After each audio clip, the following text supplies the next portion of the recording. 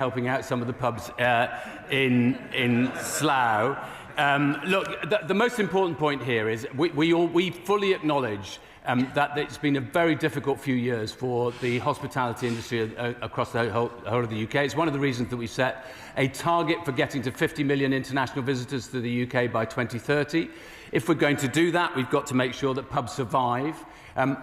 He will know that when the Conservatives left office last year, they had no plan to replace the COVID recovery funds. They had no plan to meet the cliff edge that was coming in relation to the re-evaluation of business rates. And that's why it's so important that we've put in the £4.3 billion to protect and provide that transitional relief. Will Stone. Question number 17, please, Mr. Speaker. That's the question. My apologies to the Chamber. Can the Minister outline what work he is doing with the Ministry of Defence to support our defence SMEs, given the situation in Ukraine at the moment? Thank you. Minister. Well, the single most important thing is that we actually have a defence industrial strategy. We should have always have had a defence industrial strategy, because many of us will know up and down the land that there are small businesses and larger businesses as well that rely on their support, the support that they get from the MOD and being able to provide for the MOD. When I was in Auckland a few days ago, I was able to speak to the to the New Zealand Navy about buying British frigates, which will be made in Rosyth. I very much hope that we'll be able to get that over the line. But we are determined as a government that we use these industrial opportunities within the MOD to deliver for good jobs across the whole of the UK. Shadow Minister Dame Harriet Moore. Thank you very much, Mr. Speaker. And last month, in these questions, I asked the Business Secretary to show some backbone and to stand up to the Chancellor and say no more business taxes. But he didn't.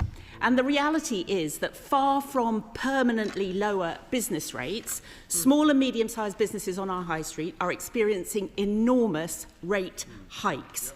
So can the Minister apologise to these retail and hospitality businesses who feel so misled? Minister. No, because I want her to apologise for what they did to the British economy and what they did to British businesses.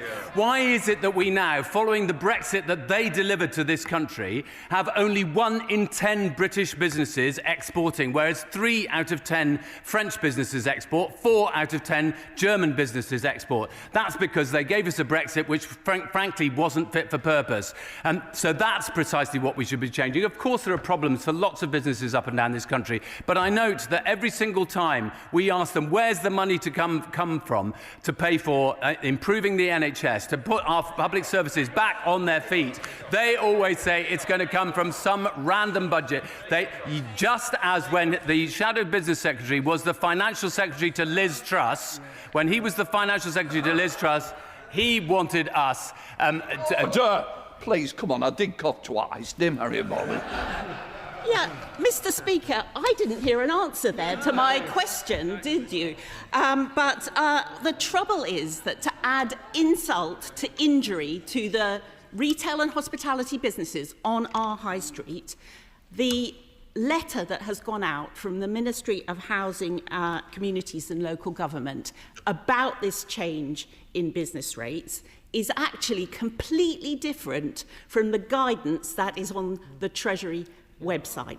The difference means thousands and thousands of pounds, and can the Minister commit today to getting in touch with his Cabinet colleague and making sure that they get those letters corrected? Minister. Well, Mr. Speaker, I'll find some Strepsils for you later, and I think my throat will manage, don't you worry. But I'll still find some hearing aids for the Honourable Lady, because she refused to listen to the answer that I was providing, which is very basic, that when they left government, they hadn't provided a single penny to make sure that the cliff edge wasn't going to affect every single small business in this country. And that's the problem that they should be apologising for. Now, I can't hear the chuntering that she's doing, so I probably need my hearing aids as well. But the point I would make to her is, of course, I'm happy to look into these letters that she's talking about, but really, they do need to get with the programme. Even the leader of the Conservative Party now admits that Brexit was a shock on a level with COVID and the economic crisis. A shock that it was a self-inflicted shock, wasn't it? Gaggle Mahindra. Thank you, Mr. Speaker. Businesses of all sizes across my constituency of South West Hertfordshire are struggling due to the strain of Labour's increases to national insurance contributions and the pressures created by the Employment Rights Bill. Many tell me they are now questioning their viability or even considering relocating overseas. Can the Minister set out what steps that his department will take to support entrepreneurship and ensure that businesses choose to invest and grow here in the UK rather than being driven overseas? Look, we want to back British entrepreneurs and investors, and that's why we've addressed some of the key issues in our small business strategy, which we published earlier on this year, looking in particular at late payments. This was something that the Conservative government refused to tackle in any serious way across its 14 years. It's why we're also looking at the access to finance. One of the things that I've specifically said to UK Export Finance this week is because one of the things we know about a business is that if it exports, it's going to be more resilient, it's more likely to grow, and be more successful into future years. So to enable that, I want UK Export Finance not just to focus on big contracts around the world, but also to make sure that they're providing specific support for SMEs. Chris Law. Thank you, Mr. Speaker. The Scottish Chamber of Commerce has said that this Labour budget falls short of reassuring business owners and SMEs in Scotland being left, and I quote, on the brink. Having met with a range of businesses, whether it be Scottish whisky or hospitality sector or crucial energy industries, budgets have missed opportunity to reverse candid Labour policies like employers' national insurance contributions, which are hurting our SMEs. So can the Minister explain to Scottish businesses why Labour's gone out of its way to let them down so badly? Well, first of all, we've given £5 billion more to the Scottish Government, and sometimes I just wish they'd stop whining and moaning and get on with delivering what they can do with the budget that we provided them. And secondly, just on the Scotch Whisky Association, I've met with them frequently over the last ever since I've been in the post since the beginning of September. They are delighted that we are delivering trade deals around the world. The trade deal for India in particular will see tariffs in India reducing from 150% to 75%, and in 10 years to 40%. That will make a radical difference to Scotch whisky's ability to export around the world. Sir Olney, Liberal Democrat spokesperson. Very much, Mr. Speaker. The government has repeatedly said that they would introduce permanently lower business rates. Now, we were pleased to hear the Chancellor announce lower multipliers in the budget, but the new higher valuations recently announced will wipe out any benefit that businesses will get from these lower multipliers. UK Hospitality estimate that the average increase for hospitality businesses will be 76% over the next 3 years, and that compares with warehouses, offices and large supermarkets, which will go up by 16%, 7% and 4% respectively. Now, given that it transpires the government were informed of these higher valuations back in September, can I ask how this aligns with their pledge to support small businesses and how the government plans to meet the commitments in their own small business strategy to bring down business rates bills? Look, the single most important thing here is that everybody knew, including the Liberal Democrats and the Conservative government when they were in power, that the last re-evaluation was in 2021 on the back of COVID, and that there will be significant increases when a new re-evaluation was going to come in 2024. Everybody was aware of that, and at the same time, everybody recognised that there was a cliff edge, because following the general election, not a single penny had been set aside to provide transitional relief. We provided relief last year, we provided £4.3 billion of relief this year, and that's why I think that there is a very strong future for our hospitality sector under Labour. Jones. Question 2, please, Mr. Speaker. Minister. Thank you, Mr. Speaker. Our 10-year industrial strategy and sector plans will boost economic growth nationwide. South Wales specifically is set to gain a new investment zone in Cardiff and Newport, targeting semiconductors and advanced manufacturing. Across Wales, manufacturers can benefit from a range of other industrial strategy measures targeting lower energy costs, faster grid connections and billions in new capital investments for small and medium-sized enterprise, making it easier to innovate, expand and thrive. Thank you, Mr. Speaker, and I welcome the Minister's response and the additional support for the compound semiconductor cluster in my constituency of Newport West and Islwyn. What conversations has he had with the Welsh Government colleagues on delivering the joint objectives of the Welsh Manufacturing Action Plan and the UK Industrial Strategy to attract additional investment and job creation within the Welsh semiconductor cluster? Minister. I thank my honourable friend for the work that she's doing championing the Welsh semiconductor cluster, which is so important for our entire advanced manufacturing sector. The DSIP Minister for AI and Online Safety was in Wales last week. He met there with industry leaders and co-chaired the Semiconductor Advisory Panel. And my right honourable friend, the Secretary of State for Business and Trade, of course, was recently at the Wales Investment Summit. And we hope to attract many more investors to the compound semiconductor cluster in South Wales. Elsa Blunder. Number 3, please, Mr. Speaker. Thank you, Mr. Speaker. I've discussed Royal Mail's performance with the Chief Executive of Royal Mail and its parent company, and they recognise they need to do more to meet service delivery targets. In addition, Ofcom fined Royal Mail £21 million for failing to meet its service targets and told them to urgently publish and deliver a credible plan that delivers major and continuous improvement. Elsa Blunder.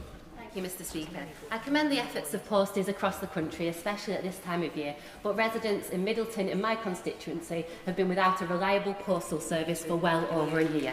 This has meant that crucial medical documentation and urgent financial correspondence have been reaching the people of Middleton too late, if at all. What steps is the government therefore taking to bring about serious improvements in Royal Mail service provision in North Greater Manchester, given the Royal Mail alone is proving unable to deliver the change that people in Middleton deserve? Well, Mr. Speaker, on this as in all things, she's a strong voice for the problems faced by our local people. I know she raised those concerns with Royal Mail about local services and resourcing challenges, particularly in Middleton. And I understand Royal Mail have now recruited 17 more staff in the last few weeks, and the Middleton delivery office is now fully staffed. As I say, these are issues I'm discussing with Royal Mail, and they recognise the need to improve. And Mr. Speaker, perhaps on behalf of all the House, I'd like to wish all of our heroic posties a Merry Christmas at this most difficult time of year for them. I'll be there on Friday with Charlie Posties. Dame Beck-Hillier. Number 4, Mr. Speaker. Minister. Thank you, Mr. Speaker. I know my honourable friend is aware of the dangers posed by unsafe e-bike batteries, with 170 e-bike fires recorded in 2024, mostly in London. Product safety laws require that businesses supply only safe consumer products, including e-bike batteries. Last year, my department introduced new statutory guidelines to strengthen battery safety. Regulators enforce the rules, and the Office of Product Safety and Standards has published 24 recalls and 65 safety reports for unsafe e-bike batteries and related products since 2022. The new Product Regulation and Metrology Act enables government to update the law to respond to new technologies and high-risk products. Dame Beck-Hillier. Thank you, Mr. Speaker. I really welcome that response of the government's leaning into this issue, because it is causing a great deal of risk. One of the challenges, though, is that to upgrade bikes and extend their range, people are often buying these batteries from non-regulated suppliers, and they're the dangerous ones. And I wonder if the Minister could look further into how this department could work with the rest of government to try and regulate illegal sales. Minister. I thank my honourable friend for bringing this question to the House today, and I know that she knows how vital consumer safety is for e-bike users and advocates passionately for their regulation. I'd be happy to work with her further on this. The Office of Product Safety and Standards has powers to remove unsafe products from the UK market. The OPSS took action to prevent those dangerous models of UPP brand e-bike batteries from being sold. And last year, the department introduced those new statutory guidelines, as I mentioned. And I'd be happy to work with her and across government on this important issue for her constituents too. Alex Heath. Mr. Speaker, will the Minister consider introducing minimum design and safety standards for e-bike batteries to reduce the risk of overcharging, overheating and short-circuiting?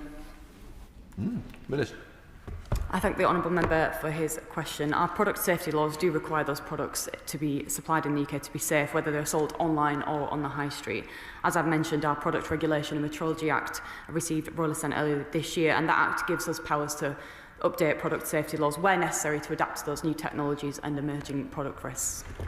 Bill Estes. Thank you, Mr. Speaker. Question 5. Minister. Thank you, Mr. Speaker. And I know my honourable friend, through his chairmanship of the Energy Security and Net Zero Select Committee, is working very hard to highlight this issue of business competitiveness and energy costs to business.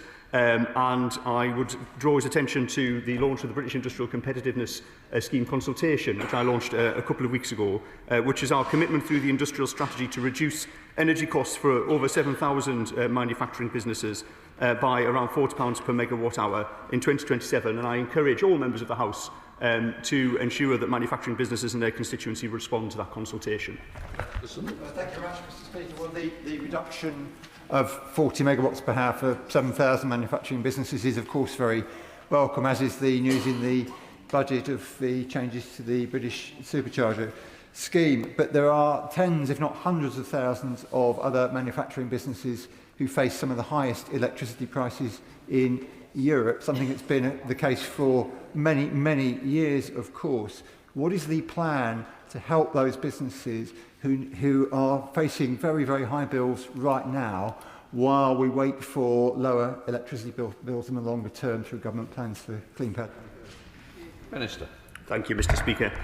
So he's quite right. Alongside the British Industrial Competitiveness Scheme, we did also commit to an increase in a reduction of network charges from 60% to 90% under the Network Charging Compensation Scheme, and we're also reviewing our energy-intensive industries compensation scheme.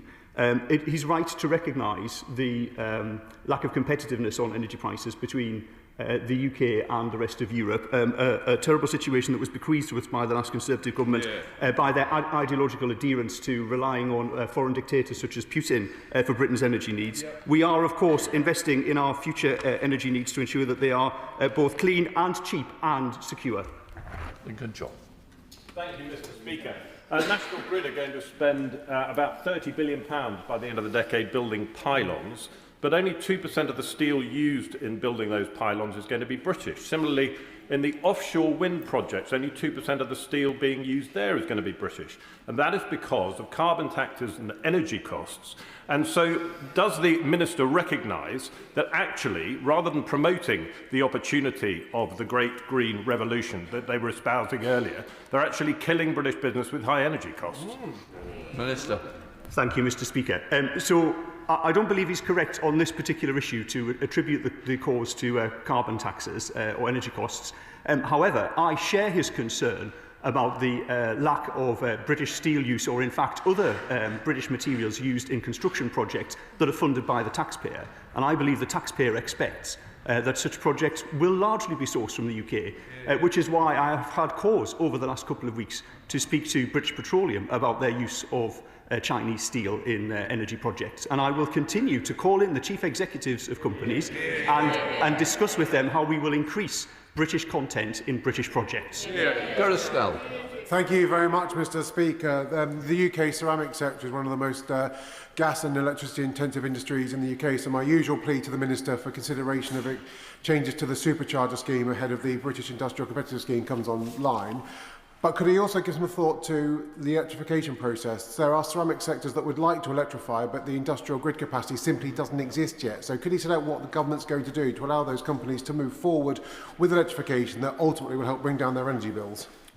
Minister. Thank you very much, Mr Speaker. I thank my honourable friend for the question and also for the incredibly constructive Westminster Hall debate that we had last week, which was supported by my honourable friend and other members from the representing ceramics constituencies around the Stoke and Staffordshire area. I recognise his call for ceramics to be considered under the review of the Supercharger scheme, and I've made sure that those calls have been heard within the department, and I do want to make sure that ceramics is considered very carefully as part of that.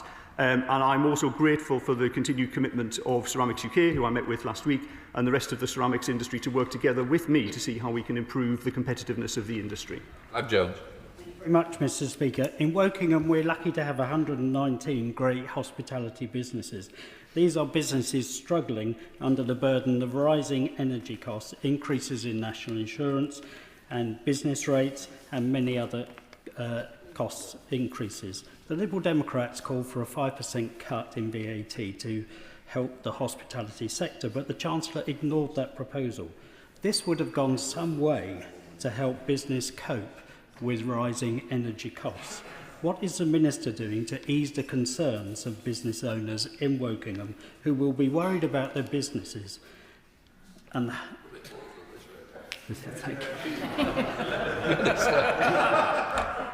Thank you very much, Mr. Speaker. The government is, of course, very concerned about cost pressures on hospitality businesses, and my right honourable friend met with hospitality businesses just this week to discuss exactly that. He raises the issue of a reduction in value-added tax. Of course, that would be a significant measure that would be effect across the whole of the economy, something of a blunt instrument. Instead, the government is providing transitional support for these businesses, particularly associated with their business rates. But of course, we continue to listen to and work with the sector. Sir Olney, Liberal Democrats. I want to come in after question 6, Mr. Speaker. Apologies. That's not what we've been told by your department, but I'm sure we can make arrangements accordingly. Andrew Ranger. Question 6, please, Mr. Speaker. Mr. Speaker, with your permission, I will answer questions 6 and 11 and a question from the Liberal Democrats a little bit later. We are championing investment across every nation and region. At the recent Regional Investment Summit and the Welsh Investment Summit, we showcased the strengths of our world-leading sectors and secured billions in private investment and commitments. We are making the UK the best place to start, scale and invest, while cutting unnecessary regulations so businesses can innovate, create jobs and help rebuild our economy. Andrew Reg. Thank you, Speaker. I thank the Minister for that answer. Excuse me. As someone who's had a long and proud career in the hospitality industry before coming to this place, we all know that the sector plays such a vital role for our high streets and communities, bringing people together, providing crucial local jobs and boosting economies. In Wrexham alone, over 1,200 people are employed in the sector. So alongside measures announced in the budget and already this morning, can the Minister please set out what the government is doing to support the beer and pub sector as part of its plans to revitalise our high streets, strengthen local economies and safeguard hospitality jobs in Wrexham and beyond? Well, I know my honourable friend refers to his long and proud career in the industry. It can't have been that long because he's so young, but being nice. Look, one of the things that I have felt very strongly for a long time is that the hospitality industry in the UK needs to consider a job in the industry as a proper, honourable career. And all too often it's been seen as a job that is only done by a few people for a couple of months before they go on to university or whatever it may be. We need to completely change that, which is why one of the things I was trying to do when I was at DCMS was trying to make sure that we have a proper centres of excellence in hospitality in the UK to make sure that it is a career that is available for people for the whole of their lifetime. He will know of the work that's been done in Wales via Pub is the Hub to help rural pubs diversify. I think that's really important and we're committed to making sure that that continues. Thank you very much, Mr. Speaker. Mr. Speaker, my constituency is home to NATS, but helpfully the good kind, because NATS is the UK's leading provider of air traffic control services. They employ 5,000 people around the country and 500 in Central Ayrshire and export their world-class expertise around the world. Will the Minister meet with me to discuss this great British success story and how we can continue to champion it? I agree with him that gnats can be a terrible problem in Scotland. With a G at the beginning, obviously. I wouldn't want to cast aspersions of any other kind. But look, the really important point here is that the aviation industry in the UK is a really important sector. It's part of one of our key sectors that we've identified in the industrial strategy. We want to make sure that all our advanced manufacturing really prospers. It was really good to see a very significant extra investment in GE Aerospace in Nantgarw made only the other day. And of course, I'm very happy to meet with him to see how we can drive forward our ambitions in this sector. We're a He mentioned earlier the disaster of Brexit, and may I add losing the UK economy £250 million a day in lost tax revenue, according to research from the House of Commons. We Liberal Democrats want the government to focus on a golden opportunity to grow the economy, and that is to consider a new customs union with the EU. Is it not time that this government is really looking at a new customs union with the EU? I know we will be told that there are deals with India and New Zealand that would be at peril, but there are nothing compared to the lost trade with the European Union. Well, far be it from me to agree with the Lib Dem, but broadly speaking, I do agree with her. I mean, the truth is, as the leader of the opposition has now admitted, Brexit was a self-inflicted shock. And not just a small shock. It's as if they decided to throw the 3-bar electric fire into the bath whilst it was plugged in and they were sitting in it. Because she's right. It's a 4% drop in productivity. It's a 15% drop in trade. It's a £100 billion hit to our GDP. 16,000 fewer businesses now exporting into Europe. So I'm sorry, they are not Cinderella. We are having to clear up the mess left by the ugly sisters. Wendy Chamberlain. Very much, Mr Speaker. I always appreciate the Minister's optimism, but I have to say I was with my local Chamber of Commerce a few weeks ago and they didn't have the same views on how the government is doing to grow the economy. But I am going to come back to the hospitality sector. I've heard from a hospitality business in my constituency, costs for next year are going to be up £150,000. They're not going to make it through next year. I understand and I can perhaps predict what the Minister is going to say, but surely we need to consider some key measures because we're hearing it from across this House that hospitality is in crisis. Look, of course, we're looking at all of these issues in the round and we need to make sure that there is the support that people need in a variety of different ways. Some of that is about making sure that bills get paid on time. Some of it is about making sure that they have the access to finance that they've historically found very difficult. We need to build on the successes and we need to enable people to diversify more. That is precisely what our department is there to help with. I'm very happy if she's got people who want to meet with me to meet with them, but I can assure her we are determined to drive economic growth. Shadow Secretary of State Andrew Griffiths. Thank you, Mr Speaker. 5 Lib Dems lords are leaping. That's all it took for the Liberal Democrat Party to throw every British business under the bus and expose them to the unimaginable liability of infinite tribunal payouts. Mr Speaker, it's hard to think of a more anti-growth, anti-job measure. On Monday, the Liberal Democrat spokesman was against. On Wednesday, they were for. Goodness knows where they'll be tomorrow. Does the Minister agree with me that British business would have an entirely fair case to dismiss the lot of them? He seems to have lost the plot, frankly. Look, let me just point something out to him. What was average growth under the Tories? 1.5%. What was it under Labour? 2.2%, which is higher. It's higher under Labour than under the Tories. Average employment in the UK under the Tories, 73.8%. What was it under Labour? 75%. Which was it higher under? Under Labour. And average inflation under the Tories, 3.2%. Under Labour, 1.8%. Better off under us. And I would just say, on rights, you do not create a healthy and wealthy society if you ignore the rights of workers. Andrew Griffiths. Thank you, Mr Speaker. LBJ said the first rule of politics is to learn how to count. The government lost the vote in the House of Lords last night on the unemployment bill because 144 of their own peers didn't want anything to do with that bill. One Labour peer has already resigned to join the exodus to Dubai. Tony Blair would never have brought forward this bill because he understood the importance of growth. So will the Minister now accept the sensible compromise passed in the other place last night and give today British employers and workers the certainty they need to grow? I can count, he can't. Let me remind him, growth under the Tories, 1.5%. Growth under Labour, 2.2%. Which is higher? Which is higher? It's higher under Labour, isn't it? And why did we lose the vote last night? 25 Tory hereditary peers. Why on earth would that be, Mr Speaker? Why do you think that they might not be willing to support Labour? But look, it's absolutely clear that it's business that builds economic growth. But you can't create a wealthy nation if you don't tackle poverty. And you can't tackle poverty unless you grow the economy. Just like you can't build a prosperous business on the backs of the workers. And that's what we will never do. Sarah Aldie, Liberal Democrat spoke. Thank you, Mr Speaker. I appreciate you giving me the time. I listened very carefully to the Minister's response to my honourable friend from Bath a minute ago. £90 billion is being lost every year in tax receipts. 20,000 small firms have stopped all exports to the EU.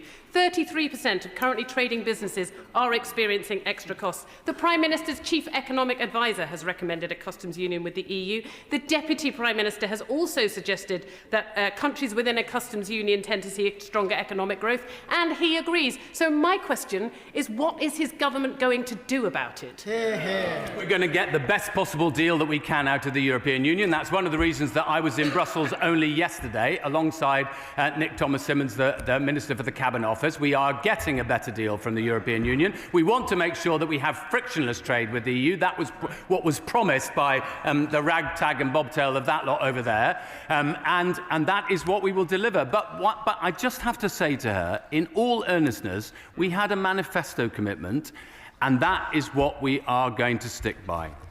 And as the Minister knows, we don't normally use names, and I wouldn't be doing it again. Mayor Ellis. Please, Mr. Speaker. Minister.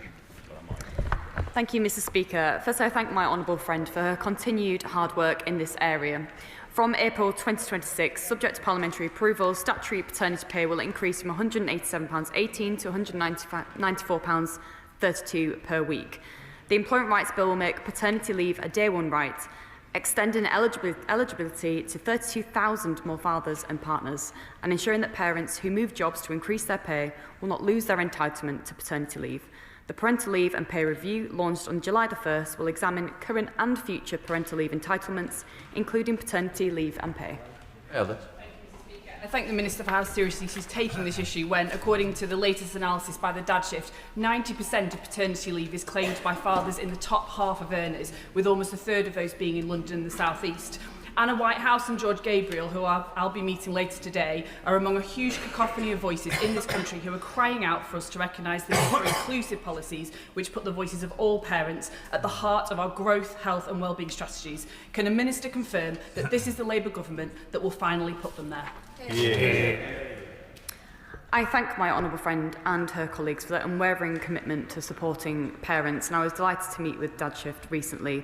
We are committed to improving the lives of working families, alongside expanding access to paternity leave and unpaid parental leave, benefiting over 1 million more parents. We're strengthening flexible working rights and bolstering protections for new and expectant mothers. But more needs to be done. This year we launched the Parental Leave and Pay Review to explore how the system can better support working families and reflect modern work and childcare realities, and I look forward to working with her and hearing further from her constituents that the impact these changes could have to working people, especially those on lower incomes. Jim Shannon. Thank you, Mr. Speaker. Can I thank the Minister very much for that very helpful response. And many low-income workers often cannot afford unpaid or low-paid leave. Therefore, fathers feel obliged that they return to work to receive the full payments. So what steps can the Minister and Government take to increase statutory paternity pay to match a reasonable proportion of wages across the United Kingdom of Great Britain and Northern Ireland? Thank you. Good question. I thank the honourable member for his question, and he heard my reference to review, and that will consider all forms of parental leave and pay that will be considered alongside other current and future parental leave entitlements, and I would urge him to be involved and look forward to hearing from him as part of that. Thank you. Expert. Yeah. Number 9, please, Mr. Speaker. Yeah. Minister. Thank you, Mr. Speaker. For too long, fans have been at the mercy of greedy touts charging rip-off prices on the ticket resale market, and that is why the government has announced plans to make it illegal to resell a live events ticket for a profit. And I know my honourable friend has campaigned for this over the years, and I thank him for it. There will be tough penalties for non-compliance, with resale platforms facing fines of up to 10% of their global turnover. This will protect genuine fans while preserving fair resale, saving fans an estimated £112 million each year. Expert. Mr. Speaker, the government's action on ticket reselling is the first substantive effort to tackle those who leech off the music sector. Yeah. Previously, as one loophole closed, though, another often opened up. Warnings say that ticket reselling could continue, though using social media and messaging apps. How will the government monitor this to protect fans so they get to see the artists that bring joy into all of our lives? Yeah. Minister.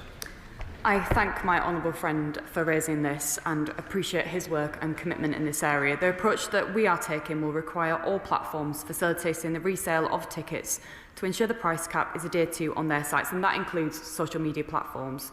If platforms fail to uphold the cap, our enforcers will be able to issue tough penalties of up to 10% of global turnover, and we believe this will act as a strong deterrent.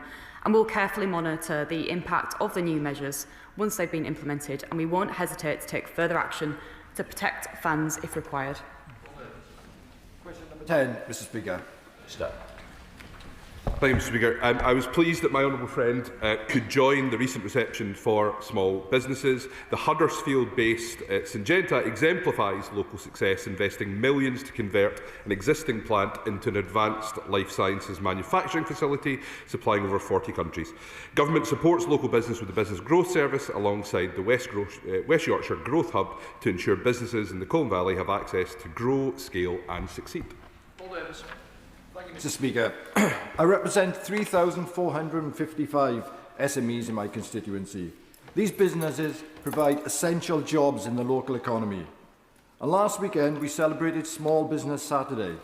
I had the privilege of joining world-renowned author Lee Child as we visited fantastic local businesses, including Reed Bookshop, Nelly's Keepsake, The Huntsman and many more. The last government turned its back on small businesses. Could the Minister outline what targeted programmes are currently available to boost local businesses in Colne Valley? Thank you. I'm envious of him getting to meet Lee Child, and if I'd known in advance, I might have suggested that he put in a word for me to be the next Jack Reacher, because I think I have the build for the role. The government continues to reach businesses through the West Yorkshire Mayoral Authority's £1.4 billion investment over 30 years, including £38 million annually for local priorities. The West Yorkshire Growth Hub, along with Help to Grow and the apprenticeship reforms we've announced, will further boost local skills and productivity. And SMEs in West Yorkshire will also be able to access the Made Smarter adoption pilot programme for professional and business services of particular strength in his part of the world, aiming to drive productivity through digital adoption and skills investment, and will continue to work with my honourable friend to make these programmes a success. Sir Adai. Thank you, Mr Speaker. Earlier this week I met with question number 12, Mr Speaker. Thank you, Mr Speaker. Hospitality businesses, including those in Glastonbury and Somerton, are absolutely vital to our community and city centres. We've introduced permanently lower tax rates for retail, hospitality and leisure properties with a rateable value under £500,000, worth nearly £900 million annually, benefiting over 750,000 properties. The new relief rates are permanent, giving businesses that certainty and stability, and there will be no caps. All qualifying properties will benefit. We've also introduced a £1.5 million hospitality support scheme to co-fund projects aligned with the Department for Business and Trade and Hospitality Sector Council priorities. Sir Adai. Mr Speaker, I can't even claim to be new here anymore. But earlier this week, I met with children from Ilchester Primary School. Maeve, who is in Year 6, told me her number one concern is the pressure on local businesses. Glastonbury and Somerton has many wonderful hotels and restaurants like the Hollies in Bower Hinton, but many will face a 76 average rateable increase from April without transitional support. So what actions is the Minister taking to prevent a crisis in the hospitality sector and ensure businesses like the Hollies can thrive? Minister. I thank the honourable member for her question, and we absolutely recognise the significant contribution made by hospitality businesses to economic growth and social life in the UK and in her constituency. With the temporary pandemic business rates relief coming to an end and the independent revaluations for the first time since the pandemic next April, that's why we're putting in place a £4 billion support package so that most properties seeing increase will see them capped at 15% or less next year, or £800 for the smallest. We inherited support schemes that the previous government had put in place with no funding for them to continue, and I thank her for raising this today and we'll be happy to discuss further. Alison Griffiths. Question number 13, please, Mr Speaker. Thank you, Mr Speaker. We recognise that pubs are the beating heart of our communities, especially in seaside towns like Bognor Regis and Littlehampton. They bring people together and support local jobs, and that's why we've delivered on our promise to permanently cut business rates for hospitality, retail and leisure businesses, which includes pubs. Additionally, the Chancellor announced a new national licensing policy framework, setting out a vision for a proportionate licensing system, and we're investing £440,000 to help pubs diversify and support rural communities. Griffiths.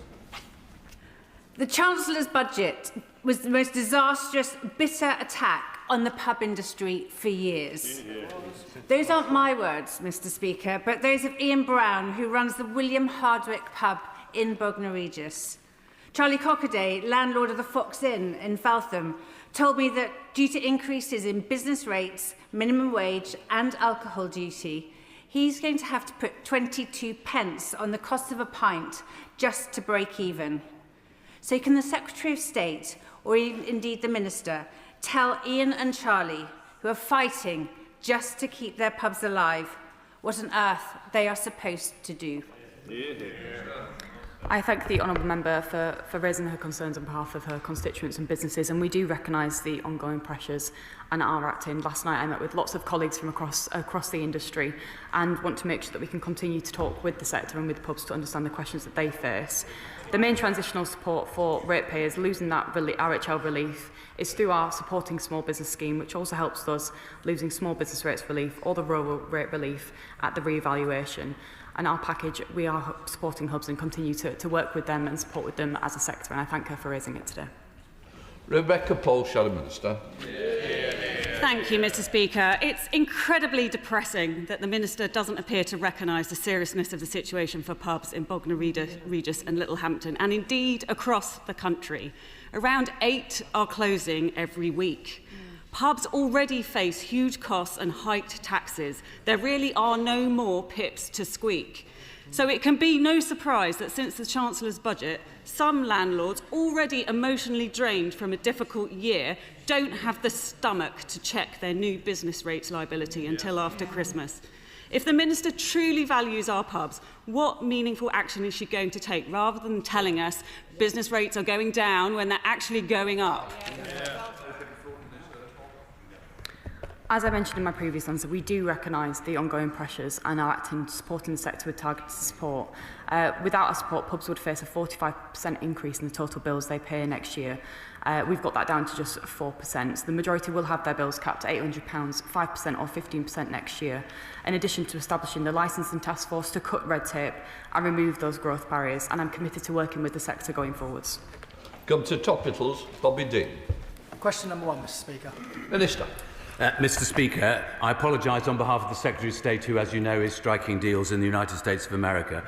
In recent weeks, we have announced £2.5 billion investment in the UK's first small modular reactor site at Wilver, launched a critical minerals strategy and done a deal with the US on pharmaceuticals.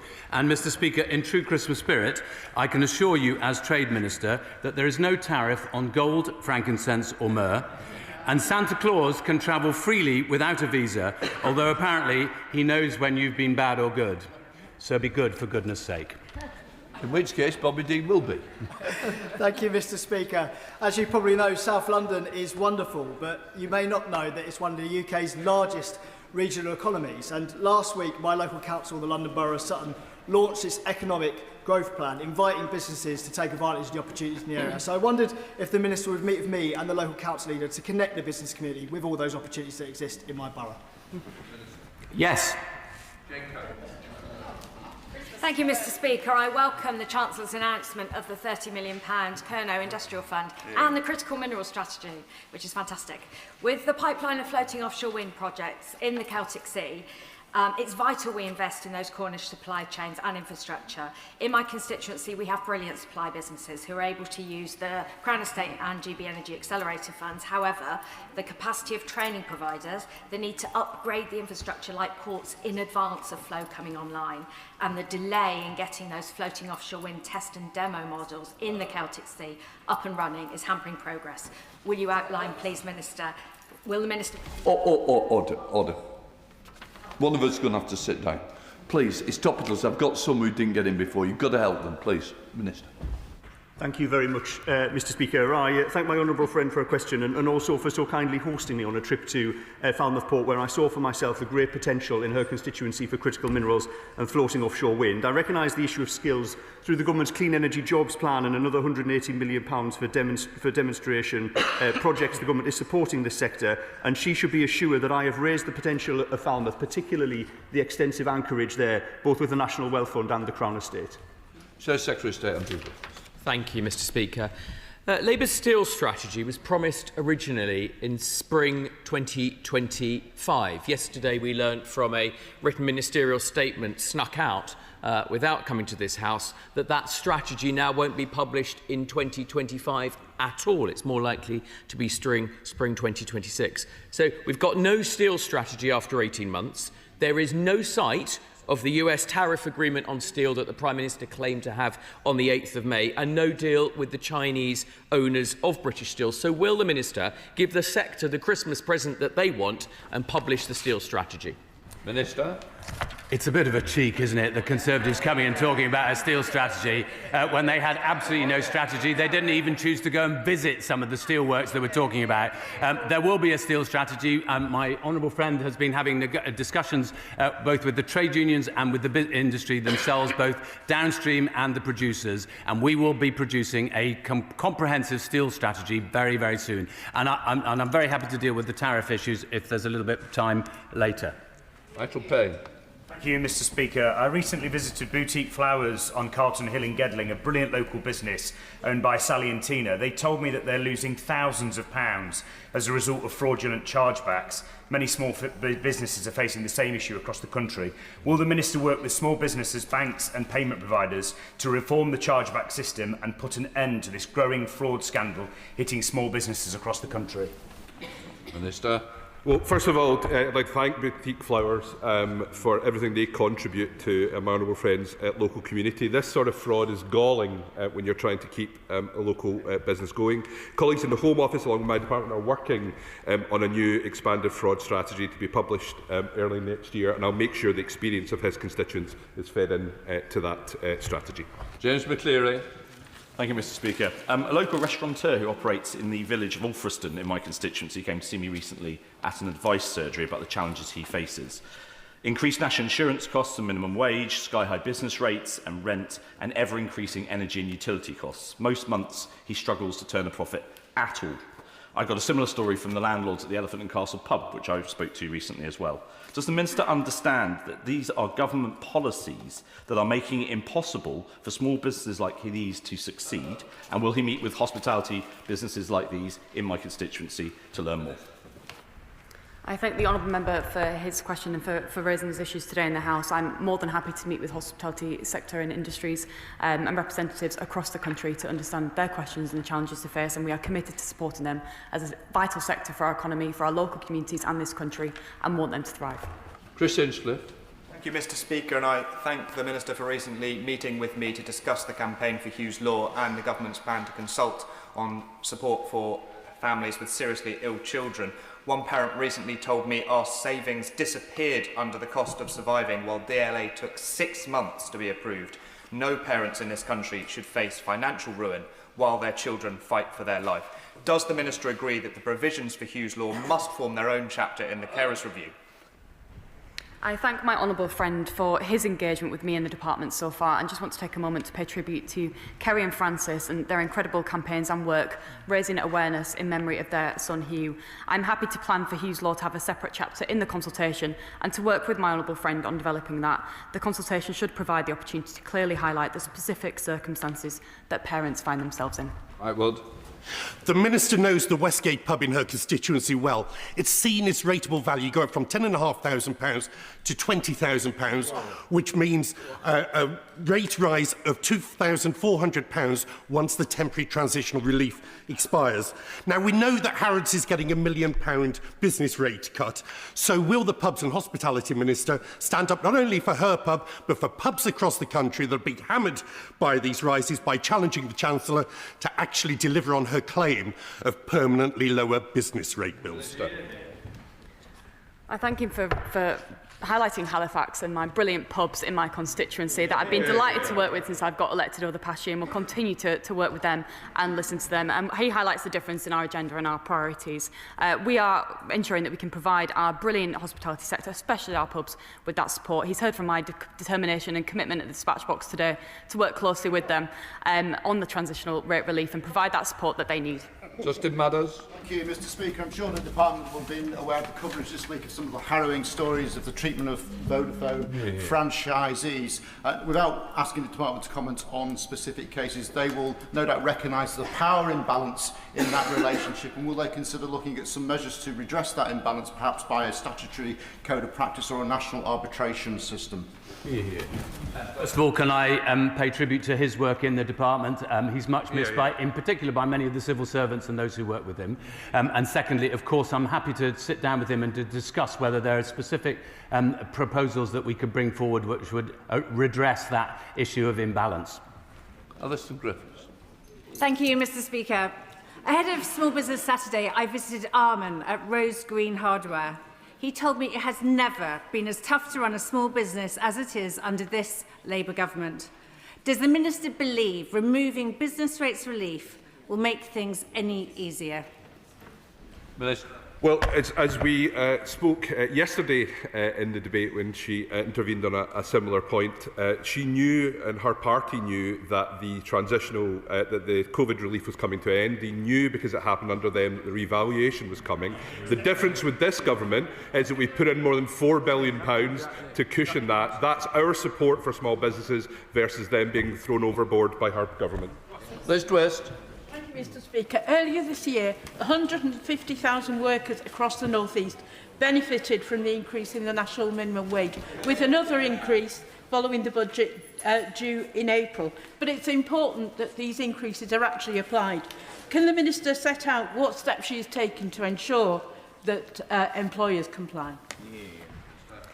I thank my honourable friend for her question. I agree with her completely. It's important for her constituents that they'll see that increase the hourly rate of the national minimum and living wage at work. That's in stark contrast to the Leader of the Opposition, who said that the minimum wage should not go any higher, and our commitment further demonstrates that this government is on the side of the working people. We'll run a campaign to help employers understand their responsibilities, ensure that workers across the country know what they are entitled to. There's a real opportunity with our Fair Work agency, and I'd be delighted to work with her closely on that. Christine Jardine. Thank you very much, Mr. Speaker. Retail is Scotland's largest private sector employer, but they don't receive the same sort of business rates relief as the rest of the UK, which puts them at a disadvantage.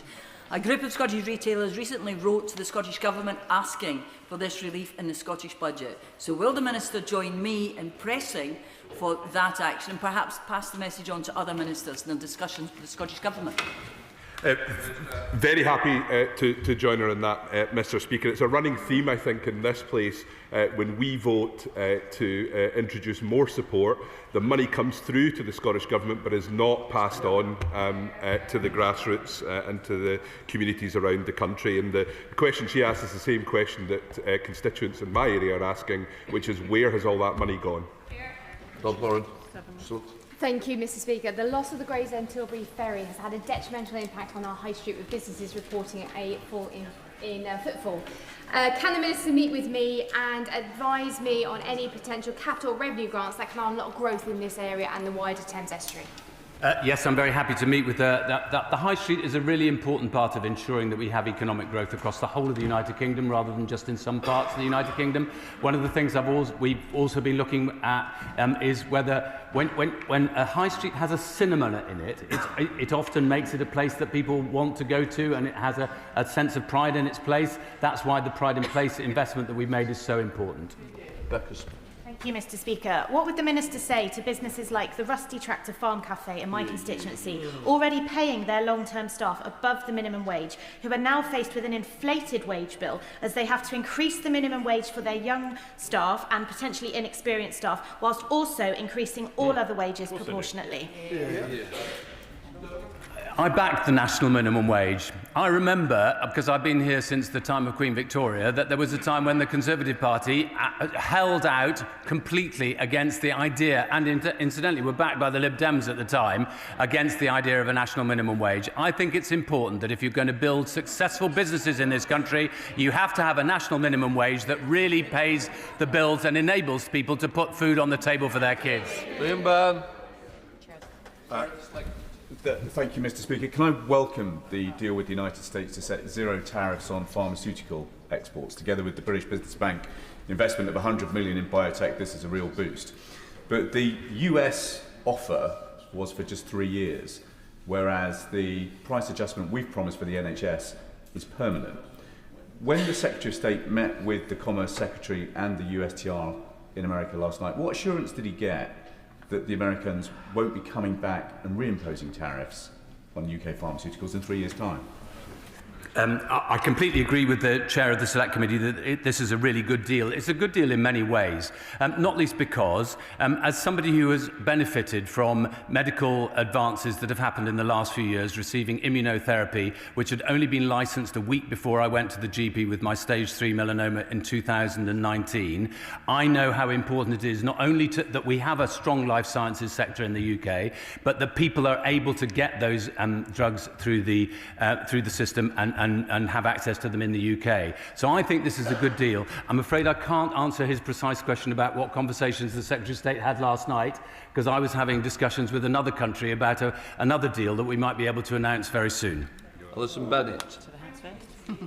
I welcomed with interest the Minister's earlier comments about support for the aviation sector.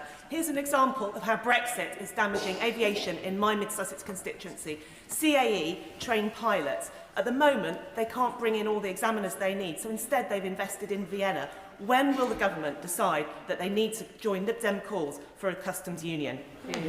Well, I've already said we're not going to be joining Lib Dem calls, but we are going to try and sort out all the issues about frictionless trade which exist. And she's right about the aviation industry. That's why it was a real delight to me to be able to go to Dubai and help support the bid from Airbus and Rolls-Royce to be able to sell British planes which are 30% made in the UK to airlines around the world. The aviation industry is a really important part of our manufacturing base, and we will support it. Rachel Taylor. Thank you, Mr. Speaker. I got the chance to do some essential Christmas shopping on Small Business Saturday last week. I bought cakes from Gatons, I bought a wreath from the Flower House, and I managed to get my Christmas turkey order in at Bates in Atherstone.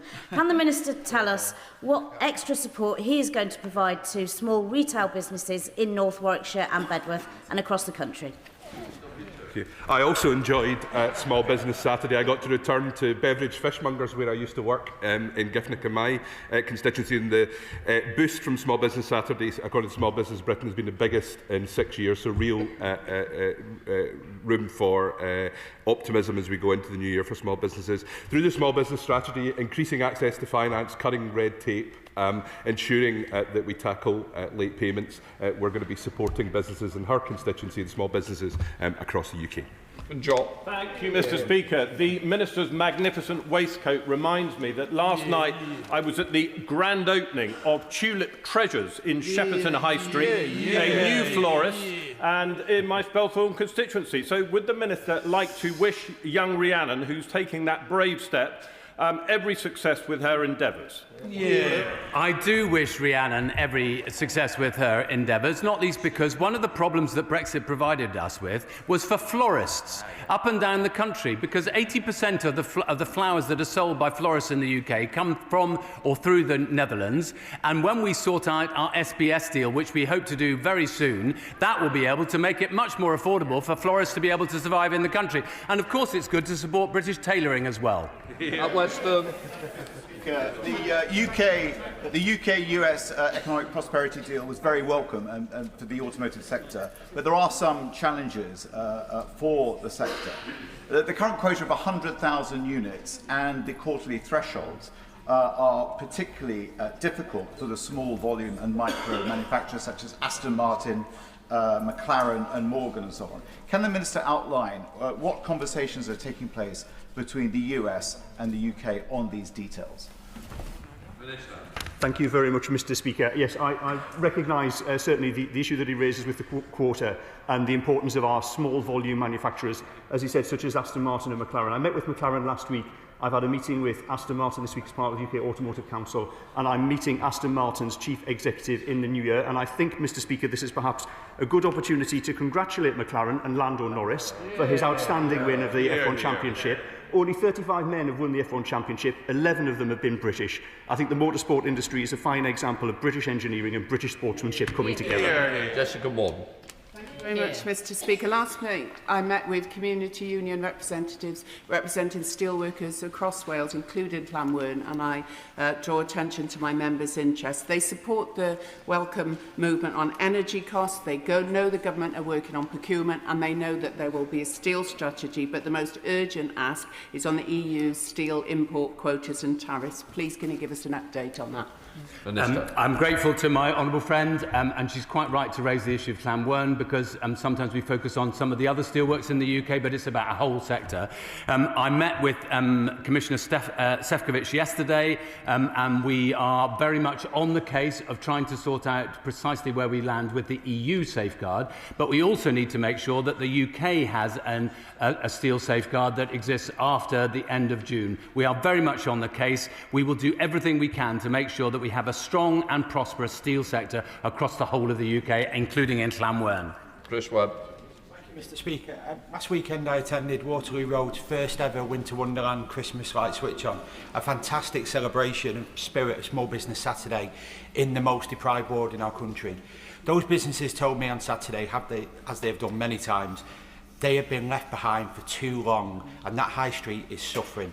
So would the Minister agree to meet with me to discuss what we can do to support our high streets in the most deprived areas of this country? Yeah, very happy to meet with him to discuss that. I know he's a constant campaigner for the small businesses in his constituency. In addition to my answer a moment ago about the measures within the business strategy, it's important, I think, to note that this has to be a cross-government effort, including tackling things like bogus businesses and retail crime that impact so much on the character of our high streets, as well as the footfall, which ultimately leads to profitability for those small businesses. John Colt.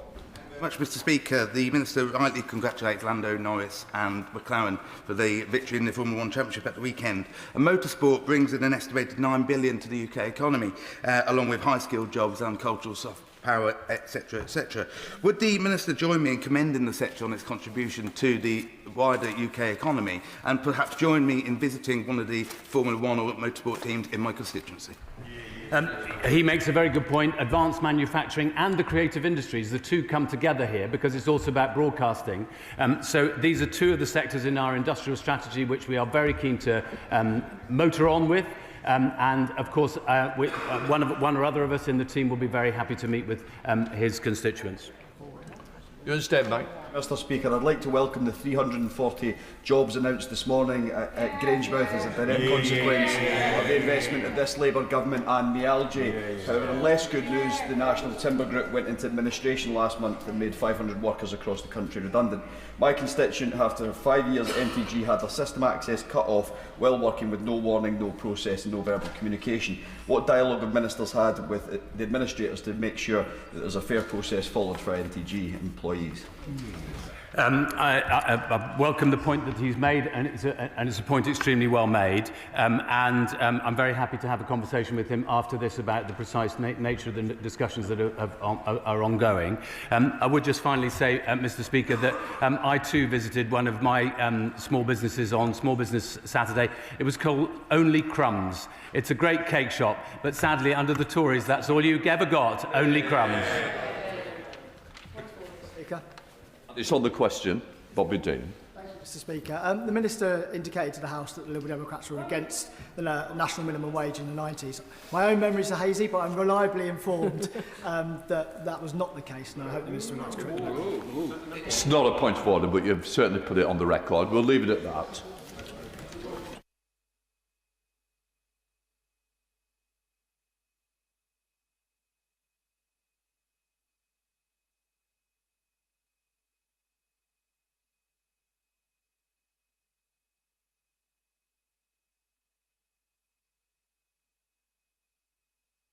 Right, we now come to the urgent question.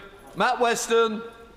Mr. Speaker, thank you for granting this urgent question. It is to ask the Chancellor of the Duchy of Lancaster if he will make a statement on the United States national security strategy and its implications for the United Kingdom's relationship with the United States. Minister. Mr. Speaker, I thank my honourable friend for his urgent question, and I'm sure the whole House would agree that the UK-US relationship has delivered security and prosperity on both sides of the Atlantic for more than a century. When it comes to the special relationship we share with the US, that is built on a foundation of deep defence, security and trading links, and unique cultural and people-to-people ties. Both the Prime Minister and President Trump have repeatedly emphasised their commitment to continuing to strengthen it. Of course, it is for the United States to set their own national security strategy, as it is for any government. The strategy contains many shared objectives: resolving conflicts, tackling migration, and ensuring economic security.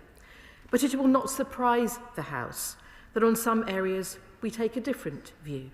When it comes to European security, what we see is a strong Europe coming together to defend Ukraine, with the UK helping to lead the coalition of the willing of more than 30 countries.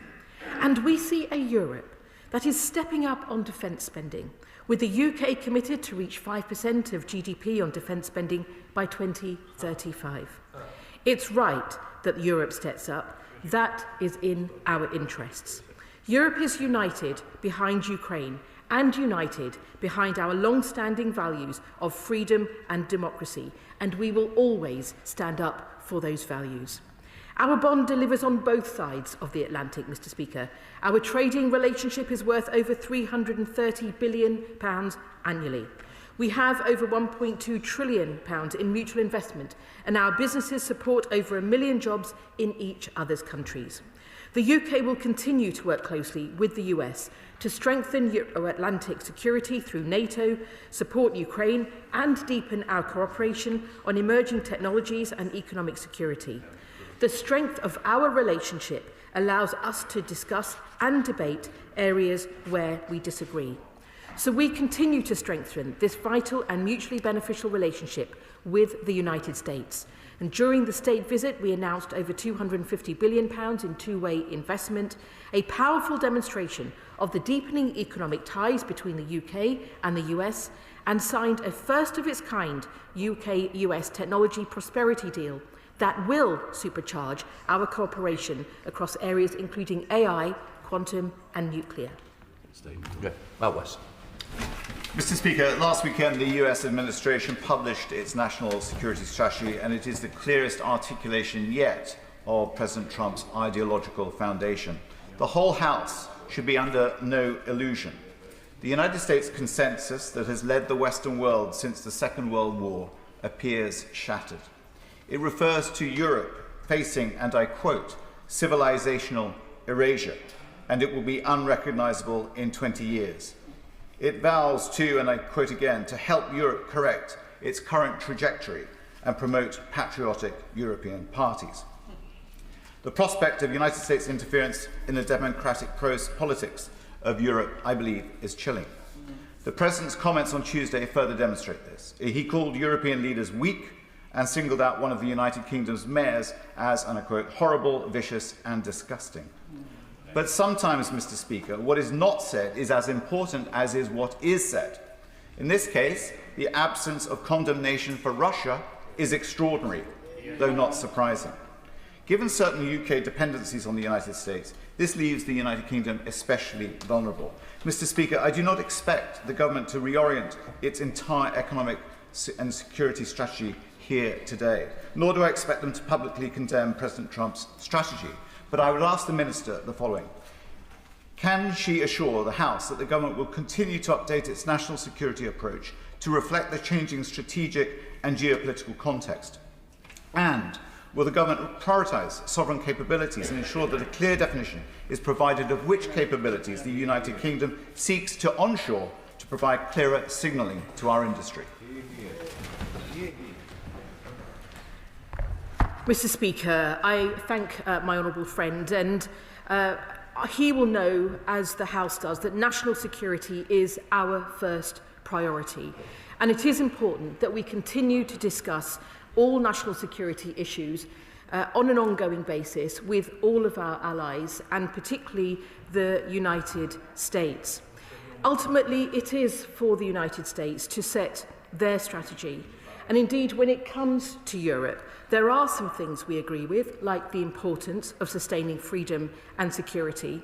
And there are also elements that it won't surprise the House that we disagree with.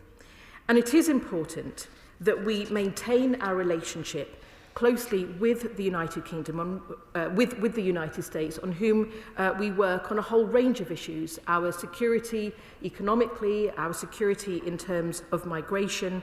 And it is important as well that we recognise some of the issues that were raised, including in migration, where it is essential that we have a migration system that is controlled, that is fair, and that is managed, and that is what the public will rightfully expect. And he did mention the comments about the Mayor of London, and I do wish to say that the Mayor of London is doing a great job delivering for London, and it won't surprise you that I disagree with those comments that have been made. Shadow Minister. Thank you, Mr. Speaker. The US strategy makes it even more important that the UK remains a cornerstone of European and global defence. And with threats to us and our allies only growing, the Conservative Party is clear that we would hit 3% of GDP on defence spending by the end of this Parliament.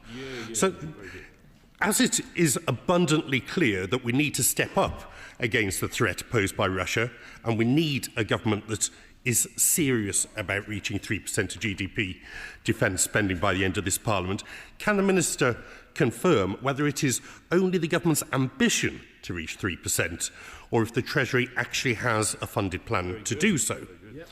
Now, the US strategy is particularly clear about the nature of the Chinese Communist Party regime, whereas our government seems to be going cap in hand to Beijing to bail out its failed economic policies. Now, Mr. Speaker, we've seen reports that the government is likely to approve China's super embassy spy hub. So can the Minister confirm whether the US has expressed a concern to the government about the potential approval of this application? And specifically on Ukraine, all of us want to see this war end. It is an unjust and illegal war started by Putin. But an end to this conflict, or any potential settlement, has to be one that involves the Ukrainian people and secures justice and a lasting peace for them. And a lasting peace is not about ceding territory. So can she update the House on specifically what the UK government is currently doing to leverage British influence for Ukraine at this critical time? Minister. I thank the Shadow Minister for his contribution, and indeed he is right to have said what the Prime Minister has also stated, that the UK-US relationship has been the cornerstone of our security and prosperity, indeed for over a century, and one that we will never turn away from. And indeed, during President Trump's historic state visit in September, he praised the unbreakable bond between the UK and the US. This House has heard our commitments to increasing spend on defence as a percentage of GDP, and we stand by those commitments. And more broadly, the Prime Minister has also been clear about the need for Europe to step up and increase defence spending. And that is why we have committed, as part of our NATO agreement, to increase defence spending, and he will have heard that on the record, and we stand by those commitments. I will just say as well that in relation to Ukraine, it is absolutely right that we seek to secure peace in Ukraine, and in fact that could be done tomorrow if Russia chose to end its illegal invasion of Ukraine. And indeed, it seems at the moment there is only one side of that war that is serious about peace, and that is Ukraine. But we commend and we fully support President Trump's efforts towards securing peace in Ukraine. We fully support that process, and indeed on Monday the Prime Minister welcomed President Zelensky, President Macron and Chancellor Merz to Downing Street to discuss the latest progress.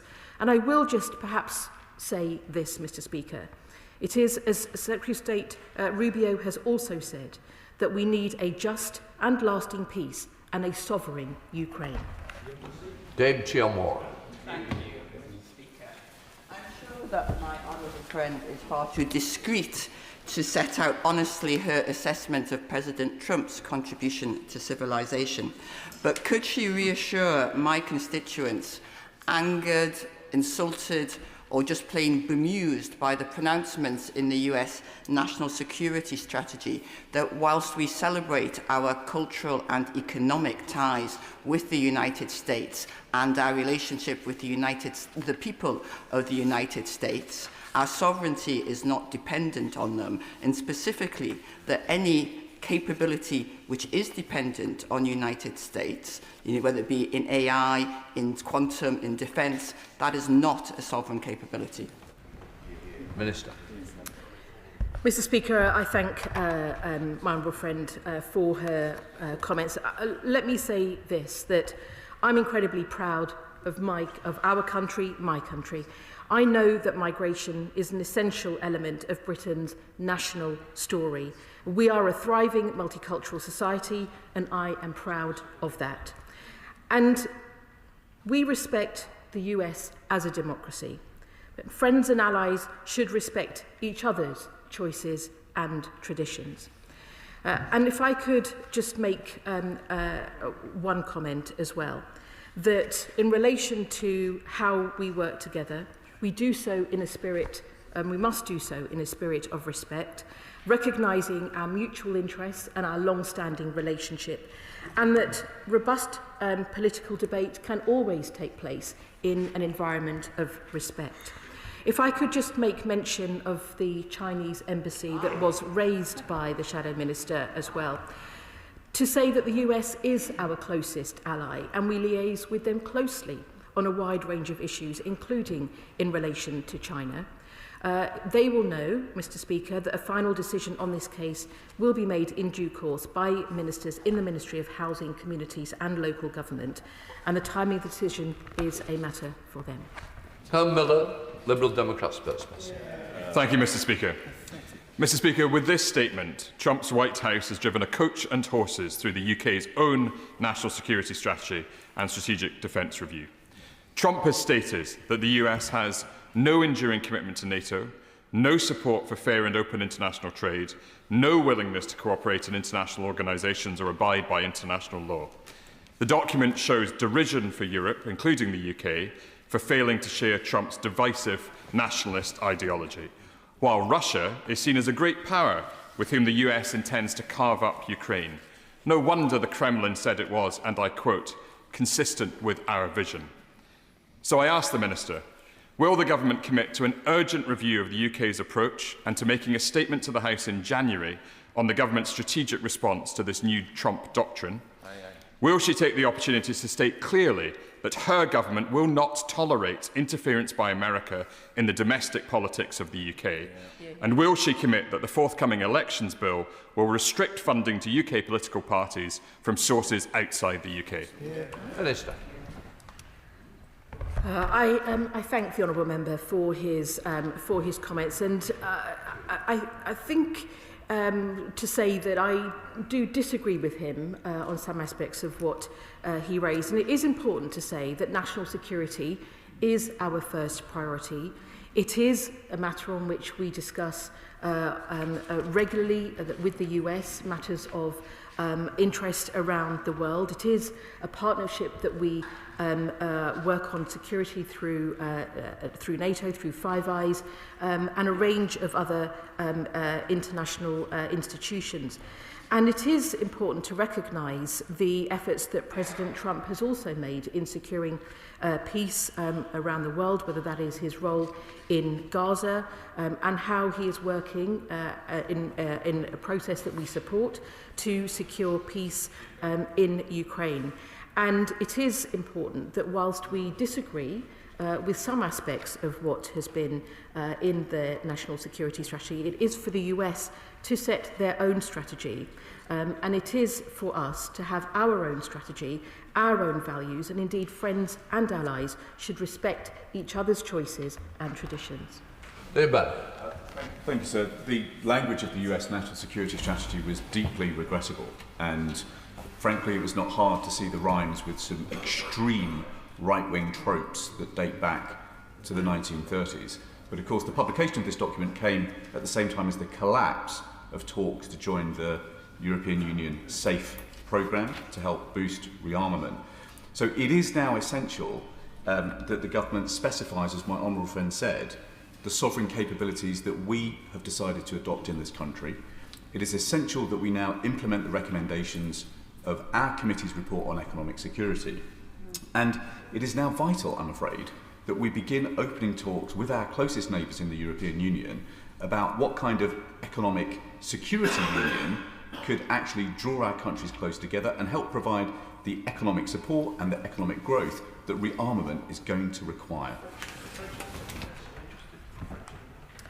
I thank my right honourable friend, and indeed for the work he does on his committee, which very much informs the work of government. And I will agree with him that it is important for the UK to continue to develop its own capabilities and to make sure that we are working closely with allies on security, not just in the defence of making sure that the UK is strongly defended, but also in the interests of prosperity and security across the world. Good job. Thank you, Mr. Speaker. I spent about 5 years on and off working in the Ministry of Defence, and we had a saying there, which was, plans without resources are hallucinations. Now, on the 8th of September, the then Minister of State at the Department, at the Ministry of Defence, told the member for Huntingdon that the Defence Investment Plan would be published, and I quote, in the autumn, unquote. Some people think that the autumn ends on the 30th of November. Others, if we're being generous, say it's on the 21st of December. So is the Minister going to tell us today when the Defence Investment Plan is going to be published, given that, in her words, national security is the government's first priority? Very good. Yeah. Minister. I thank the honourable member for his question, and indeed those are matters that I'm sure will be brought to the House by the relevant ministers. But may I just, if I could just make this point, that we recognise the importance of boosting our defence and security cooperation, and indeed with European allies who are strong in their defence of Ukraine. And we do that, and we are doing that through bilateral partnership agreements with France, with Germany, with Poland, and our security and defence partnership with the EU, and our continued leadership of the Joint Expeditionary Force and the Coalition of the Willing in support of Ukraine. And as I have said already, I'm sure that that will be a matter that will be the House will be updated on by the relevant ministers. Richard Berger. Thank you, Mr. Speaker. At the heart of this strategy, laid out in black and white, is Trump's explicit revival of the reactionary idea that Latin America is the United States' backyard. We've already seen the consequences of that mindset in its escalations against oil-rich Venezuela. But Trump's also adopting a similar approach to European countries, including our own, making it clear that he will be stirring up far-right forces here to serve US objectives. Isn't it now more urgent than ever that instead of blindly following US foreign policies we have so often done to disastrous effect in the past, we forge an independent foreign policy of our own based on peace, cooperation and mutual development, respect for sovereignty and international law as envisaged in the United Nations Charter? I thank my honourable friend for his question, and indeed in relation to our foreign policy, that is our foreign policy and will always remain so. Christine Jolly. Mr. Speaker, notwithstanding the comments of the Minister, there is profound shock not just in this place but in the public and confusion about what Trump's statements mean for our future defence and the future defence of our democracy. We have parliamentary elections in Scotland next year. Is he going to be promoting something in Scotland which is not necessarily in our national interest? But can't you specifically give us guidance on whether we are sure that Trump will, after this statement, abide by Article 5? I thank the honourable member for her question. Indeed, President Trump has been clear on the US's commitment to NATO and Article 5, and the United States remains a strong, reliable and vital ally for the United Kingdom, and the relationship between us helps us protect the British people every day. We and European allies have shown that we are also serious about taking greater responsibility for defence and security in Europe, and this includes allies' historic commitment to 5% of GDP on defence and security to deliver a stronger, fairer and more effective NATO. Thank you, Mr. Speaker. A century ago, members across this House failed. They failed to prepare for war, and therefore they failed to prevent one. And what followed was the most destructive war in the history of humankind. Tens of millions dead, hundreds of millions more stories of unspeakable grief. Today we once again face war in Europe, and once again it falls to us, this generation of politicians, to help prevent a war. And to do so, the only way to do so is to prepare for one. To make it clear to Putin that any invasion would be so ruinous as to be unthinkable for him. So can the Minister assure me and assure this House that this government, in a defence economic strategy, will yes, scale up the production of munitions today, but also, if it came to it, be able to scale up that production, allocate labour as well as energy to produce the munitions, the tanks and everything else we need to win a war against Putin in Europe? Minister. I thank my honourable friend for his very important question, and indeed the Prime Minister has also been clear about the need for Europe to step up and increase defence spending, and indeed we have made our own commitments in that respect, and this is extremely important as well, Mr. Speaker. It is important as well that the UK continues to work closely with the US to strengthen Euro-Atlantic security through NATO, to support Ukraine and to deepen our cooperation on emerging technologies and economic security. And our commitment to NATO and to European security is ironclad. Stephen Gill. Speaker. Mr. Speaker, the US National Security Strategy says in black and white what many of us have been warning about for years now. The Minister was right to say that we Europeans need to step up. So can she tell me why, that as Canada joins the SAFE Defence Procurement Scheme, that far outstrips any resource the UK could provide that would make us more secure and provide for more jobs, why Ottawa can reach that agreement but the UK can't? Minister. I thank the honourable member for his question. What I will say is that we continue to work not just with the US and our European allies, but with allies across the world to ensure that we have the security and the defence capabilities that we need, not just for today, but for the future. And we continue to discuss all aspects of security with nations across the world and also including Canada. Graham. Much, Mr. Speaker. Last week I was pleased to take part in a cross-party delegation to Washington to discuss matters of defence, security and development. Every one of those meetings, which were with both Republicans and Democrats and from across the political spectrum, the importance of the UK-US relationship was emphasised, particularly on defence and security, and a clear sense that that would outlast any one administration or president. This was demonstrated again this week with the excellent news in my own constituency, where Virginia-class submarines for the United States will be constructed partly at Rosyth in Fife. Does she agree with me that the relationship we have with the United States is so deep and so long-standing that it will outlast any one administration or president, and will she continue to work with the United States wherever possible to be constructive? Thank you. Minister. I thank my honourable friend, and indeed the US is an indispensable ally.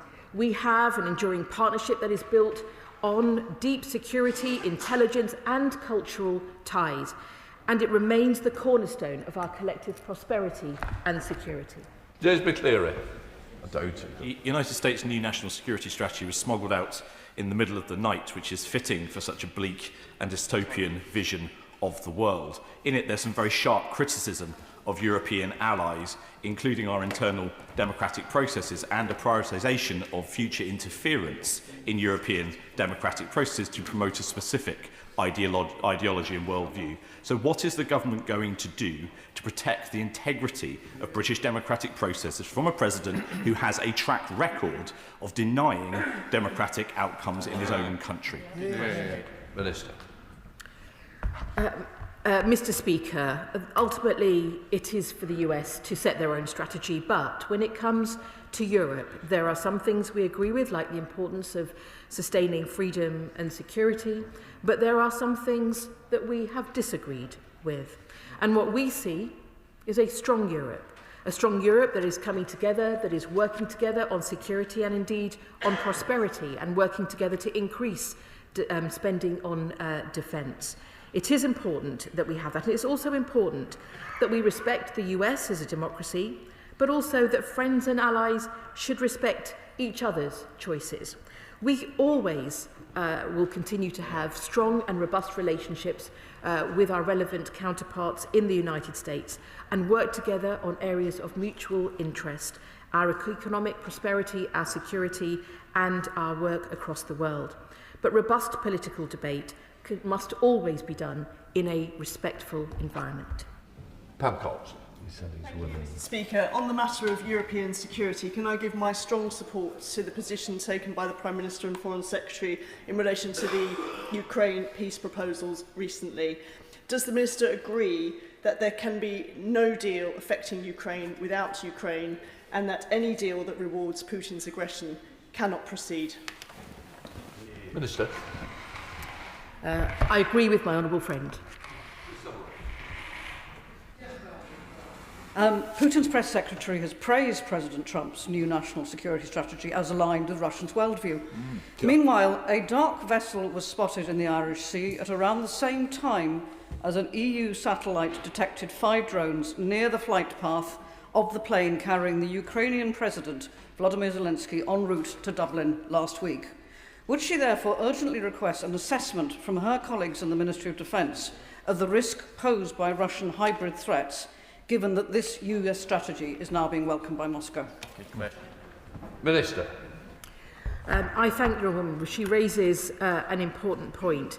And we will continue to do all we can to make sure that we are able to ensure the security of everyone involved in seeking to achieve peace in Ukraine as well, and for Ukraine. And indeed, it is important to recognise that we must continue to work as an international community on this, and that it is a critical moment, and we must continue to ramp up support to Ukraine and economic pressure on Putin to bring an end to this barbaric war. Joanna Baxter. Thank you, Mr. Speaker. Whilst the new US security strategy contains some elements that I think many across the House would find concerning, it also says that the US will seek peace everywhere. We all want to see a lasting and just peace in Ukraine, a sovereign Ukraine where the killing stops, where the 20,000 stolen children are returned to their families. So does the Minister agree with me that we must use all the influence we have with the United States to ensure that we step up the financial pressure on Russia and choke off their finances that sit behind this illegal war? Minister.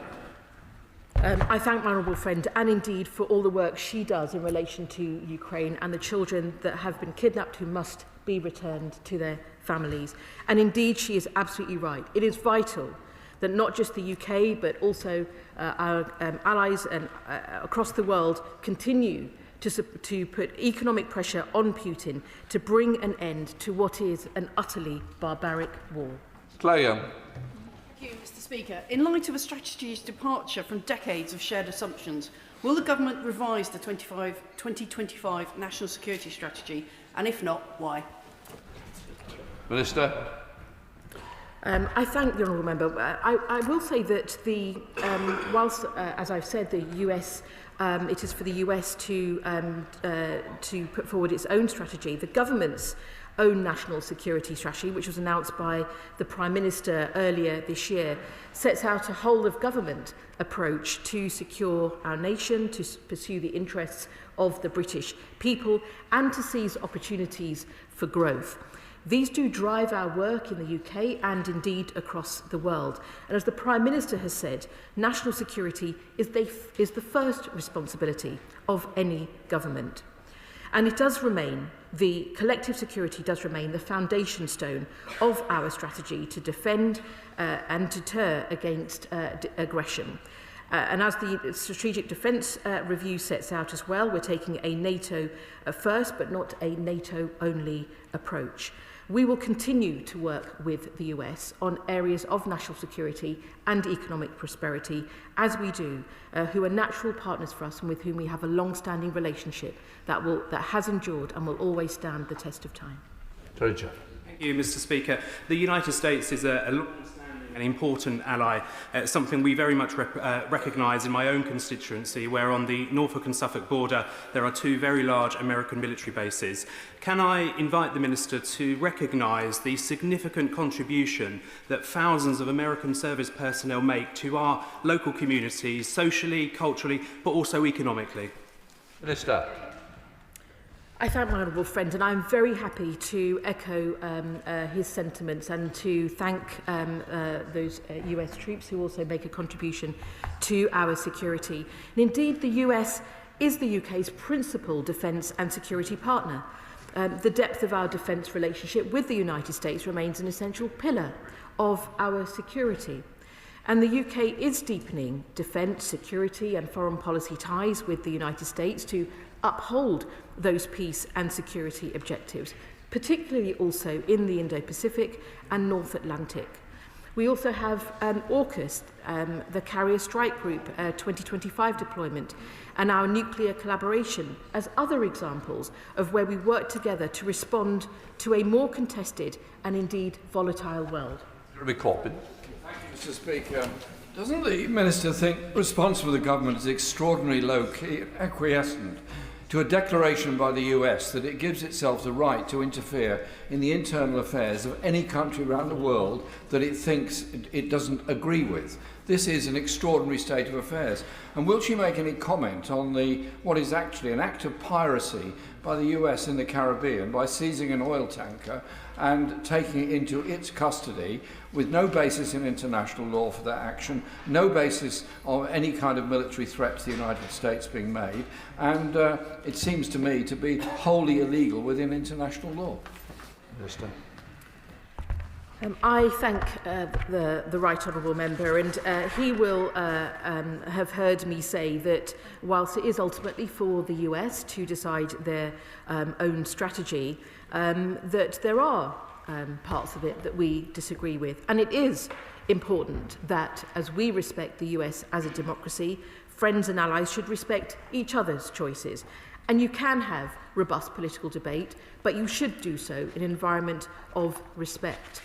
And in relation to Venezuela, I believe he was referring in his question, this was a decision taken by the US Department of Justice in coordination with the FBI, the Department of Defense and other US agencies, and it is for them to answer questions on that decision.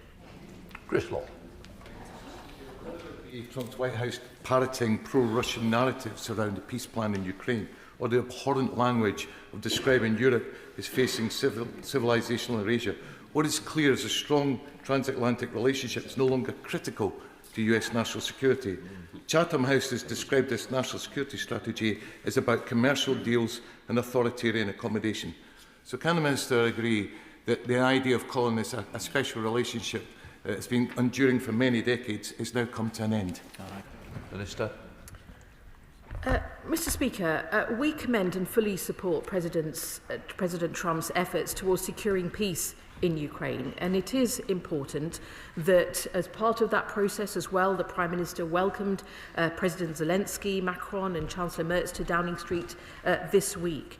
And the Foreign Secretary also met with Secretary Rubio and others in Washington, D.C. on Monday this week to discuss negotiations and the path to an agreement. And the Defence Secretary was also in Washington this week. Our ties remain strong, and we have many conversations in public, but also many conversations in private, as the Honourable Member would expect for nations working together for peace and security around the world. We are also clear that matters relating to Europe will involve Europe.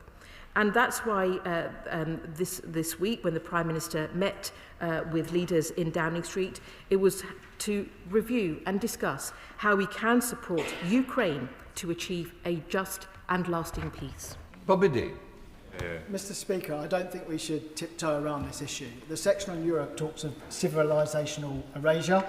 It says that the continent will be unrecognisable in 20 years. They say that they want Europe to remain European, and that within a few decades NATO members will be majority non-European. I think we need to recognise this for what it is. It's a document rooted in racist, white supremacist ideology, and it should be called out accordingly. The Minister has talked about respect, but they are currently showing us none. Mr. Speaker, I think mild disagreement will not cut it. History is watching us. So will the Minister take this opportunity to call that language out? Minister. I thank the honourable member, and he will have heard me say as well, in relation to those comments of a civilisational erasure, that I don't agree. And I'm proud of our country. I know that migration is an essential element of Britain's national story. We are a thriving multicultural society, and I'm proud of that, and we will stand up for our values in the UK and across the world. Shukka Adam. Thank you, Mr. Speaker. I thank the Minister for that answer. The rhetoric coming out of the US is frightening people, even in my constituency, because it's really building a wedge between communities, with the strategy citing civilization erasure, saying several countries risk becoming majority non-European. But they have also declared that the US must cultivate resistance within European countries.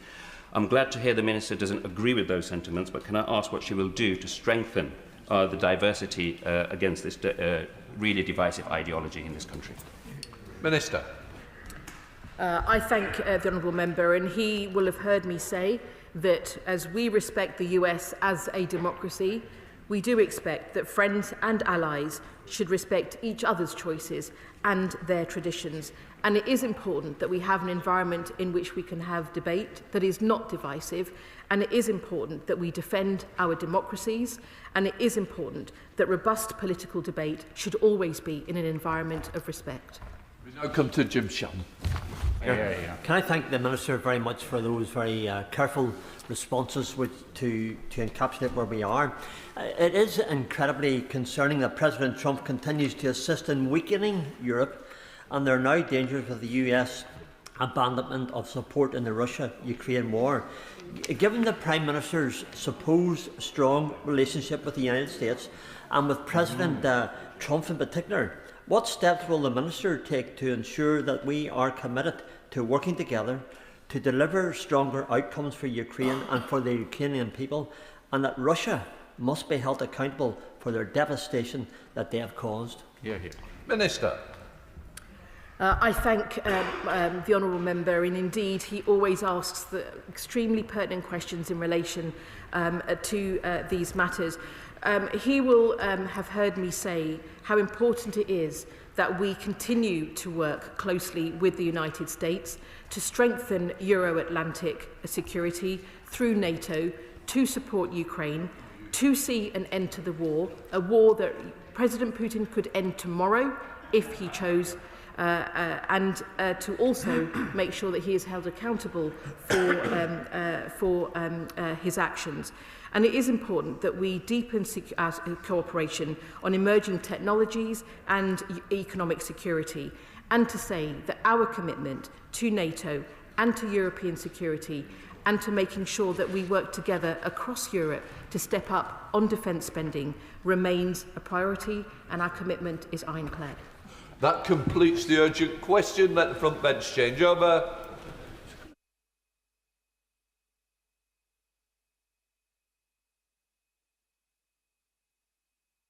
Right, we now come to business questions. Shadow Leader of the House, Jesse Norman.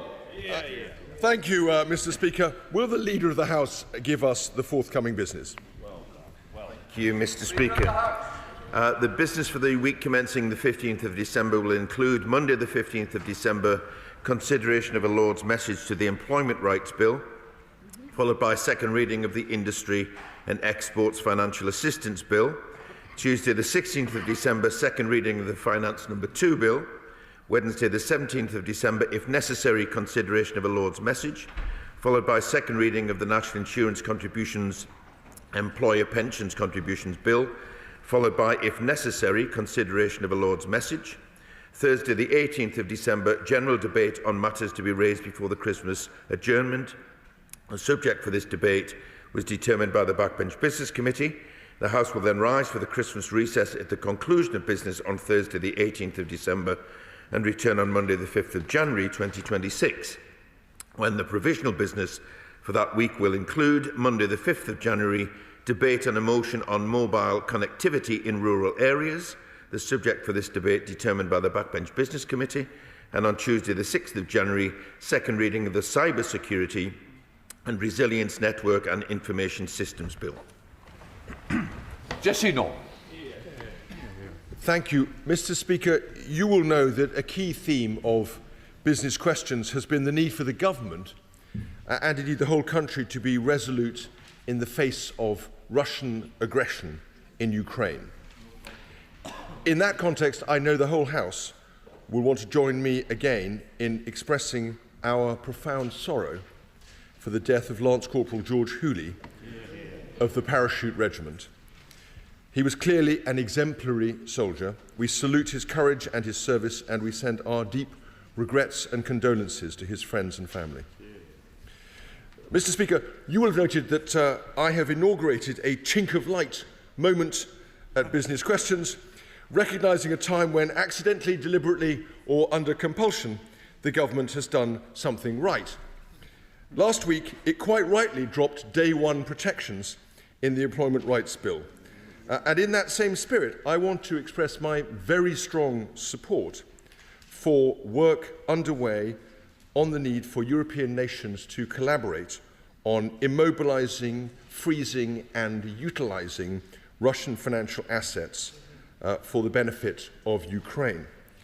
But can I ask the leader to make inquiries with the relevant ministers to ensure that the government is taking every conceivable measure to do the same immobilisation, freezing and utilisation for any Russian assets controlled by UK financial institutions or passing through the jurisdiction of the City of London.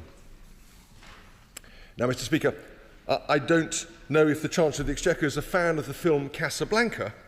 The House will recall the immortal moment in which the morally flexible Chief of Police, Captain Renault, professes himself, and I quote, shocked, I tell you shocked, to discover that there is gambling going on in Rick's casino, even while he trousers his own winnings. So it is with the Chancellor, who told the Treasury Committee this week of how angry and upset she was at the level of leaking that had taken place in relation to the budget.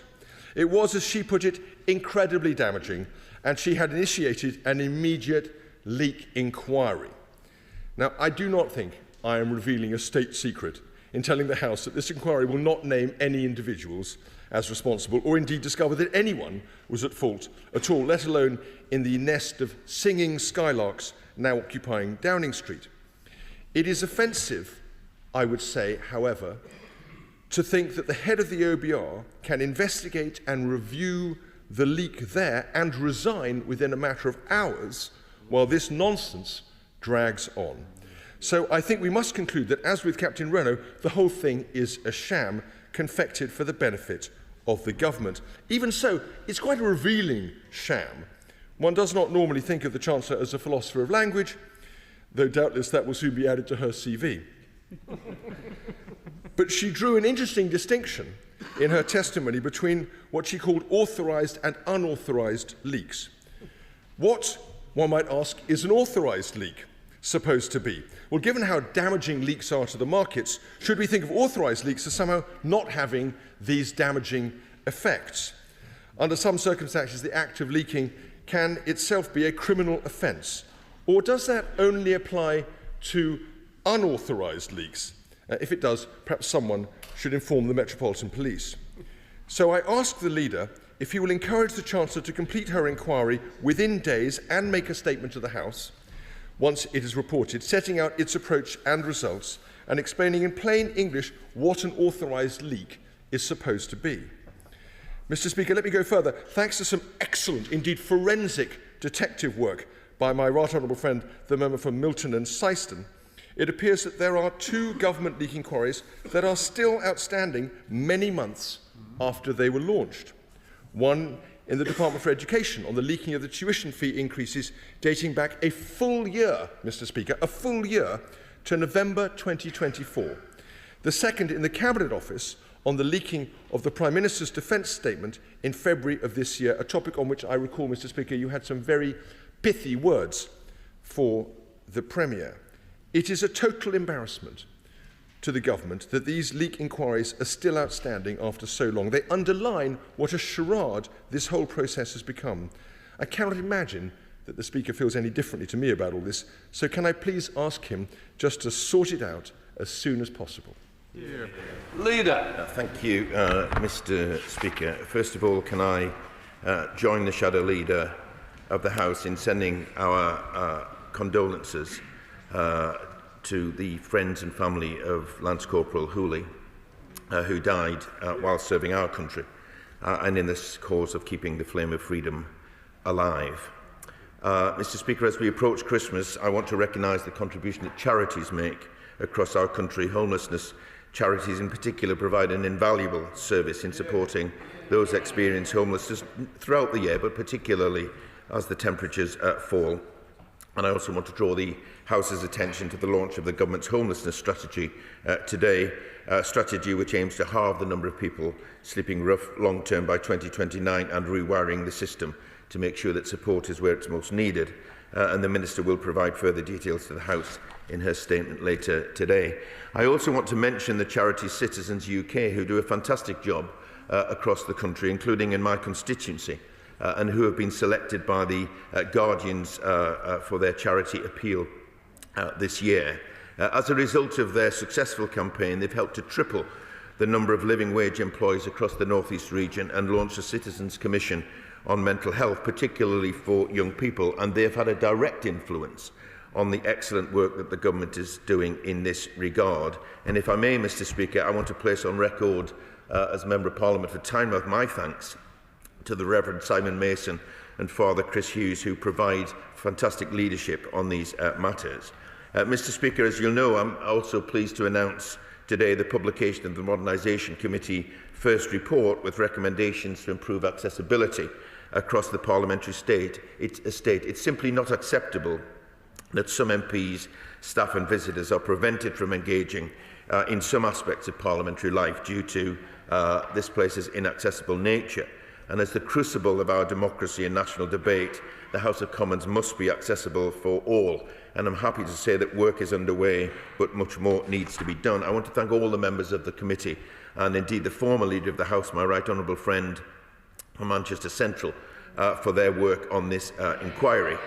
I also want to mention on wider matters, Mr. Speaker, that last week the Animal Welfare Imported Dogs, Cats and Ferrets Act received royal assent, which will protect vulnerable animals by strengthening the rules on pet travel to ensure that animals imported into the country for sale are healthy, treated with care and transported humanely. I congratulate the Honourable Member for Winchester for navigating this Act successfully to royal assent, which underlines, Mr. Speaker, as we approach at some point in the new year a second session, how important private members' bills can be. They can be highly effective. They can provide an invaluable opportunity for members to promote the causes they support and change the law, and certainly in this case help to deliver government priorities. Let me turn to the Shadow Leader of the House. If he wants to take credit for some of the changes, Mr. Speaker, I'm pleased to let him live in such a world in which he's able to do that. But in terms of in terms of Russian assets, Mr. Speaker, the government is, as he knows, continues to look at how Russian assets might be used, particularly in support of what is happening in Ukraine, and we are working with allies very closely to make sure that we make progress on that. But I can assure him we're also constantly aware of what might be happening in our own country, and therefore take these domestic issues very, very seriously indeed. In what he says about leaks, Mr. Speaker, and what the Chancellor said at the Treasury Select Committee yesterday, she made her views very clear at that committee and was very open about her views on leaks and indeed briefings, including, Mr. Speaker, on what happened with the OBR. And in terms of the market reaction, of course, any government has a responsibility around budget time to take into account market reaction. But I would just gently remind the honourable gentleman that the reaction of the markets to the budget at the time was actually quite positive. And therefore, we just need to make sure that that is on the record. If anything emerges, Mr. Speaker, from the inquiries that my right honourable friend talked about yesterday, I'm sure that ministers will want to update this House about those matters, which is absolutely right to do so. But let me also gently say, in all these discussions about process that we're having, important though they are, the government, the budget was about cutting the cost of living, it was about balancing the books, it was about getting growth in our economy, and these are the serious matters which will be most of interest to people in our constituencies. Samantha Nibbler. Thank you, Mr. Speaker. A second past midnight tonight, the race for the Christmas #1 begins. And in my constituency of South Derbyshire, Andrew Horth of Horth World will be in that race with his incredible Christmas song, Merry Christmas, Make Amends, which has been created, which is in support of men's mental health. And it's in the wake of us having lost another constituent of mine, Mikey Heald, back in October. So will the Leader of the House join me in wishing Andrew and Horth World the very best of luck and encourage as many influencers and anyone who will get this song streamed to be supportive? Thank you, Mr. Speaker. I'm sure the whole House will join me in wishing Andrew Horth the very best of luck in his campaign to be Christmas #1. And also, I understand my honourable friend's role in this endeavour too. And I just want to place on record our thanks to the work of Derbyshire Mind and all the other charities that do such vital work on the question of men's mental health. Liberal Democrat spokesperson. Thank you, Mr. Speaker. Before I begin, can I join the tributes to Lance Corporal George Hooley? His tragic death reminds us of the courage of all of our armed forces in their determination to protect our country. Moving on to the budget, Mr. Speaker, my inbox, and I'm sure many members in this House inbox, has been full of demoralised businesses this week after they've been hit by yet another tax rise. We've spoken a lot about the cost of living crisis in this House, but I believe we're now experiencing a cost of doing business crisis too. And this is felt no more than the hospitality and retail industries in particular. We in this House are very quick to talk about them being the heart of our community, but they have suffered a lot in recent years, closed during the COVID pandemic, suffering the rise of online competition, hit by employer national insurance rises last year, a sector that's particularly hit by that because they employ many of the low-paid young first jobbers in our economy. And they were promised that there would be good news in this budget on business rates, a fairer system and lower rates. But the revaluations, combined with the tapering away of the reliefs, has meant that many bills are set to rise. And businesses in my constituency, Carshalton and Warrington, like Wallington Cycles and the Sun Pub in Carshalton, they've sent me pretty desperate emails worried about the future. Now, I've tried to reassure them about the transitional relief that the government has got in place that should offset some of the damage. But this is really small comfort against the background of so many rising costs. And when we talk about fairness, Mr. Speaker, we hear that Harrods' bill is set to fall by over £1 million next year, whilst the average pub's bill is going to go up by £1,400 every single year. Now, the government gave itself its powers in legislation to offer 20p in a pound discount, but so far offered just 5p. So will the Leader of the House ask for a statement from the relevant minister to clear up all of this confusion and to reassure businesses that they will be supported in the coming years? Thank you, Mr. Speaker. We don't just talk about small business being at the heart of our local communities. It is the heart of what we do in our approach to these matters, which is why we've introduced permanently low rates for retail, hospitality and leisure properties with a rateable value under £500,000, and that's worth nearly £900 million annually and benefits 750,000 properties, Mr. Speaker. The new relief rate is permanent. It gives those businesses certainty and stability, and there is no cap at all, so that all qualifying properties will benefit. But let us recognise that there is a challenge in revaluation, which was instigated by the previous government and is being carried out independently, Mr. Speaker, by the Valuation Office, and that some businesses have seen their values increase significantly since the pandemic, and I understand that some will be disappointed with the outcome of the budget. But we are spending £2 billion this year to cap any increases for many businesses up and down the country. And in terms of statements from ministers, I've just read out the business, Mr. Speaker, for next week, and we have the Finance Bill number 2, and I'm sure he and his finance spokesperson will be able to use that opportunity to raise these concerns further. Thank you, Mr. Speaker. I'm horrified to report to you and to the House as a whole that last night in Swale Borough Council there were violent scenes as people wearing balaclavas in the public gallery itself violently intimidated councillors. They were threatening them, pelting them with eggs and missiles from the gallery.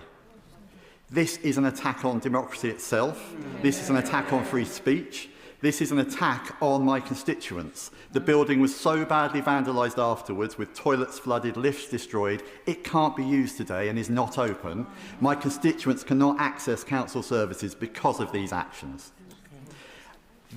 Our democracy is based on the ability to disagree with each other strongly, but never violently.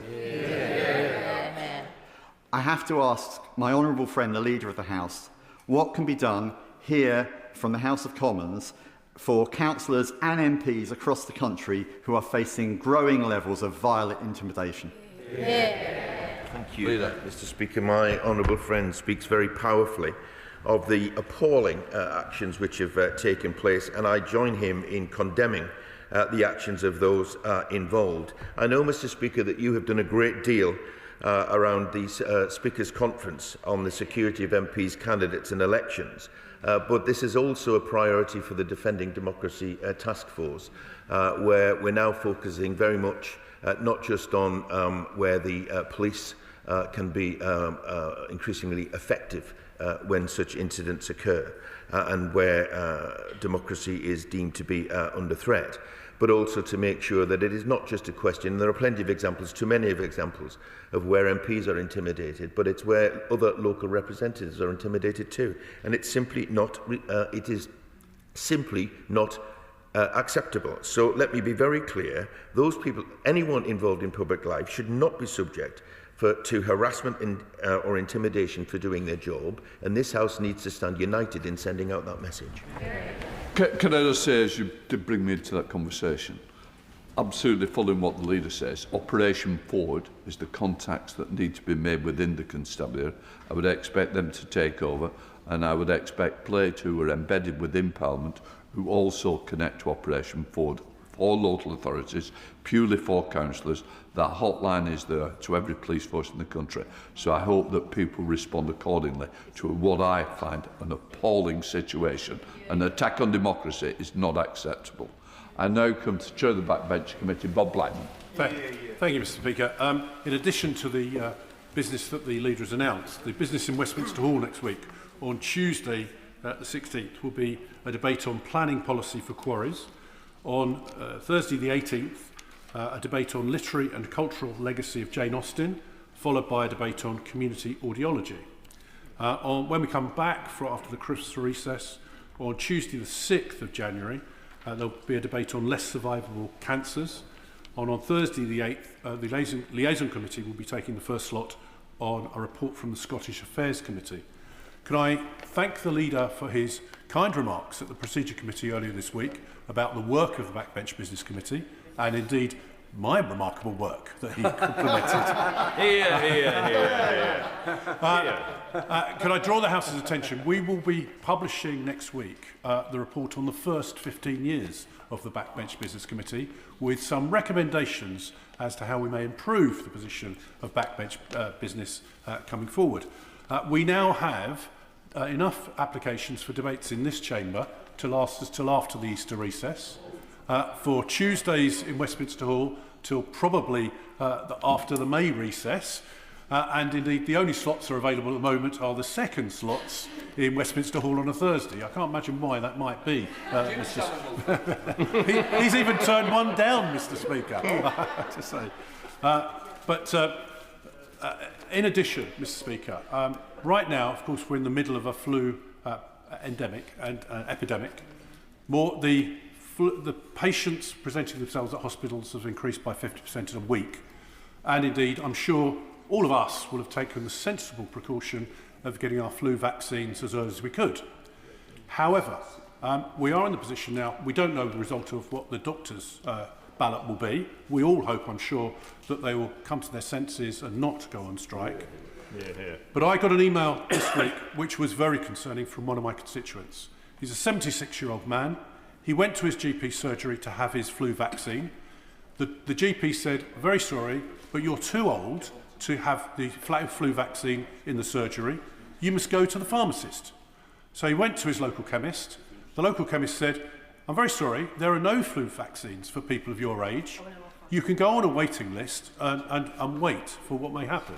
Now, I think this is a real concern for everyone out there who may be seeking a flu vaccine. We want them to come forward and be vaccinated. So could we get a statement from the Health Secretary next week on the availability of flu vaccines, whether there are any age restrictions on those flu vaccines, and what is going to be done to increase the supply? Thank you, Leader. Mr. Speaker, first of all, can I thank him for his work as the chair of the committee, and indeed the whole committee, for the important work that they did. The list of debates which he's read out for the future, Mr. Speaker, is testament to the important matters that committee is able to deal with. And of course we need to look at what the parliamentary year looks like going forward and what parliamentary weeks look like going forward. But there is inevitably a place for such important debates. I'm grateful that he watched my performance at the Procedure Committee yesterday. That's at least one person who was watching. But it's just a warning that I better take more care in future about what I'm saying, I suppose. But what I did say, Mr. Speaker, and I invite colleagues to watch it, it's a blockbuster, or to read the account of what happened. But my comments about the honourable gentleman, indeed the committee, were genuine, because I do think he's doing a very, very good job indeed, as are the committee, a really important job. And I'm pleased to be able to say that. If he lets me have details of the case that he raises about vaccine, I will definitely take it up with the department. I am surprised, as he is surprised, that we're talking about possible strike action by doctors in the midst of what is actually happening out there with regard to the flu situation, which is very serious indeed. And I hope that is reflected in the attitudes of doctors as they move towards a ballot. But he's absolutely right. What people require is clarity. I don't know the answer to the point that he raises as to why someone should be pushed from pillar to post. It's not acceptable. There are enough vaccines out there. It isn't acceptable that there isn't sufficient clarity. And I'll draw it to the attention of ministers if he lets me have the details. And we'll make sure that if there needs to be greater clarity going forward, that's what we get. I think we'll expect to run this to around 12:30, so hopefully we can help each other, and the leader will certainly help you with shorter answers. But first test, Jim McMahon. Thank you, Mr. Speaker. Credit unions make a significant contribution providing safe, ethical and community-focused financial services, and they remain an important part of the wider cooperative family. Will the Leader of the House make time for a debate on the role of credit unions in promoting financial inclusion and supporting local economies, and to ask the relevant minister to confirm what steps the government are taking to strengthen the credit union sector, update regulation and increase public awareness? Leader of the House. Thank you, Madam Deputy Speaker. I certainly join with my honourable friend in paying tribute to credit unions who do a fantastic job in many communities across our country. There are opportunities. We could, I'm sure, find common cause with others across the House in raising the profile of credit unions and seeking an answer to the question that he asks, should he seek perhaps an adjournment debate. But also, I would also remind the House that this time next week we will be approaching the pre-recess adjournment, and therefore there's an opportunity to raise whatever people want to talk about. Robbie Moore. Thank you, Madam Deputy Speaker. I want to pay tribute to 5 dads from Ilkley. Will, Sam, Martin, Joe and Dan, who last week walked the entire 82-mile Dales Way, raising over £11,000 for children, maternity and neonatal teams at our fantastic Airedale Hospital. Between them, they have faced numerous challenges as farmers and are giving back to the hospital through the efforts that they've just undertaken. So can we have a debate in government time to show our supports for dads during early parenthood, to look at mental health and wellbeing support and the role that fathers play in neonatal care? Thank you, Madam Deputy Speaker. I certainly join the honourable gentleman paying tribute to the case that he refers to, and we wish them well. Of course, central to the government's health strategy is making sure that men's mental health is at the forefront. And the role of fathers is considered as well. And therefore, perhaps he will get an opportunity to raise it either in a adjournment debate or indeed in the pre-recess adjournment. Joanna Baxter. Thank you, Madam Deputy Speaker. 60% of households in the UK enjoy the company of a pet. But the cost of caring for their health has increased exponentially in recent years.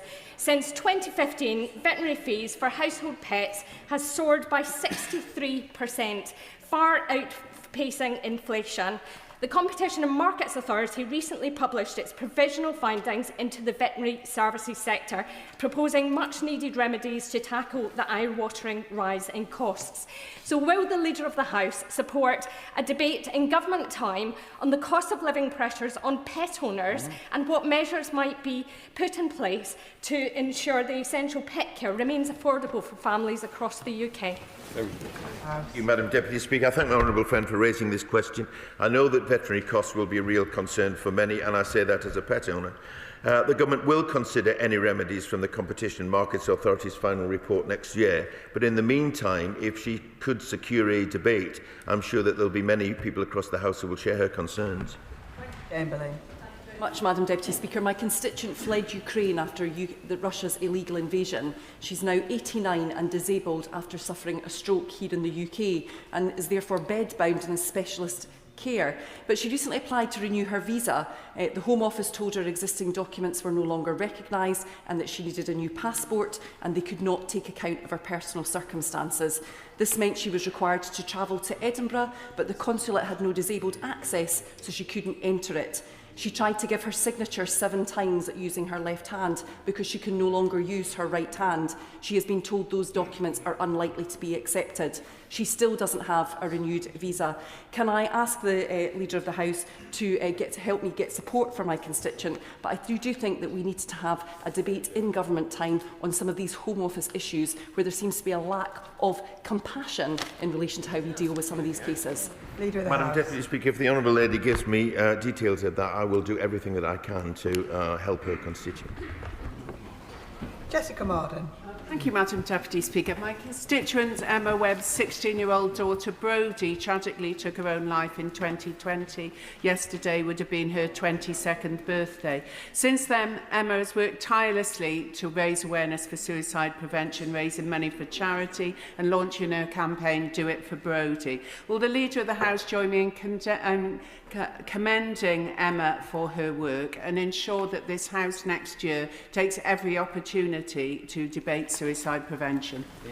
Thank you, Madam Deputy Speaker. I'm sure the whole House will join me in extending our deepest sympathies for Emma and her family, and of course I join my honourable friend in congratulating Emma on her incredible efforts in Brodie's memory. Every suicide is a tragedy, Madam Deputy Speaker, and through the National Youth Strategy we're taking steps to ensure that every young person feels supported. Mundell. Thank you, Madam Deputy Speaker. I'm sure the Leader of the House will share my disappointment at the illogical and wrong-headed approach of the Scottish Government to nuclear power, which means that the former Chapel Cross site in my constituency cannot be considered for a new nuclear power station. But I hope, like me, he welcomes the announcement from the Nuclear Decommissioning Authority that there is to be a strategic partnership with CX Power with the hope of turning the site into a green energy hub and the production of hydrogen on that site. And whilst it might not be the nuclear power station that my constituents would wish, I hope that it will bring the skilled jobs that the power station did for over 60 years. Speaker, I thank the honourable member for his question, and I do share his concern and frustration about the attitudes towards nuclear, because Scotland is well placed to benefit from new nuclear projects, and there's millions of pounds worth of investment, high quality jobs and apprenticeships, and I certainly welcome what sounds like a fantastic development in his constituency, and should he wish to raise it through a Westminster Hall debate, he can test ministers on what further can be done. Jean Wara. Thank you, Madam Deputy Speaker. When I'm out across the constituency in Elsick or Denton or Westerhope or Wingrove or Arthur's Hill or Monument, too often the issue that people raise with me is litter. Now, 14 years of austerity reduced Newcastle City Council's cleansing resources, but there are some areas of the city where hourly cleansing would not be enough, and what we need is greater powers and greater enforcement. So could we have a debate in government time about devolving additional powers to local authorities, such as the power to require fast food outlets to have larger bins or require landlords to keep their properties clean?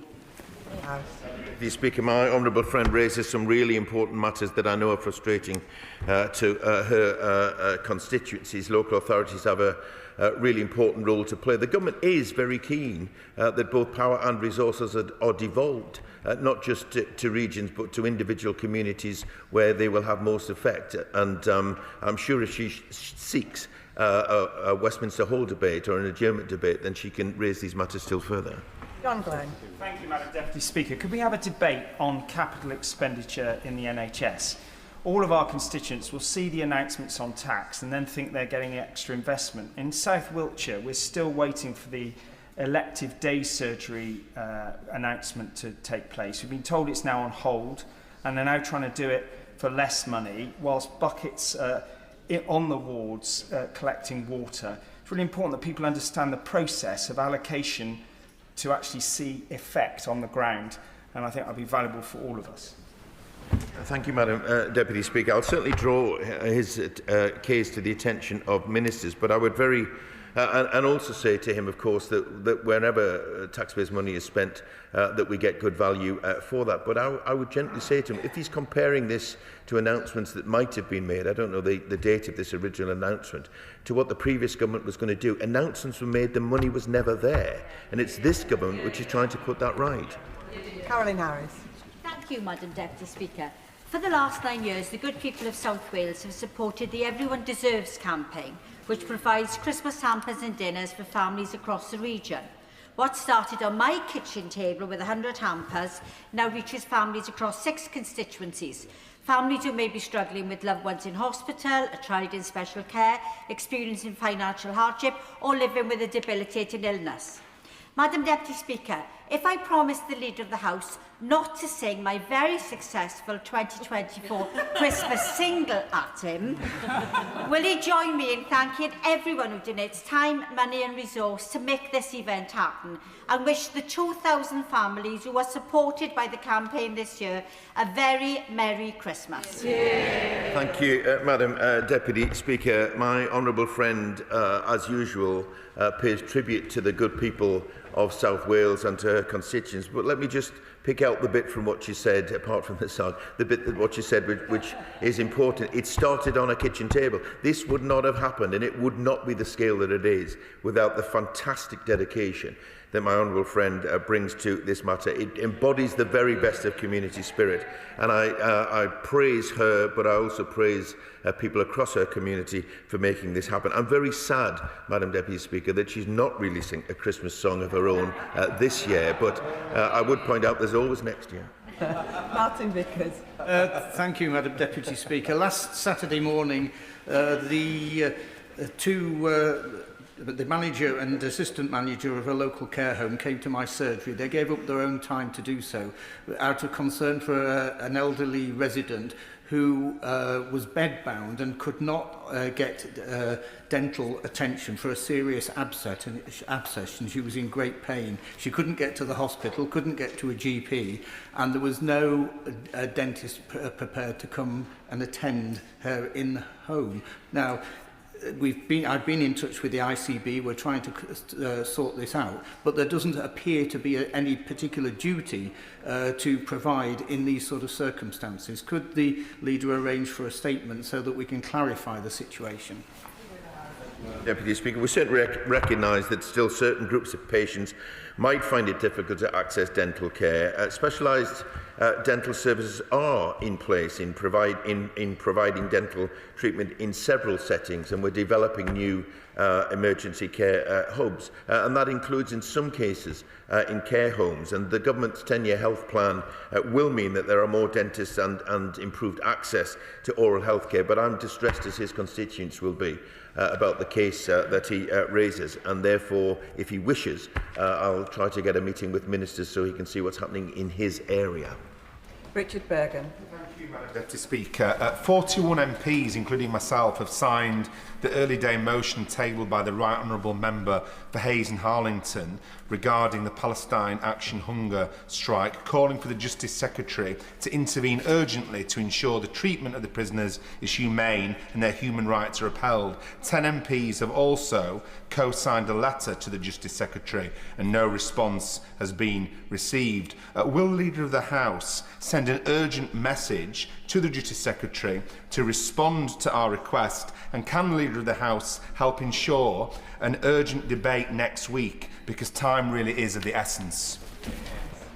Speaker, we continue to assess prisoners' well-being, and will always take the appropriate action, including taking prisoners to hospital if they're assessed as needing treatment by a medical professional, and we're keeping that under very close scrutiny, as the Deputy Prime Minister is doing. He is aware of the situation, and he and his department are monitoring it closely. But as it was made clear by our Right Honourable friend yesterday, and the Speaker actually made his position very clear on this, it is important that correspondence is responded to quickly and timely on these matters. So I will raise it with the department to make sure that members are kept informed. Rossingdale. Thank you, Madam Deputy Speaker. I want to urgently draw the attention of the Leader of the House to the appalling situation at the Queen's Hospital in Romford, which serves the boroughs of Redbridge, Barking, Dagenham, Havering and the wider Essex area. In fact, it is the hospital that serves the constituents of the Right Honourable Member for Ilford North. The ANE unit is simply not able to cope. We're dealing with double the amount of patients than it was built to serve.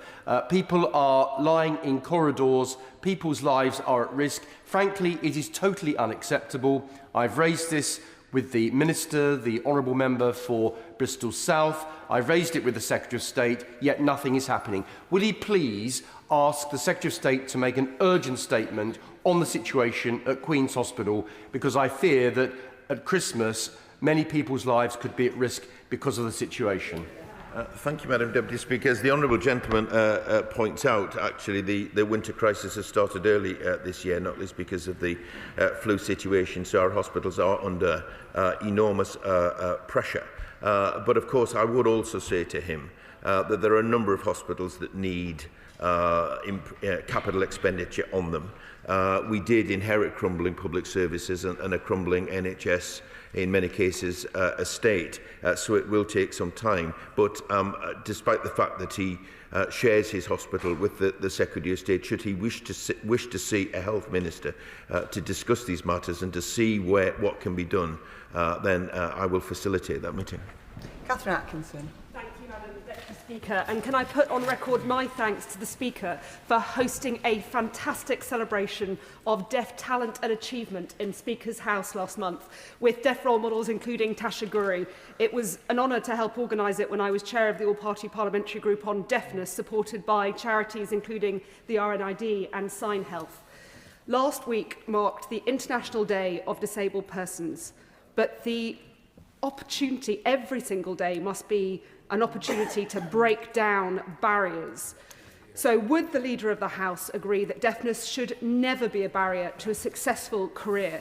And can we have a debate on widening opportunity for disabled people across every sector? Thank you, Madam Deputy Speaker. My honourable friend has been and continues to be a champion for deaf people in this House, and I commend her for that. And I absolutely agree with her that no disability should be a barrier to a successful career. The government is championing disabled people and those with long-term health conditions.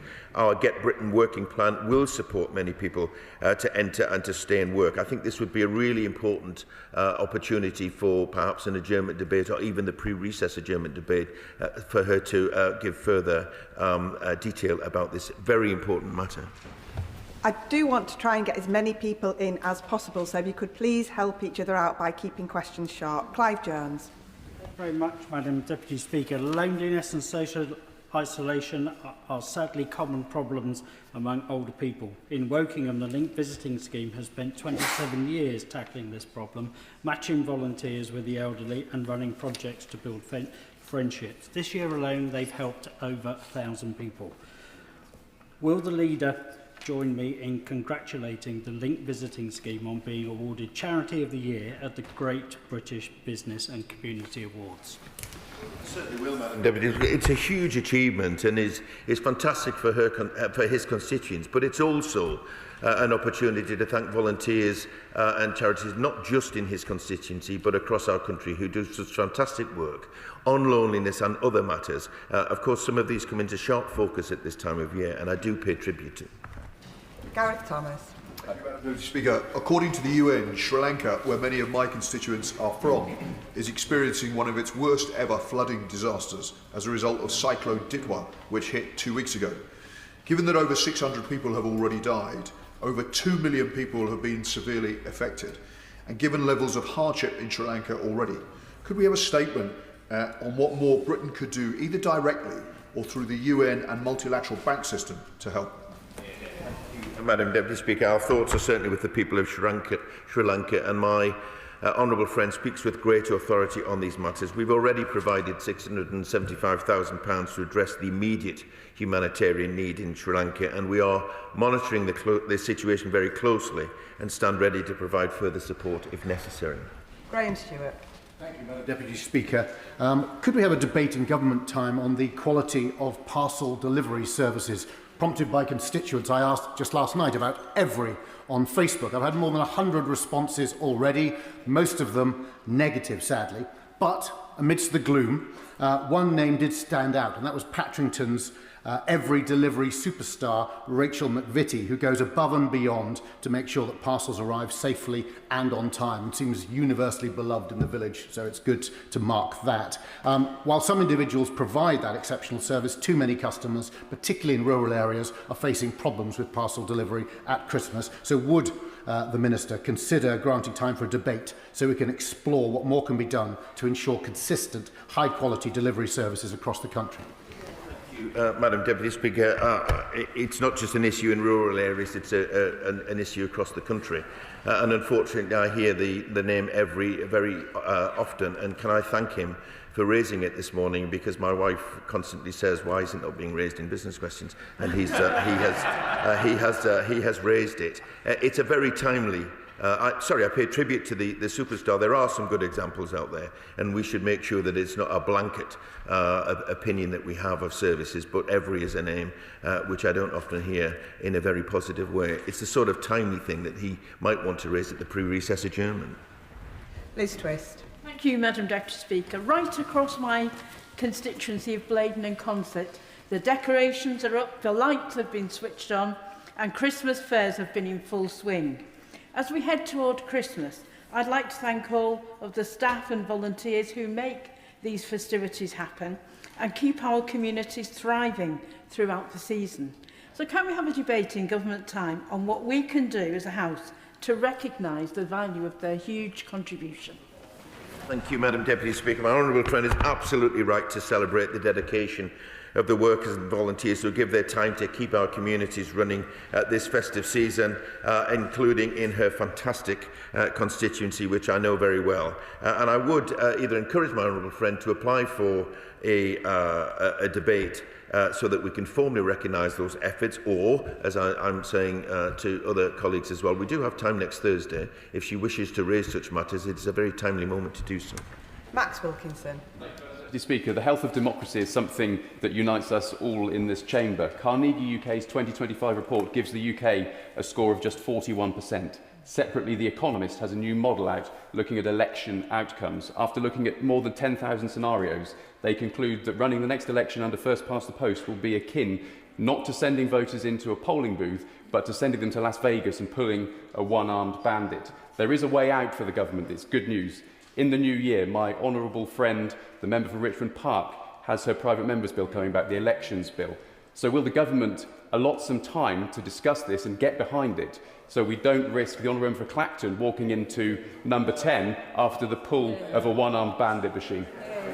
Thank you, Madam Deputy Speaker. We're doing all sorts of important things in order to make elections free, keep them free and fair in our country, and that's very important indeed. I look forward to seeing the bill coming forward. I can't guarantee that the government will necessarily want to support such a bill, but it is important. It is important that this place does discuss these matters from time to time to ensure that we have a very proud tradition of free and fair elections in our country, and it's absolutely imperative that it stays that way.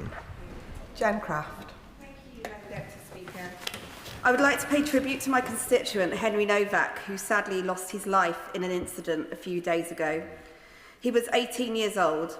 He had just started university and his whole life was ahead of him. My thoughts, and I'm sure the thoughts of this whole House, are with his family and those who loved him. Can I ask the Leader of the House what the government is doing to support victims of knife crime, and whether he will find time for a debate on this important matter? Thank you, Madam Deputy Speaker. First of all, I know the whole House will join with me in extending my deepest sympathies to Henry's family. I know the case is sub judice, so I will be careful how I respond to this, but I will raise my honourable friend's wider concerns with the relevant minister, perhaps on the wider issue of knife crime and what further we can do to support victims. Lincoln Jock. Thank you, Madam Deputy Speaker. Can I welcome the Leader of the House's comments in his opening remarks about charities? Spelthorne Dementia Support do absolutely outstanding work throughout my constituency, and so I was delighted when they were given the King's Award for Voluntary Service in the recent list. And it occurred to me that all other members will have similar charities so awarded, and it would be fantastic to have an annual debate in government time on the King's Award for Voluntary Service, so that all members across the House could celebrate in the same way I'm celebrating Spelthorne Dementia Support. Madam Deputy Speaker, let me join the honourable gentleman in thanking Spelthorne Dementia Support for everything that they do and commending them on what is a very big achievement actually to get a King's Award. He will know that the parliamentary year is quite full, but I will certainly give thought as to what further we can do to highlight the fantastic achievements of charities across our country. Sullivan. PPE is all too often based on outdated non-specific measurements, disproportionately impacting women, people with disabilities and those with religious requirements. It affects many workers with asbestos masks that don't fit, a lack of female fit fire boots and gloves so loose, women are failing basic training drills. Given the government's ambitions for major housing, infrastructure and clean energy projects, will the Leader of the House make a statement on the new British Standard 30417 on inclusive PPE and its possible adoption across government procurement contracts and public sector workplaces? Thank you, Madam Deputy Speaker, and I thank my honourable friend for raising this really important matter, and the government strongly supports the principle of providing inclusive PPE. We do stock PPE for a diverse workforce in the health and adult social care sector in preparation for a future pandemic, including on a wide range of sizes. But I will raise these concerns with ministers, and if she seeks a meeting with ministers to raise these matters herself, then I'll try to facilitate that. Jeremy Carvin. Thank you, Madam Deputy Speaker. The Leader of the House will be aware of the points of order raised yesterday by the member for Hayes and Harlington and myself, and the question from the member for Leeds East today concerning the situation facing the Palestine Action hunger strikers in prison at the present time. It is important that the Secretary of State for Justice comes to this House and gives us an opportunity to question him about what appear to me to be serious allegations concerning the breaches of prison rules in respect of all of the hunger strikers, and difficulties in obtaining medical support and medical help when they desperately need it, and issues of association and activities in the prison when they're all remand prisoners. They have not been convicted of anything, and they're being held for an inordinately long period of time until the trial actually takes place. These are serious issues about justice within our society, and I think the Secretary of State for Justice should come here and answer questions about it. Hear, hear.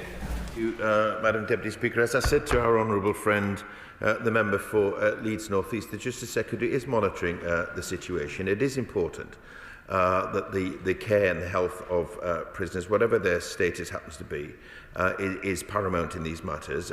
The Justice Secretary is taking these matters seriously. He is monitoring the situation, and should there be something to report to this House, then I'm sure he will come and do so. Patricia Ferguson. Madam Deputy Speaker. Earlier this year, I held a Child Poverty Task Force event in my constituency. All of the organisations who took part identified inconsistent funding as a barrier to their work. I warmly welcome the child poverty strategy, but it's ironic that almost at the same time it was announced, the SNP-controlled City Council announced funding cuts to a number of organisations across Glasgow West. With a record settlement from this government to the SNP government at Holyrood, does the Leader of the House agree with me that vital community organisations like the Annex, Drumchapel Life and Kingsway Community Connections, to mention literally a small percentage, deserve stable funding to allow them to continue their good work, and that local authorities in Scotland have been underfunded for far too long? Madam Deputy Speaker, my honourable friend is a champion for the issue of child poverty, and I do commend her for that, and I do agree with her about the vital community work that organisations like Annex Drumchapel Life and Kingsway Community Connections do, amongst others in her constituency and many constituencies. It's more than disappointing that at the very time that this government is publishing the child poverty strategy, that the SNP government should act in the way that they have. And as she rightly points out, we have provided the Scottish Government with a record funding settlement. They have nowhere to hide on these matters. Tessa Munns. My constituent Ben has a friend who is in HMP Stockham, and he tells me that sending books into that prison by family and friends has been banned for several months. Can the Leader of the House check with his colleagues in the Ministry of Justice that the guidelines, which I understand, say that friends and families can send or hand in books, which are checked by security staff, irrespective of whether or not there are exceptional circumstances, and ensure that the rules are followed in all prisons, particularly when prisoners want to occupy themselves in a peaceable way and want to learn? Madam Deputy Speaker, I will certainly find out from the relevant department what the circumstances might be at the prison. And of course, we'd all want to see guidelines where prisoners have access to books. But I'm not sure, on the other hand, what the individual circumstances might be at this prison. I'm not going to comment any further than that. I'll just draw it to the attention of ministers. Emma Foodie. Last month, the cold snap in my patch saw local residents on new estates struggling with icy roads and pavements. Now, I took their concerns to developers, and I'm pleased to see that grit bins have now been installed. Now, this may all sound very trivial, but not to residents on these estates, and it also highlights the importance of the consultation that government is holding on greater protections for those living on unadopted estates. Will the Leader please ensure that we do have time in this place to discuss these matters? Thank you very much indeed, Madam Deputy Speaker. I know my honourable friend is a great campaigner for her constituency, and I can assure her that these are not trivial matters, and I congratulate her in getting developers to take this matter seriously and to get for residents the grip bins that they want. That's not an easy achievement, and she should be commended for that. As she points out, unadopted roads can cause a range of issues for residents, and we are consulting on how to speed up and simplify the process of adoption of roads. She may wish to raise this perhaps in an adjournment debate, but when the government has something to say on these matters, we will bring forward our findings. Shirka Adam. Madam Deputy Speaker, earlier this week, Baroness Amos published her interim findings on maternity care in England. Unfortunately, some of the readings are absolutely harrowing, and I apologise for some of the graphic nature of the following accounts. But women were left for hours to bleed out in toilets, concerns about lack of fetal movement completely ignored, and a disturbing trend which appears to show women from Black and Asian backgrounds receiving notably worse care. In the investigation into maternity care in my Leicester South Hospital has been postponed, but up to that point, many mothers have told me that they again were felt ignored about where these investigations should take place. So can I ask the Leader of the House to please make time for a backbench debate or a debate in government time on the state of maternity care in England? Deputy Speaker, the situation that the Honourable Gentleman describes are by no means acceptable, and the systematic failures which have been highlighted time and time again about tragedies which are preventable cannot be ignored, and families show extraordinary courage in bringing forward these matters. We are setting up the National Maternity and Neonatal Task Force in the new year, which will be chaired by the Health Secretary himself to address these issues. And I'm sure at that point there will be matters that can be brought before the House for further discussion. Martin Rhodes. Madam Deputy Speaker, a local organisation in my constituency, the Courtyard Pantry Enterprise, has this year established the Wester Common Unity Market, which is a community market has seen growing demand from residents who are increasingly dissatisfied with the lack of availability locally of quality fresh produce. The market provides not only affordable locally sourced food, but also a much-valued social space where people can meet and build community. Given the positive economic and social impact of such initiatives, will the Leader of the House make time for a debate on support for local markets, small producers and community-led food initiatives? Very much indeed, Madam Deputy Speaker, and I thank my honourable friend for raising this, the work of the Courtyard Pantry Enterprise, because small businesses are at the heart of our economy. We are committed to supporting small and medium enterprises through our small business plan, breaking down barriers to starting a small business, and also in work across government to make sure that farms and farmers are brought into that, because I think there's a great opportunity for that to happen. I would invite him to raise these matters in further detail, perhaps during the pre-Christmas adjournment debate. Sarah Dyke. Deputy Speaker, yesterday I hosted a mulled cider event with the National Association of Cider Makers. But cider makers in Glastonbury and Somerton are increasingly focused on survival as uncertainty grows around the future inheritance tax relief. Cider making is uniquely capital intensive, requiring special equipment for milling cider apples, leaving many family cider businesses exceeding the £1 million threshold. So will the Leader of the House bring a little festive cheer to my cider makers in Glastonbury and Somerton and advise me on how I might meet with the Secretary of State for DEFRA to discuss the impact of changes to APR on cider makers? Indeed, I think it's probably more of a Treasury matter than a DEFRA matter, and in the business which I read out, there will be the second reading of the Finance Bill next Tuesday. And then once we return after the recess, I'm confident that early in the new year we'll have the committee stage of the Finance Bill, in which the Honourable Lady may want to raise these matters directly. Lauren Sullivan. Thank you, Madam Deputy Speaker. Will the Leader of the House join me in paying tribute to Dave Taylor and his volunteers, as well as the Royal British Legion, in their exceptional work in this year's Poppy Appeal, which in Gratian raised over £85,000 for veterans? My thanks to all those who donated, but will the Leader of the House make time to allow for a debate on the contribution of the Royal British Legion and volunteers in supporting our veterans? Deputy Speaker, I certainly know that the whole House will join me in congratulating Dave Taylor and the dedicated volunteers at Gresham Royal British Legion, and I'm sure we can all find examples of in our own areas, in our own constituencies. It's been a very good year, despite the perhaps some of the circumstances for the Poppy appeal, and I pay tribute to the volunteers who do an absolutely fantastic job, but also to the public that step forward and support that appeal. That hard work is a really powerful demonstration of our nation's commitment to those who've served, and should my honourable friend want to raise this in a timely fashion next Thursday, or perhaps apply for an adjournment debate, she may fully go into it in more detail. Jim Shannon. Madam Deputy Speaker, given reports that in Saudi Arabia the authorities employ wide-ranging internet censorship, automated surveillance and prosecution under cybercrime or counter-terror laws to punish online religious expression and dissent, will the Leader of the House urge the Foreign Secretary to set out what concrete steps His Majesty's Government will take to challenge such violations of freedom of religion or belief in Saudi Arabia, and to protect the rights of religious minorities and non-believers to express themselves online without any fear? Thank you.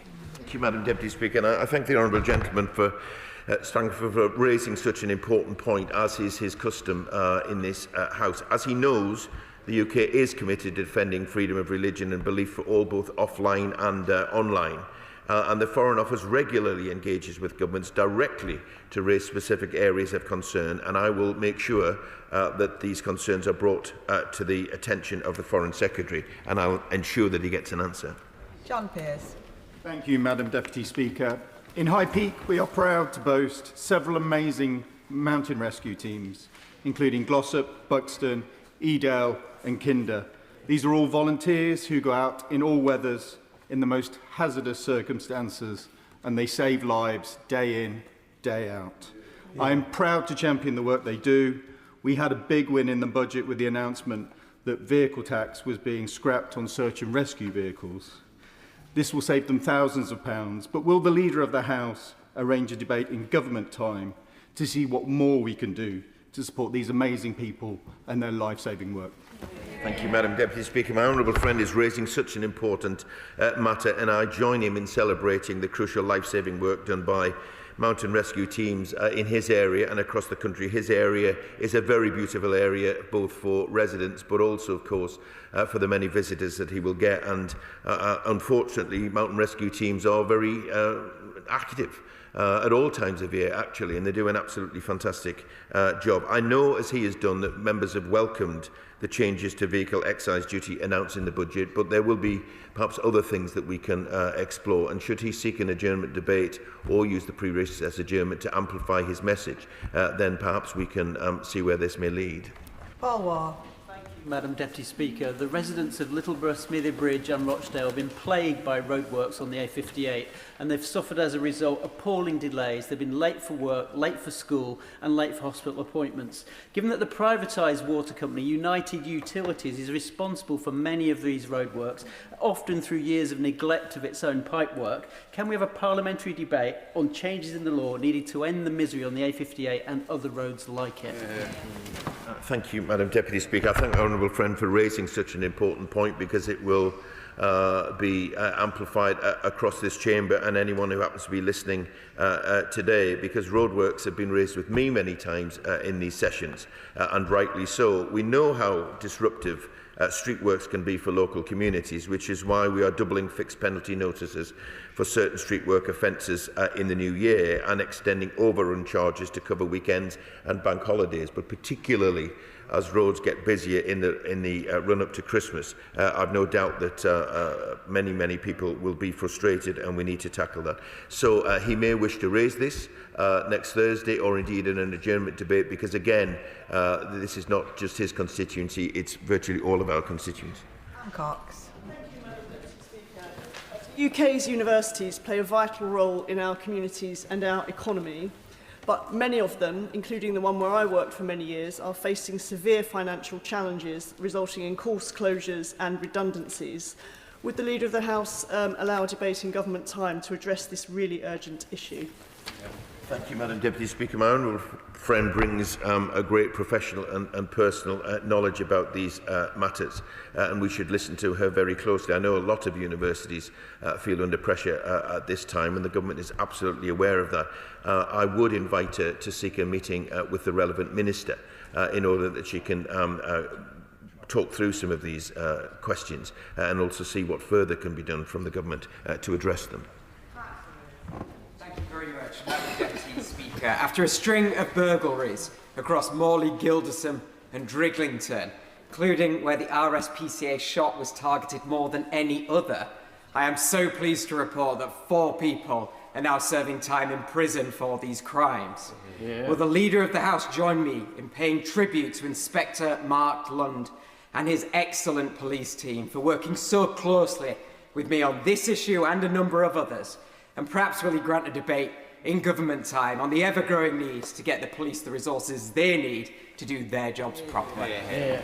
Thank you very much indeed, Madam Deputy Speaker. I absolutely join my honourable friend in paying tribute to Inspector Mark Lund and his team for their hard work keeping our streets safe, and such effort should be the norm in police work. This winter, the police will use hotspot patrols alongside locally tailored approaches to keep our high streets safe and to keep our estates safe. My honourable friend may wish to use next week's adjournment to make his point further, but also, of course, we will be bringing forward to the House our proposals for police settlement going forward. Serena Brackenridge. Deputy Speaker, will the Leader of the House join me in thanking everyone involved in the Wolves Orange campaign that raised awareness about unacceptable violence against women and girls, and also support for men who are affected by domestic abuse as well? The campaign culminated yesterday and showcased our hard-working local services, local organisations, incredible volunteers and Wolverhampton City Council to reach out and support all of those affected. Will he make time for a debate on tackling stigma and strengthening support for victims?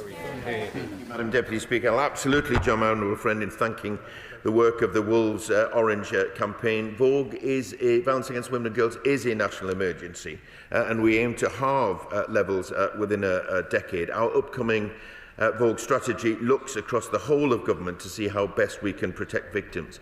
And in debates or statements about such things in the future, I'm sure my honourable friend will want to use her experienced voice to add to that. Peter Brinsley. Thank you, Madam Deputy Speaker. Many of us are concerned about the progress of the assisted dying for terminally ill adults bill in the other place. There appears to be an orchestrated filibuster in progress to defy the will of the elected chamber, with many amendments, such as a demand for pregnancy tests for old men with prostate cancer. What does the Leader of the House recommend we can do about this? Thank you, Madam Deputy Speaker. This has been something of a divisive matter almost from the off, including in this House, and on occasions we rose to the challenge of the debate, and sometimes we slipped a little below it. But this House made its position very clear on this bill, and off it went to the other place. I do have to say, however, that they do have a duty and responsibility to scrutinise such legislation. But there are conventions and ways of doing it, and I would urge them to do everything that they can to respect the view of this House, the elected chamber, in these matters.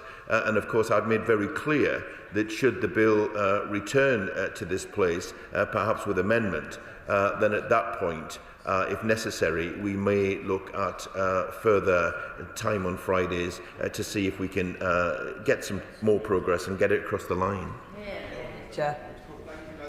Speaker, I do need to say that my lovely mum is a WASPy woman.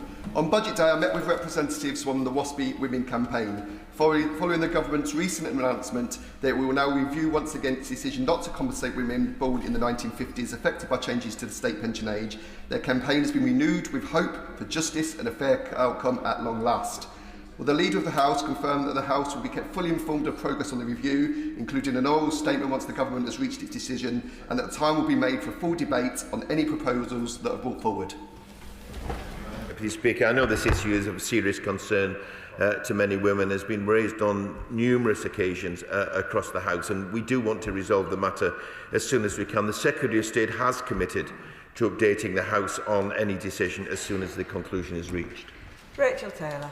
Madam Deputy Speaker, the last Saturday in November in Atherstone is marked by our wonderful Dickens Night. It's always brilliant to see my hometown so busy with stalls, the Christmas lights switched on, Santa in his grotto and Arthur Stone, our town mascot, walking around, and then a firework finale. These events would never happen without the hours of work put in by volunteers like Dave and the Dickens Night Committee. Would the Leader of the House consider joining us next year for Dickens Night, and would he make time for a debate on the importance of volunteering? Thank you, Madam Deputy Speaker. What a fantastic festive event. The contribution of volunteers to events such as these are invaluable, and they have a real impact in bringing communities together in the best of our traditions. And I'd like to extend my thanks to everyone volunteering at this festive period for their contributions. However, I will certainly look at my diary to see whether I'm available next year for this, but I'm in danger of making Scrooge look cheerful. David Williams. Thank you, Madam Deputy Speaker.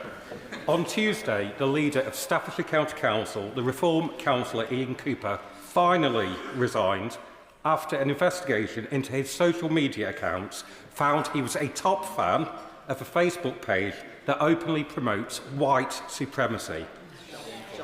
These views are abhorrent, they're completely incompatible with public life, and it's the opposite to the kind, tolerant people of the county.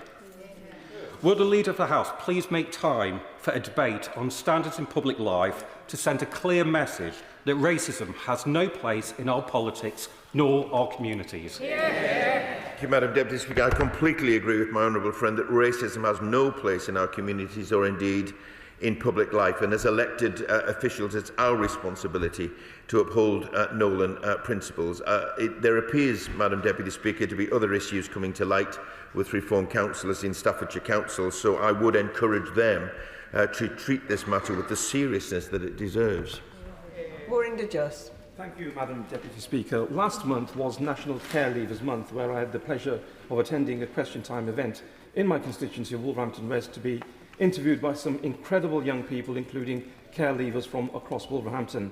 Will the Leader of the House firstly please join me in congratulating these young people for putting forward such excellent questions, and secondly, considering that care experienced people are more than twice as likely to die prematurely, have a life expectancy of almost 20 years less than the national average, and almost half have a diagnosed mental health condition, would the Leader of the House please agree to a debate in government time to discuss making care experience a protected characteristic under the Equality Act 2010, a change that has already been adopted by almost 130 councils across the country?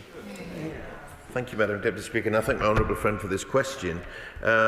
Disadvantage faced by those who have grown up in care is one of the great social injustices of our time, and I know that the Equality Act of 2010 already protects many care leavers under indirect discrimination provisions, but I will ensure that the Minister is made aware of my honourable friend's comments today and will write to him directly.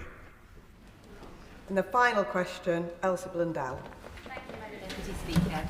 Since the implementation of the peace deal negotiated in the Middle East in recent months, we have seen a concerning acceleration of illegal settlements in the West Bank in flagrant violation of various United Nations resolutions on the subject. What steps are being taken by the FCDO to make clear the UK's opposition to these settlements, and would the Leader consider a debate in government time on the region's future, a topic undoubtedly of interest to many across this House? Leader of the House. Thank you, Madam Deputy Speaker. As my honourable friend rightly points out, these settlements are illegal under international law and harm the prospect of a two-state solution, which is the government's preferred option and the future going forward. We strongly oppose the Israeli government's settlements plan, and we continue to press the Israeli government to abide by international law. We have kept the House updated on these matters from time to time, and we will continue to do so in the future. But in the meantime, I ensure that the Foreign Secretary heeds my honourable friend's concerns. I am sorry to those who didn't get in at business questions today. I have made a note who didn't, so I will try and prioritise those at a later date. We now move on. Point of order, Adam Jurgey. point of order, Madam Speaker, and further to the question for my constituency neighbour from Stoke-on-Trent North.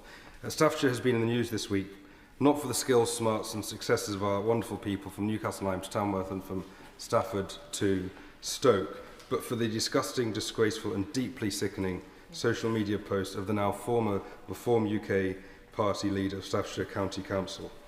What advice can you provide me and my Staffordshire colleagues, Madam Speaker, and how we can ensure our people and our county is not tarnished by the disgusting views of a fringe minority?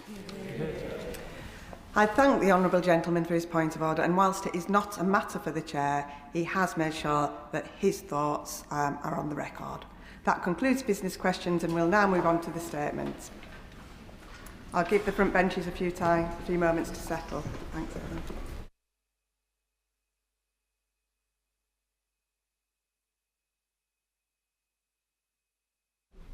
Statement, Alison McGovern. Thank you, Madam Deputy Speaker. I'd like to make a statement to the House about the publication of our national plan to end homelessness. The strategy we have published today, I want to say from the outset, builds on the work of the Honourable Member for Bethnal Green and Stepney and the Right Honourable Member for Ashton-under-Lyne. And I want to begin by paying tribute to both of them for their considerable work. This Labour government inherited a homelessness crisis. Both rough sleeping and households in temporary accommodation increased radically from 2010. So it's not just the people we can see sleeping in Westminster Tube Station as we leave this building, but also families and children that we can't see, living in unsuitable temporary accommodation such as bed and breakfast, without a kitchen, far away from family, friends and schools. And for some, Madam Deputy Speaker, this has been a matter of life and death. 1,142 people died whilst homeless last year. 74 children's deaths were connected to temporary accommodation in the 5 years to 2024. 58 of them were babies under 1. Everyone deserves a roof over their head. And children in the worst housing our country can offer deserve the attention of this House. This strategy outlines the tangible actions and targets we have set ourselves for delivery this Parliament, which will act as milestones on the way to achieving the long-term vision. Now, Madam Deputy Speaker, we've looked at the issues carefully. As well as the interministerial group, the Department convened a lived experience forum so that the people who've experienced homelessness and rough sleeping could influence the strategy. And we established an expert group to bring together representatives from organisations that support people, local government and experts to provide knowledge, analysis and challenge. And I want to thank them all on behalf of this House for their contribution. To tackle the root causes of homelessness and break the cycle of failure, we must build more homes. We want to build 1.5 million new homes, including more social and affordable housing. That's more than that's been built for years. And this new programme could deliver around 300,000 social and affordable homes over its lifetime, with about 180,000 for social rent. Not having enough money is another cause of homelessness. The child poverty strategy presented to the House last week will lift 550,000 children out of poverty by 2030, including through the removal of the 2-child limit. And the implementation of the Renters' Rights Act will give more protection to renters by abolishing Section 21 no-fault evictions, closing a key route into homelessness. Building more homes and preventing homelessness overall will take time, but families living in squalid, overcrowding conditions simply cannot wait. The government will eliminate the use of B&Bs for families this Parliament and make sure temporary accommodation is livable on the rare occasion that homelessness can't be prevented. And we've already proven it's possible through innovation funded by our Emergency Accommodation Reductions Pilot programme. This programme funds new work to find more sustainable accommodation, inspection of properties, the acquisition of long-term accommodation for families, and support to make that transition. That's why in this strategy, we're increasing funding to 30 million to stop a wider range of poor practice, including the overuse of B&Bs and unsuitable out-of-area placements. We've got 50 million for the fourth round of the Local Authority Housing Fund. This means councils can invest in owning their own accommodation rather than paying through the nose to rent bad accommodation. And we'll explore partnering with social impact and institutional investors to use private finance and support from the National Housing Bank to yet further increase the supply of good quality temporary accommodation. Now, to make sure that children in temporary accommodation get the support they need, we will introduce a new duty on councils to notify schools, health visitors and GPs when a child is in temporary accommodation, a thing that members in this House have called for. And this will improve health outcomes and school attendance and reduce the risk of mortality for those children. And most crucially, we will work with the NHS to end the practice of discharging newborns with their mums into B&Bs. There is no worse feeling for any of us as public servants than seeing a man or woman on the street in need of help that we failed to give them. Over a third of people who've been sleeping outside have been doing so for months, some for years, with complex underlying needs who've been failed by services again and again, and this cannot continue. So today we're setting a target to halve the number of people sleeping rough long term by the end of this Parliament. We will help more vulnerable people off the streets and into stable housing by investing £124 million over the next 3 years in supported housing services. We'll provide £37 million to our partners working in the voluntary, community and faith sector to support recovery from homelessness. And we'll target £15 million for councils to test innovative approaches to helping people experiencing long-term rough sleeping, which is often complicated.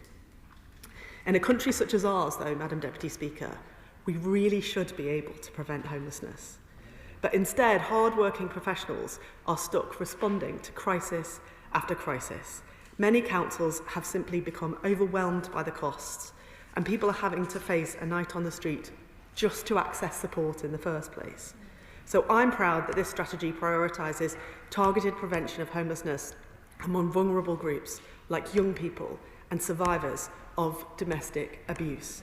We are providing more support to young people in supported housing, helping them develop the skills and independence they need, and by making work pay, crucially removing the work disincentive for those in temporary accommodation and supported housing.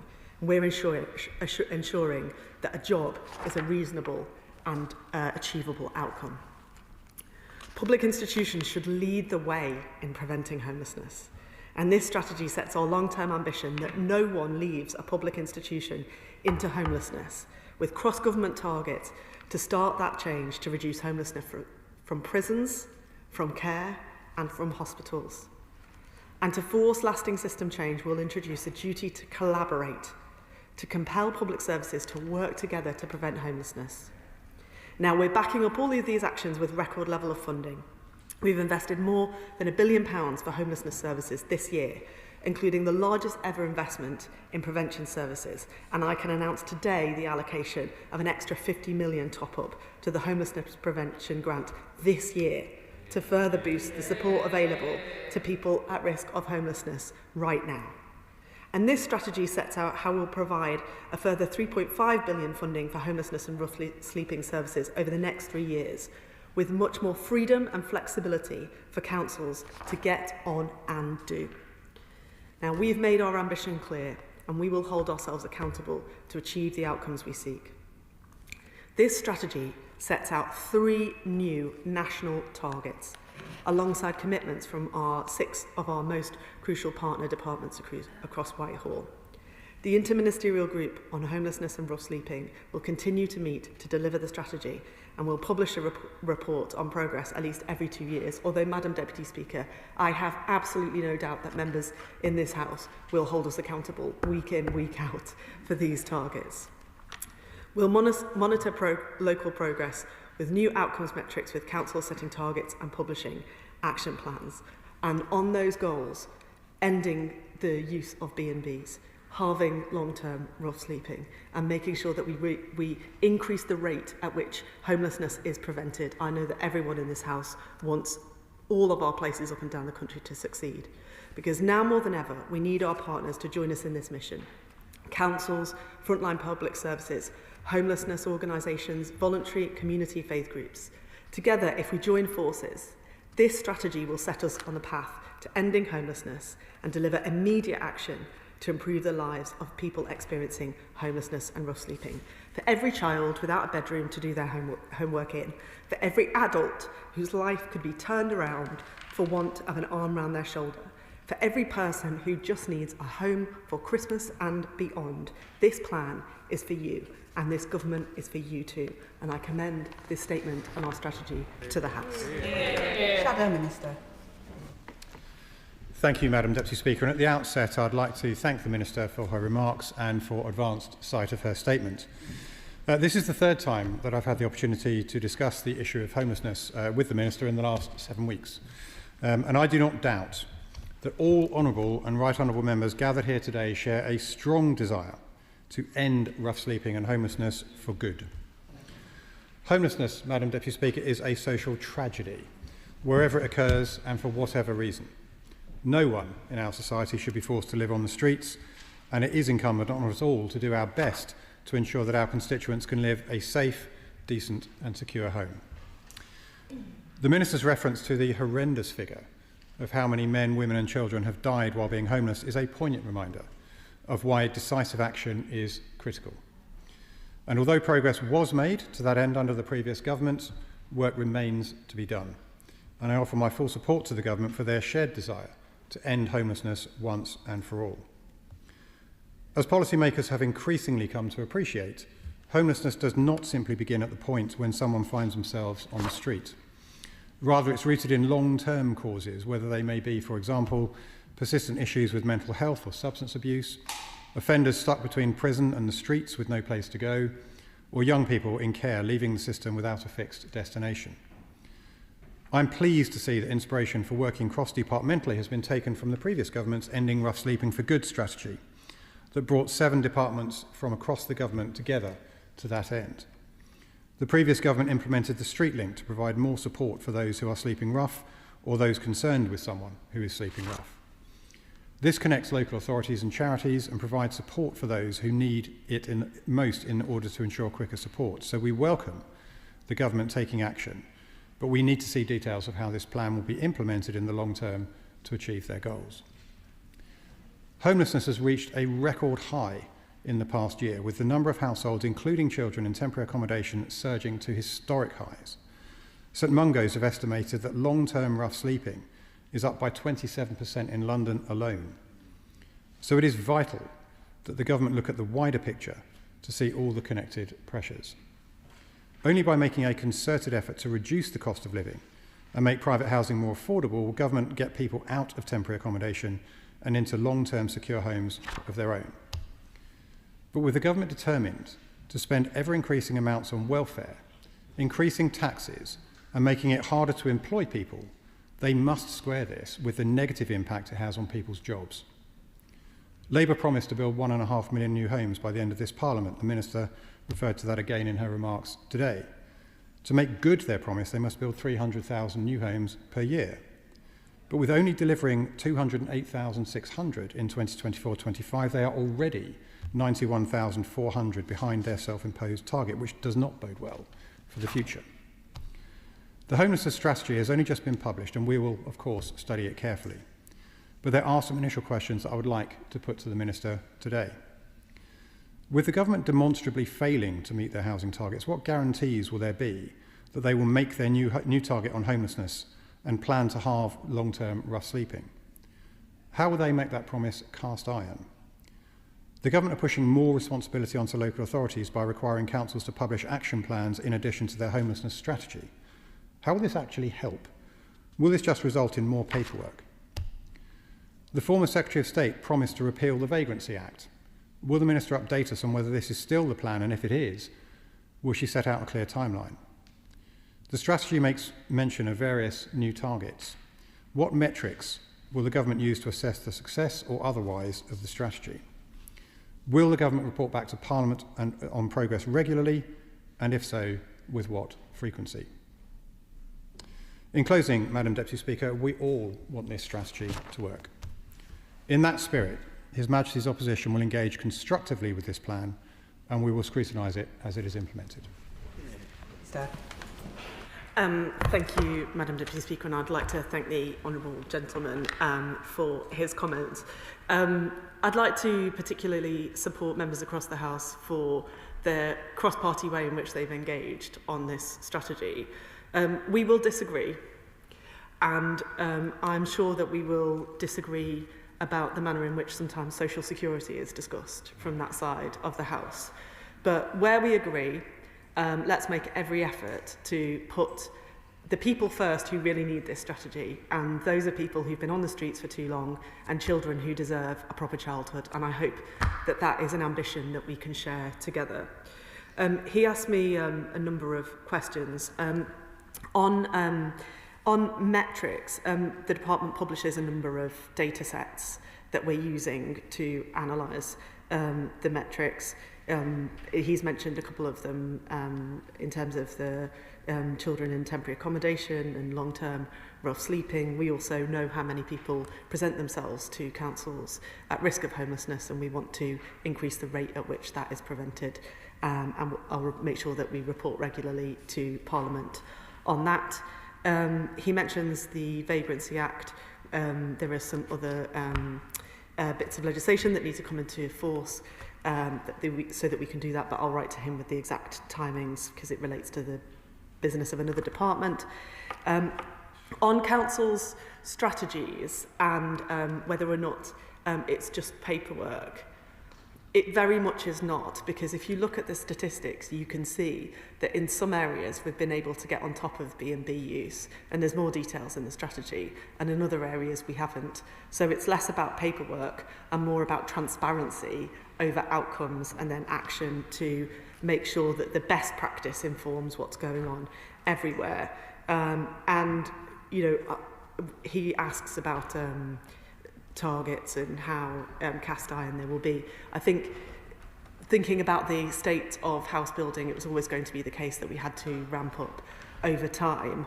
I am personally clear that these are achievable goals in this strategy, and I would welcome his support and the support of the rest of the House in making sure we see it done. Chair of the Select Committee, Florence Ishalami. Thank you, Madam Deputy Speaker, and I thank the Minister for her statement this afternoon, and also paying a tribute to the Honourable Member for Bethnal Green and Stepney and a Right Honourable Member for Ashton and Underline for their work on this. This is an area that they were both committed to when they were both in their previous roles. The Minister is correct in that reversing the tide of homelessness should certainly be a national priority, and it's a priority that will not happen overnight.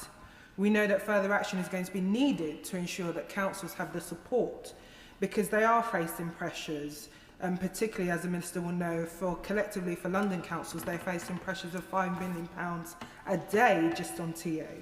And one of the ways which the government can help alleviate and stop people from becoming homeless in the first instance is the issue with their rents. For a number of areas, including the Local Government Association, a number of cross-party support have been asking the government around the local housing allowance rates in terms of looking at that to make sure people can afford to rent locally so they don't find themselves facing that threat of eviction and facing homelessness.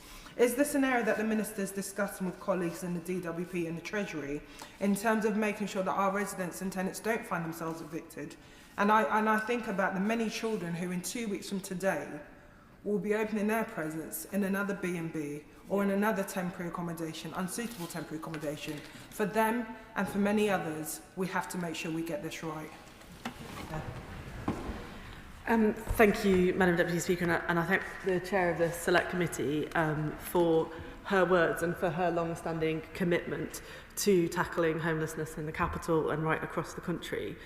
She asked me about council pressures, and she's right to do so, because we are trying to address the inadequacies of council funding across the country.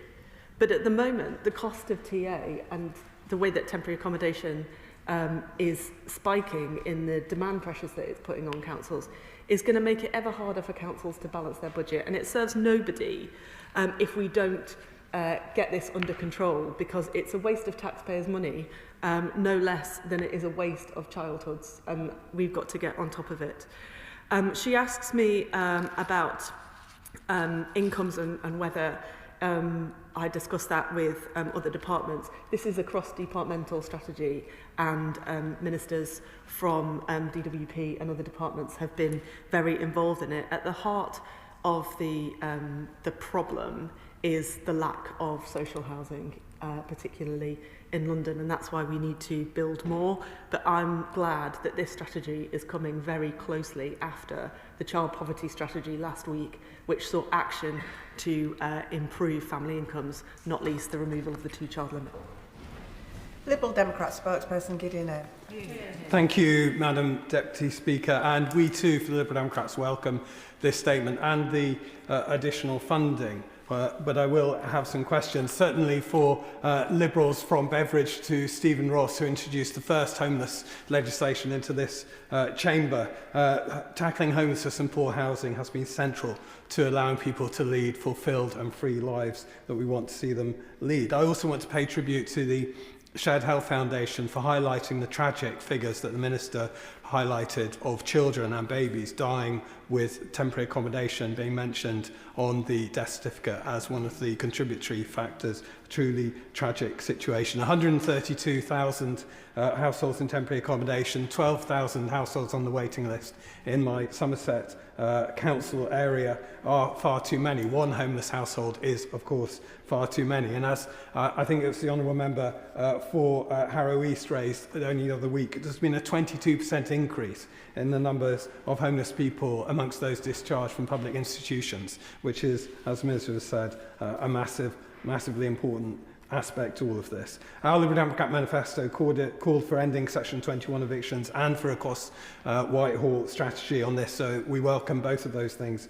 and it's excellent to see that they've happened. But we would want to urge the government to go further, in particular increasing the social housing target from the 18,000 to 150,000 social homes per year, or at least the 90,000 social homes per year that Shelter and the National Housing Federation say is required. But can I ask the Minister, therefore, in welcoming this statement, what is the timeline for completing the repeal of the Vacancy Act provisions? Will the government uprate the local housing allowance to represent 1/3, the bottom third of rents, and index link that housing allowance to those rents? And when will housing benefit be effectively unfreezed by reviewing that local housing allowance? And finally, will the government consider exempting homeless people from the shared accommodation rate, which both reduces the quantity of housing available to them and, of course, impoverishes the quality of housing available to homeless people? Minister. Thanks, Madam Deputy Speaker. And I'd like to thank the Honourable Gentleman for his welcome of the strategy and for him joining the cross-party support for the objectives that we're trying to achieve. I think that's important that we make it clear where we have that agreement amongst parties. I just, in response to his welcome of the work of the Shared Health Foundation, I join him in that. It's very important work that they've done too. On the final question that he asked, there are exemptions to the shared accommodation rate, and I would encourage him to have a look at that part of the strategy. On the local housing allowance, I just mentioned to him the response I gave to my colleague, the chair of the Select Committee, a few moments ago. It is important that family incomes improve. That's why we took the steps that we did in the Child Poverty Strategy. On the Vagrancy Act, I responded to the Shadow Minister opposite, but I'll happily send him in detail the steps that we're taking to bring that about. And he mentions the need to increase social housing. I would commend to him the details published by my colleague, the Housing Minister, on this. I don't think any of us should have a cap on our ambition for building social and affordable homes, and I would encourage all parts of the country to get on with spending the investment that the Chancellor has allocated so that we can put a roof over people's heads. Sean Woodcock. very much, Madam Deputy Speaker. Can I welcome this strategy and pay tribute to the Minister and her predecessors for the work that's gone into it. I'd also like to pay tribute to Banbury Young Homelessness Project in my constituency, who do great work with young people affected by homelessness, and I'd extend an invitation to the Minister to come and visit them at some point. One feature of the current housing crisis, however, is that temporary accommodation is often anything but. The Minister has reiterated the government's ambition to build 1.5 million homes during the course of this Parliament. I'd be grateful, however, if the Minister could just provide some details as to how the government plans to accelerate the delivery of homes, particularly in areas like mine, where infrastructure issues are frequently a barrier to the delivery of much-needed affordable homes. Thank you, Madam Deputy Speaker, and I thank the honourable member and my honourable friend for his question. He knows that I am a fan of Banbury, and I'm hoping to get there before too long, and I would be most grateful to meet the organisations that he mentions. It sounds like they're doing sterling work, and I'm grateful to them for it. He mentions that temporary accommodation is often anything but, and that's true. The distinction that we're trying to draw in the strategy is one of quality, because good quality temporary accommodation cannot often help a family get back on the road to stability, but we see some really poor quality temporary accommodation. But in order to give people that, that long-term home that they can set down roots in, members will know that our planning bill has been proceeding through Parliament so that we can speed up the delivery of all housing, including the social housing we so desperately need. Sir Edward Lee. I welcome this statement, and of course we need a massive house building programme, and I suspect the government's going to have to strip away many more delays and controls if they're going to have any chance of meeting their own target. But does the Minister understand that there's a real lack of confidence in all this, because people see our own people on the streets not having proper housing, but they see people who enter the country illegally, migrants, just being held for months in comfortable hotels in idleness, and that if the government was to be really robust and arrest, detain and deport these people, not only could we concentrate more resources on those genuinely in need, and we could also actually save lives at sea. Thank you, Madam Deputy Speaker, and I thank the Father of the House for his question.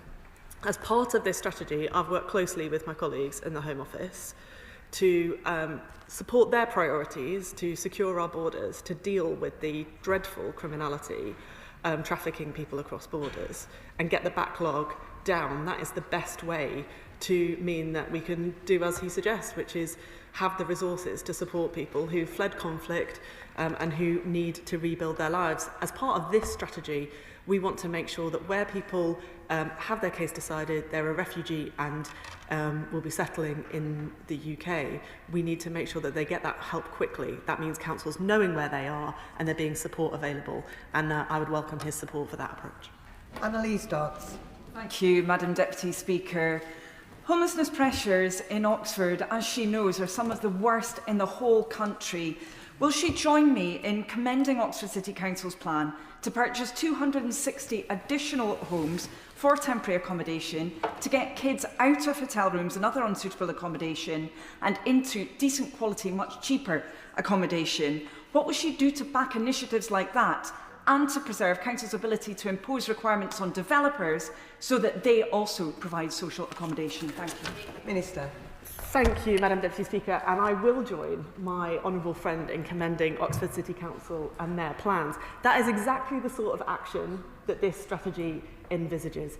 Get kids out of totally unsuitable B&B accommodation and help councils have the resources to acquire much better accommodation that then can stabilise family life. In order to back councils to do that, we've got the 950 million local authority housing fund that I mentioned earlier, and I want to see local authorities charging forward to tackle this problem. Oxford are not the only ones who are getting it right. There are others across the country, but I would encourage everybody to look at the approach that they are taking. Rebecca Smith. Deputy Speaker. The excellent team at Plymouth City Council worked tirelessly to tackle homelessness, but pressures on the private rented sector in the city increased because of the Renters' Rights Bill, has hindered the supply of permanent move-on accommodation. And we know it doesn't all need to be social housing, we need those private rented homes as well. It accounts for sustained numbers of Plymouth households in temporary accommodation at around 440 a month, half in B&Bs, of which 40 are families. Now, whilst I recognise some support for councils to buy properties and aims for new home completions, the reality is that won't be enough. So how long will households in Plymouth have to wait for a home if they're currently in temporary accommodation? And is Plymouth one of the 20 local authorities being supported to eliminate B&B use for families as part of the child poverty strategy? Minister. Thank you, Madam Deputy Speaker, and I'll have more to say about funding for local authorities specifically in the coming days. As she will know, we're expecting to hit the provisional statement for local authorities. She mentions the renters' rights. We know that Section 21 evictions are a significant cause of homelessness, and that's right. That's why it's right that we've brought those to an end through the Renters' Rights Act. Of course, we all want to see good quality private rented accommodation too. Any place needs a mix of housing so that people can have choice and a good community around them. Sarah Russell. Thank you, Madam Deputy Speaker. And I want to thank my right honourable friend for bringing forward this strategy, which is very welcome and I know she is very personally committed to. There is a long-term ambition in the strategy to reduce the number of days of school missed by children in temporary accommodation. Is there a specific target around that? And in terms of building on the data transparency that we have around children from more deprived backgrounds, how does she envisage in more detail that this will be achieved? And in particular, is there an ambition, apart from just school days lost, to have a wider tracking of outcomes for these children, and particularly how many times they may return to temporary accommodation in the course of their childhood? Minister. Thank you, Madam Deputy Speaker, and I'd like to thank my friend for her question. It's a really important one, and she'll know that the Department for Education is introducing the unique identifier, which is at the core of the data we need to track this properly. When she asked me about ambitions for days lost, in an ideal world, 0. But what we need to do is to get that work underway with the DFE and plot a course through the action plan over the weeks and months to come to get it reduced significantly. Sarah Dyke. Deputy Speaker, Glastonbury has the highest density of van dwellers in the UK, with around 300 people living in caravans. While some do choose this as a way of life, many are vulnerable or simply cannot afford to pay rent. They deserve a proper roof over their heads, because many of the caravans that they live in are simply not fit for accommodation. So what considerations has the Minister made in this strategy to support those being exploited by unscrupulous van lords in this unregulated market? And will she meet with me to discuss this ongoing crisis? Thank you, Madam Deputy Speaker, and I'd like to thank the Honourable Lady for her input into the strategy on behalf of her constituents, and of course we'll be happy to arrange a meeting. Danny Beales. Thank you, Madam Deputy Speaker, and thank you to the Minister for announcing a bold, radical and ambitious plan to end homelessness today, and much needed after the appalling record of the last 14 years. In particular, I'd like to draw attention to the target to eliminate the use of B&Bs for families. Having grown up myself in temporary accommodation and spent time in bed and breakfast, this is long overdue, so thank you.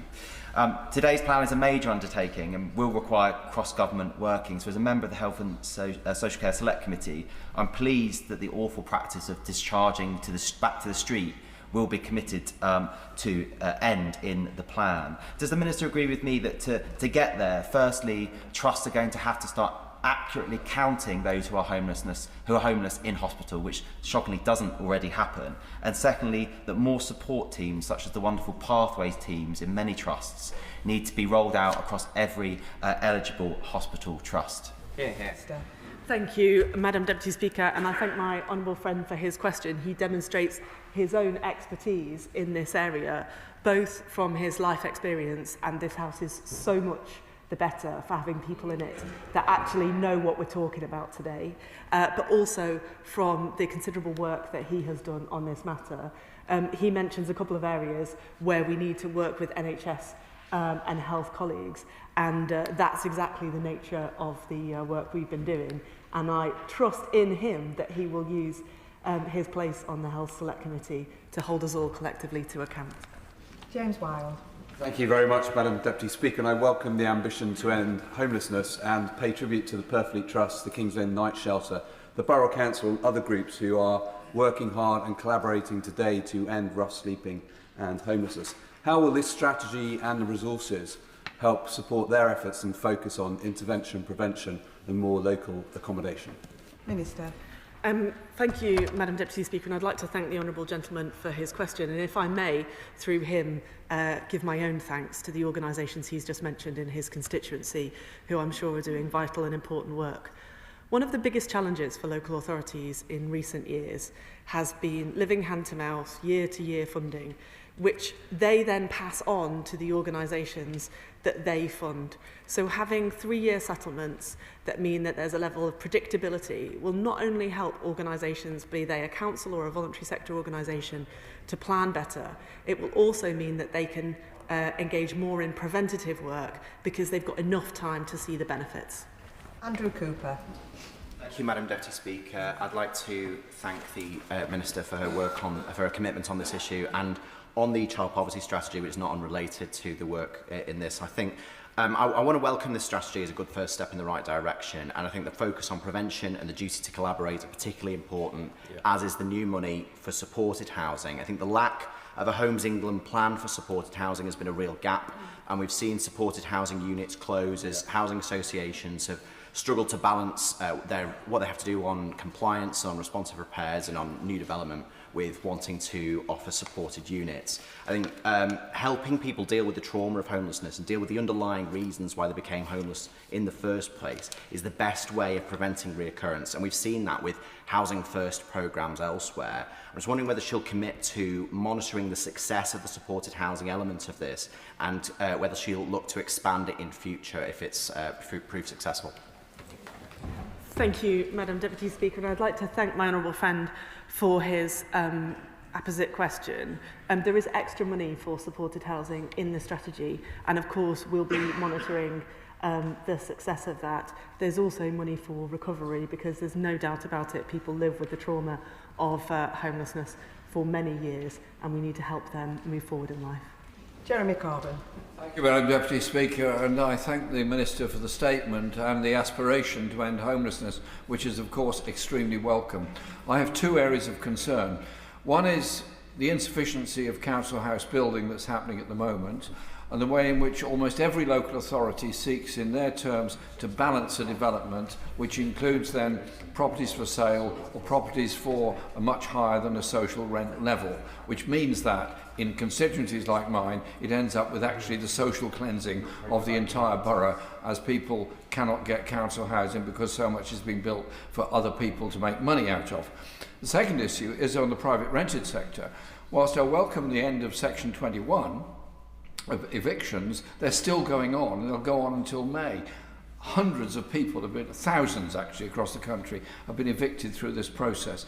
Can she not do something to bring forward the implementation of abolition of Section 21 and look at the real issue, which is of rent control within the private rented sector, because we're subsidising it through taxpayers' money? Minister. Thank you, Madam Deputy Speaker. I think I've responded a number of times on our ambitions on social housing and mixed communities. With regards to Section 21, the Honourable Member will have noted that we are investing more in this year to help councils respond to the crisis that we're facing now, as well as having long-term objectives. Chris Hinchliffe. Thank you, Madam Deputy Speaker, and I want to welcome the Minister's work on this really important subject. Just after we came into office, Ministers committed from the dispatch box to a revolution in council house building. I have welcomed and noted the statements the Minister's made around social housing today, but she will be aware there are growing concerns around an increasing corporate ethos in housing associations. Many of them have a mixed record at best, and I've heard directly from constituents about the stark contrast in security of tenure in between when they were living in a council house home and now when it's owned by a housing association. So given that Shelter are estimating nearly 400,000 people are currently homeless across the country, can the Minister set out what the government will be doing to deliver that council housing revolution in constituencies like mine? Minister. Thank you, Madam Deputy Speaker, and I thank my honourable friend for his question. I think housing associations will have heard the comments that he has made today, and I'm sure that all of them aspire to treat their residents with the utmost of respect and care, but they will have heard what he has said and will want to make sure that they fulfil that ambition. Bob Blackman. Thank you, Madam Deputy Speaker. I would remind the House that under the Homelessness Reduction Act, which was passed and implemented in 2018, 1.7 million people in this country have prevented from becoming homeless in the first place. There is also a duty to refer, both on the health service, the prison service, the armed forces, and every statutory body. If they come across people that are threatened with being homeless, they must refer them on. So the Minister now is talking about a duty to cooperate and to assist, but what we must make sure, if she needs to revisit that duty to refer and put the onus on a cooperation between the two parties, that is fine. Equally, of course, she can and could implement the Supported Housing Act that I piloted through this place immediately, so that the supported housing that's provided is taken away from these rogue landlords that exploit vulnerable people. And I look forward to that being implemented equally. On the limited time I've had to read this report, there doesn't seem to be a mention of the rollout of Housing First. We know that this works. It puts a roof over people's head, and then we can build the network of support they need to actually implement getting them back on their feet. And finally, if she needs legislative change, my housing prevention bill received an unopposed second reading in this place, but awaits government approval and also awaits a committee stage and potential funding. So if she needs a legislative process, it's there ready to go. Thank you, Madam Deputy Speaker. Can I thank the honourable gentleman for his question? And actually, can I just thank him for his work over so many years on this issue? He mentions a number of legislative vehicles, some of which have already made a change and some of which could make a change. And I will work with him to do what we need. On the supported accommodation bill, he will have noticed in the budget that the Chief Secretary to the Treasury is leading some work on value for money in that sector. And I'll write him further with some details on that. On the duty to collaborate, I am sorry to say that I think that we are all aware as constituency MPs of terrible cases where homelessness could have absolutely clearly been prevented at a number of turns and wasn't. So I think two things are necessary. I do think we need to introduce a duty to collaborate and we'll work across the House to do that. But also we need transparency about results. And we know how many people present themselves to councils with a risk of homelessness. And this strategy sets out an objective to increase the number of cases where homelessness is prevented. So let's have transparency, let's have clarity about where it's happening and where it's not, and let's make sure that councils have the tools in the box to do the job. Lee Pitcher. Thank you, Madam Deputy Speaker. This is deeply, deeply personal to me because I was one of those children 34 years ago, sat on a double mattress in a room, doing my GCSE revision, my coursework, and then having to sleep next to my mum and sister in a room while all that was going on.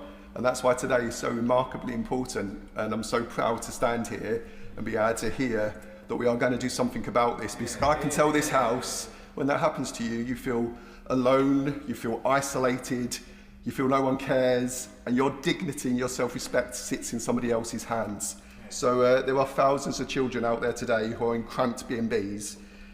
I'm so glad that the Labour Party is going to end, the Labour government is going to end that unlawful practice and protect those families from being placed in those unsafe, unsuitable conditions. Hear, hear. So massively important for me is my patience. It runs out all the time on this. What is the timeline like to stop that happening to those children in B&Bs? Thank you, Madam Deputy Speaker, and I thank my honourable friend for his contribution. I think children who are stuck in inappropriate B&Bs should know that they've got a champion in this House. They should know that there's someone who's been there too, and that they should know that they're not alone. And can I say the timeline for getting kids out of B&Bs is that we will end the use of B&B accommodation by the end of the Parliament in all but the most extreme cases, an absolute emergency. But, you know, it's already the law that children are not supposed to be in B&Bs for more than 6 weeks. It's been the law for 20 years. So what on earth is going on in this country when there are 2,000 children in such a situation? So I would say to him, let's work together, let's do something about it, and let's bring those numbers down very quickly. David Williams. Thank you, Madam Deputy Speaker. Before entering this place, I spent nearly 2 decades working for the YMCA. And I have to say respectfully to the members opposite, the honourable members opposite, that their cuts had consequences. It's quite clear, as year after year that money was being taken away, it's no wonder that rough sleeping doubled, more than doubled actually, since 2010.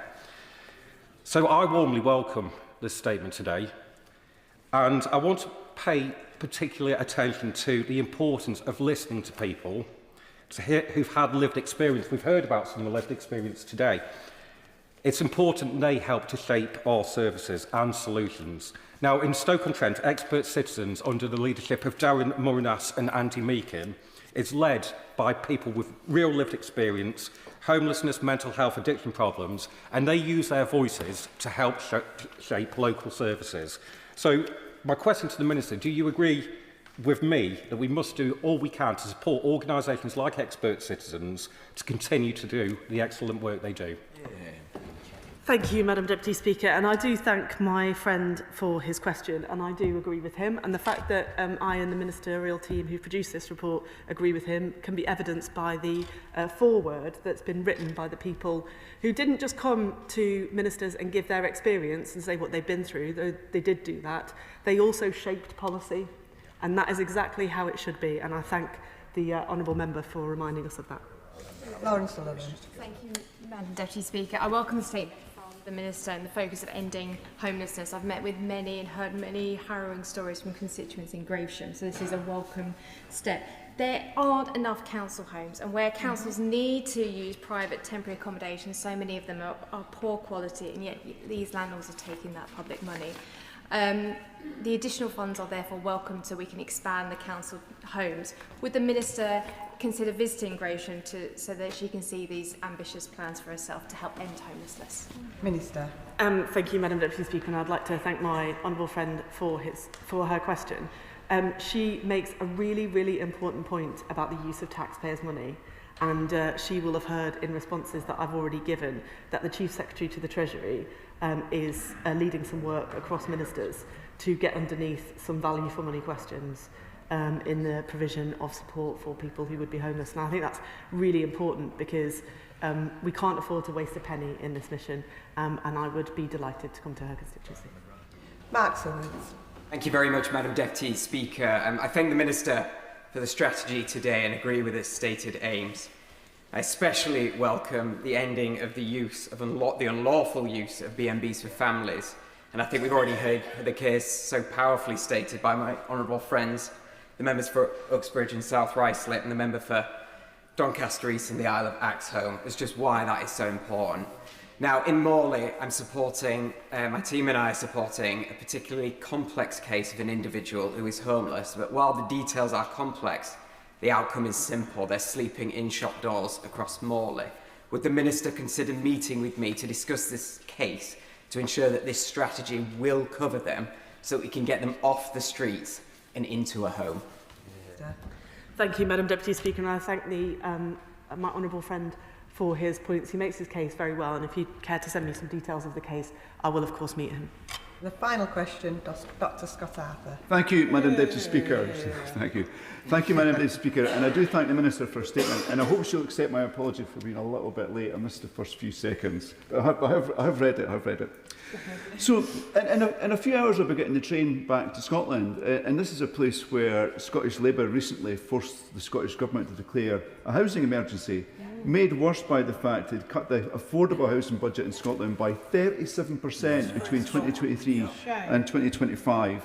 Hundreds of households are in hostels and B&Bs in Edinburgh, and we're now in a crazy situation where the council is going to use tourist tax income to build houses to move homeless people out of B&Bs and put them in those houses so that tourists can actually get into B&Bs where they should be. It's absolutely incredible. So I'm sure my constituents will be listening to your statement with envy, and also be thinking about how that money could be spent in Scotland if the government there had the same kind of ambition. So I do thank her for the statement. But she will know when it comes to homelessness, one of the categories of people that people are most concerned about is veterans. And you did talk about public services and public institutions. And I know the MOD is doing great work to prevent veterans from becoming homeless and supporting them when they are. But is your strategy connecting with what the MOD is doing? I mean, it's... It's the minister's strategy, sorry. I'd like to thank Madam Deputy Speaker, my honourable friend, for his question. He's right, of course. The great city of Edinburgh deserves a lot better in so many ways, and I support all that he has said, and I long for the day when we can have a pan-UK, including Scottish Labour strategy to end homelessness where we work together, which we will do. I would just say to him on veterans, it will be important to us all to know that people who've served our country are supported in every aspect of their life afterwards. And it is an absolute disaster if a former member of the armed forces experiences homelessness. That's why the MOD have played a full part in the creation of this strategy. I've spoken to the Minister for Veterans directly about it, and through her OpValor work and other things, we're making sure that we've got the care and support for veterans that is needed, because they deserve the absolute best. And that concludes the statement. I'll just give the front benches a few moments to cross over.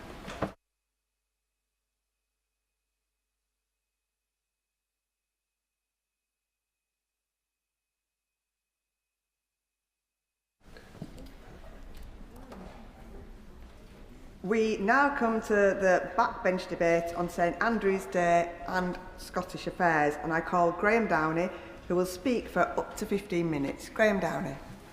Thank you very much, Madam Deputy Speaker, and can I begin by thanking the Backbench Business Committee for the opportunity to mark St Andrew's Day today and to discuss Scottish affairs. Madam Deputy Speaker, as a Fife MP, I will of course begin by noting that we have the town of St Andrews at the opposite end from my own part of the kingdom, and it's always a pleasure to see the member for North East Fife in her place. Obviously not as important or as beautiful as anywhere in Dunfermline and Donner, but a place long associated with Scotland's patron saint, and of course famous for being the home of golf. Madam Deputy Speaker, across Scotland we celebrate not only our connection to St Andrew, but the thread that runs through our national story. A generous spirit, a quiet strength, and a belief that community, work and learning can change lives. As the member for Dunfermline and Dollar, I see those qualities every day in the people and in the places that have shaped our history and will build our future. And today I want to talk in three parts: Scotland as it was, Scotland as it is, and Scotland as it could be. In doing so, I will speak to the opportunities that different generations have experienced, to the prospects that Scotland now must champion, to the importance of our infrastructure, and to the lessons we can take from St Andrew's life itself. I will also celebrate organisations... Sorry, I'm happy to wait on all. Thank you very much. I thank the honourable member for giving way, especially so early in his speech. But he talks about Scotland as we were. Does he share my concern that too often our history has been oversimplified, over-romanticised, and focused on William Wallace, Robert Bruce, and this entanglement with England, and hasn't looked at Scotland's contribution not only to British history, but to world history and our achievements in the engineering field, for example? Can I thank the honourable member for her intervention, and indeed for sponsoring this application to the Backbench Business Committee. She has anticipated one of the points that I will be making later on, and I should say my speech doesn't mention either of the key figures in Scottish history that she mentions, but does, however, mention many others. And in this speech I will embody some of those other names that particularly associate with my part of the world, like King Malcolm, St Margaret and Mary Queen of Scots, through to Andrew Carnegie and beyond. And while I do not intend to start a civil war this afternoon, I will perhaps not dwell on the most famous person to be born in Dunfermline, a certain Charles I, a name I understand very well known in these parts, of course. When we talk about Scotland as it was, we should be proud of our history, but we should also acknowledge the difficulties and the errors that have led to our present. celebrating Scots abroad in every corner of the world, in every airport you land, every bar. But we must also remember Scotland's past. The past you see when you look up in cities like Glasgow and across the country and the remnants of the slave trade that Scotland also profited from. And when we talk about the British Empire and its legacy, both positively and negatively, as we rightly should, Scotland must be part of all sides of that conversation as well. We must weigh the legacy that older generations built, the conditions they enjoyed and the sacrifices they made against the obligations we owe to younger people today. Madam Deputy Speaker, in my own constituency, Dunfermline is a place where the past walks with us. Simultaneously, Scotland's newest and oldest city, beneath our streets lies St Margaret's Cave, a place of reflection linked to a queen whose charitable deeds still resonate.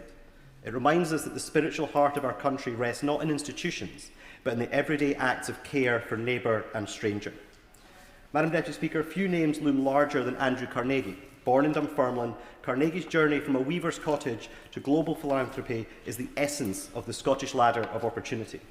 Education, enterprise and duty to community. Carnegie understood that libraries, learning and practical skills were not luxuries. They were the engines of mobility and civic confidence. The more a society invests in open knowledge, the more its people can change their lives.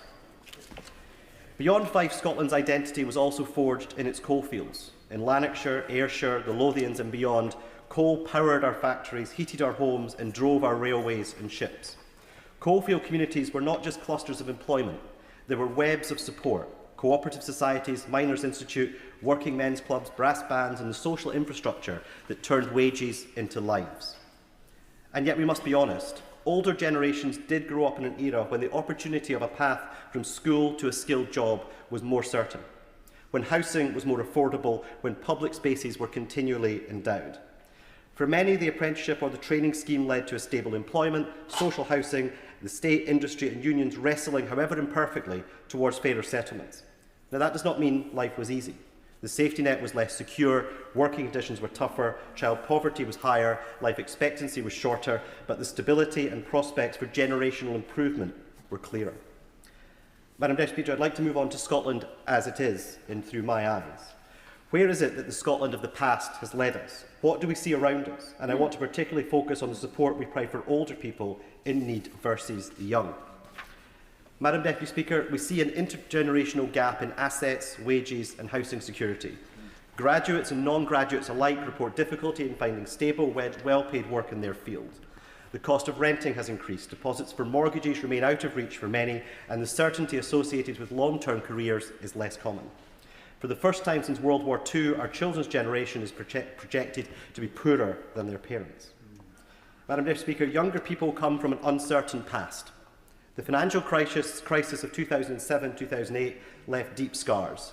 Brexit, a decision that has reduced young people's opportunity through a decision made for them by older people.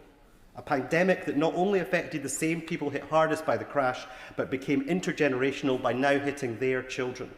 A pandemic where we asked young people to sacrifice their tomorrow to protect their elders today. Madam Deputy Speaker, St Andrew spoke of the importance of service to others, respect and compassion. What better example can you find of those values than our nation's young people today?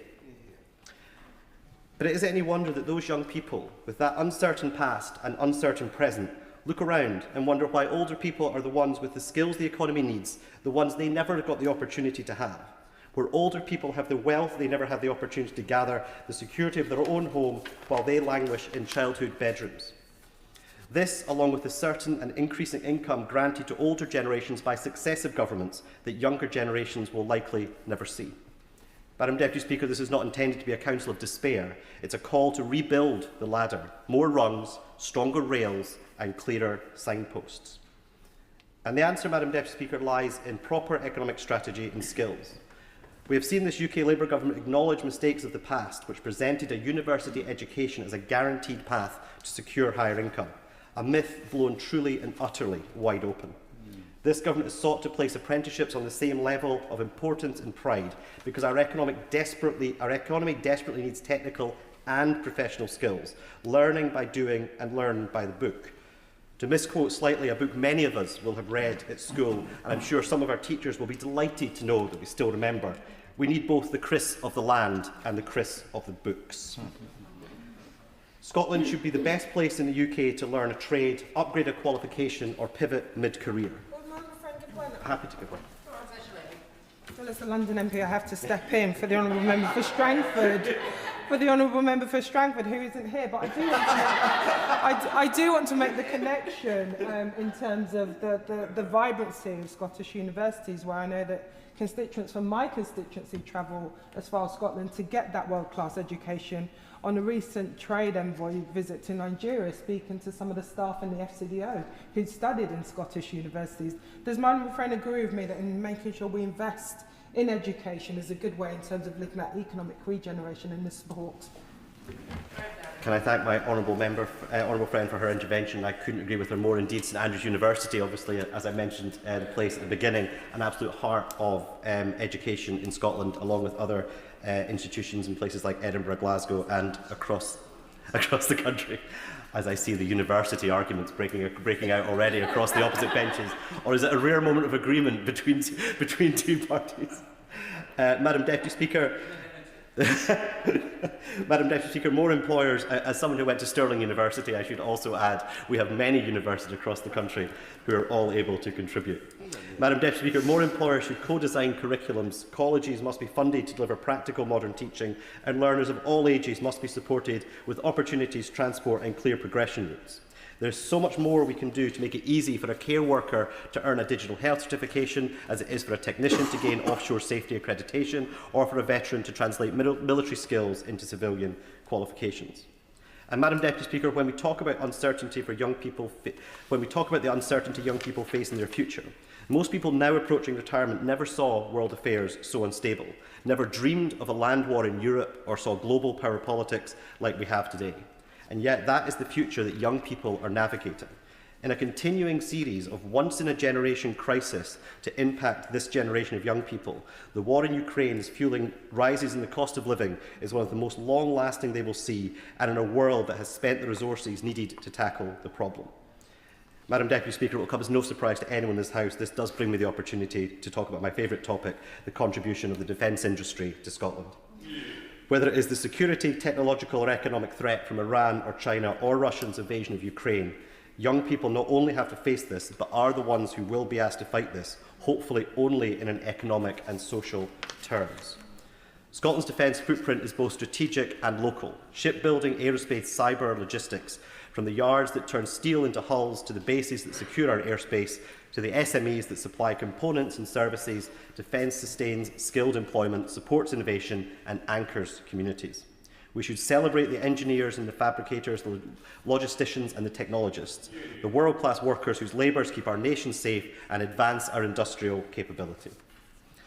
Madam Deputy Speaker, in energy, Scotland stands at the crossroads of legacy and leadership. The North Sea still matters for investment, jobs, tax revenues and world-class expertise. At the same time, renewables are no longer a promise, they're a present reality. Offshore wind, onshore wind, tidal, hydro, solar and emerging hydrogen technologies. Madam Deputy Speaker, the lesson of the first energy era is plain.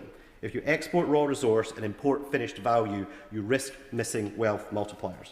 In the second energy era, Scotland must build, service, innovate and train our workforce for the new jobs, good quality, well-paid jobs that will follow.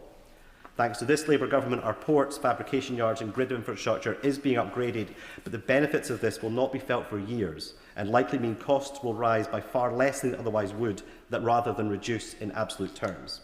Madam Deputy Speaker, like in the financial crisis, we are asking young people to thank us for avoiding a not experienced counterfactual rather than seeing or feeling some real improvements. Madam Deputy Speaker, despite the challenges, I believe Scotland stands on a solid foundation. We are outward-looking, we are innovative and we are compassionate. But to be future-focused, the promise of real practical opportunity must be renewed for everyone. The nurse in Dunfermline, the apprentice in Dollar, the graduate in High Valleyfield, the veteran retraining in Rosyth, the parent seeking a second chance at college, or the care leaver negotiating their first tenancy. If St Andrews teaches us anything, it is that influence need not be loud to be profound. Tradition tells us he was a bridge builder, a bringer of people to a higher calling, and a man whose life spoke of hospitality, humility and service. In a divided age, Scotland could choose to lead by those virtues, welcoming, learning, working and serving, but not as slogans, but as social habits. While Scotland talks greatly about these virtues, we should remember we have the same challenges in making them real as other parts of the United Kingdom and indeed around the world. We are not alone, nor are we exceptional. The rules apply to us as much as they do to others. Madam Deputy Speaker, we must build a settlement where older generations can contribute their wisdom, mentor apprentices and access retraining at all points without stigma, and where younger generations find and build dignity through quality careers that help them secure housing, develop skills and enter careers with stability and progression, where they have the opportunity to hand on a world in a better state than it was given to them to build their lives. Madam Deputy Speaker, we can design skills pathways that reflect our national character, practical, rigorous and humane. Imagine an ecosystem where Carnegie's legacy of free libraries becomes digital learning commons, where college workshops connected to local firms, where defence apprentices rotate into civilian advanced manufacturing, and where energy sector traineeships are co-delivered by colleges, employers and unions. Credentials should be stackable and portable so that a 19-year-old turbine technician can later specialise in grid management, hydrogen systems or any other sector without needing to start from scratch. Madam Deputy Speaker, in closing, in celebrating St Andrew's Day, we should always embrace our civic and cultural soul. But I may take you back to St Margaret's Cave in Dunfermline, where Queen Margaret came to pray over 900 years ago, and whose Saints' Day is on the 16th of November, just 2 weeks before St Andrews. It is a reminder that reflection and service are not opposites. Carnegie's legacy tells us that public learning multiplies across generations. Our local institutions, schools, colleges, voluntary groups prove that community is built by hands, hearts and habits. If we want Scotland as it could be, we must sustain the places where Scotland is. The library, the workshop, the youth organisation, the working man's club, the community centre, the church hall, the cafe, the sporting venue, and yes, the pub, the bookies, the chippy and the bingo. The quiet networks of trust are the strongest parts of our infrastructure. Madam Deputy Speaker, what we must build is a society which is fairer, has more opportunity, more dignity, more security for every young person starting out and every older person seeking to contribute anew. Scotland as it was gave us our foundations. Scotland as it demands our fidelity. And Scotland as it could be awaits our work. Thank you. The question is as on the order paper. David Mundell. Madam Deputy Speaker, and I congratulate the Honourable Member for Dunfermline and Dollar on securing this debate and for the opportunity it gives us to consider some of the important issues currently facing Scotland. As a member of the Scottish Parliament in 1999, I was very disappointed not to have the opportunity to take part in the previous debate reflecting on 25 years of devolution, because I wanted to pay tribute in particular to 3 colleagues that we had lost over the summer. Firstly, Sir George Reid, who was the second presiding officer, and although an SNP member, Sir George always put the Parliament ahead of politics. Indeed, I voted for him in the 1999 election for the presiding officer against party advice, which was to support Lord Steele. I've never regretted that decision. I also wanted to pay tribute to my own colleague, Jamie McGrigor, who was one of the great characters of the Scottish Parliament, and many a night spent after parliamentary proceedings, Madam Deputy Speaker, with his guitar and several drinks consumed. And then finally, I want to pay tribute to my own constituent, the late Ian Jenkins, who was the first member for Teaddale, Ettrick and Lauderdale, a Liberal Democrat member of the Parliament, and a very well-respected figure who, even when he left the Scottish Parliament, played an enormous part in the community across the borders and is greatly missed by all who knew him. It won't, well, it may surprise members, but for my constituents, this is not the single most important debate taking place at this moment that will affect my constituents, because at this very moment, SNP-led Dumfries and Galloway Council are proposing that £68 million be invested in a flood prevention scheme in Dumfries. Only a relatively few months ago, that scheme was to cost £25 million. This scheme has ballooned for no proper explanation to a figure of 68 million. And in my view, there's maybe a few moments left still to influence councillors, if I have any influence at all with them, to reject that proposal, which in my view would be a criminal waste of money for a council that is closing rural schools and struggling to provide basic services such as maintaining our roads. So I hope my plea makes it across the ether to Dumfries. I will. So I do thank him for giving way, and this is a real question. In my previous life as an academic, I did get a little bit involved in that project, but it was many years ago, so I'm really surprised that it's not yet been delivered in some shape or form. I'm sure the local authority is working hard on it, but surely if the work had taken place much sooner, it would have been much more cost effective and perhaps delivered benefits to people well before now. I'm sure we don't want to go down the blind alley of a long discussion about this flood prevention scheme, but it was the subject of a public inquiry, because one of the most important parts of this issue is that it does not command public support. And that, in my view, is the reason that there have been numerous delays and that it has not been progressed. And today is the opportunity to end all the uncertainty and to say, no, this project is not going ahead. But of course, in our democracy, it will be for councillors to decide, and we will, of course, respect their decision, Madam Deputy Speaker. All of us representing constituencies in Scotland know only too well the story of the past 2 decades of SNP government. Has been one of stagnation, mismanagement, and in many cases outright failure when it comes to the stewardship of our public services. Education standards in Scotland's schools are on the slide. We have fewer police on the streets, and those streets and roads are in a poor state of repair as vital transport infrastructure does not receive the investment it needs.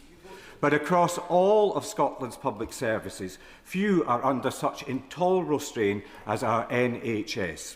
Just a few weeks ago, the SNP's Cabinet Secretary for Health was boasting of cutting NHS waiting times while ignoring the fact that there are now 86,000 cases of patients who have been stuck for more than a year on waiting lists.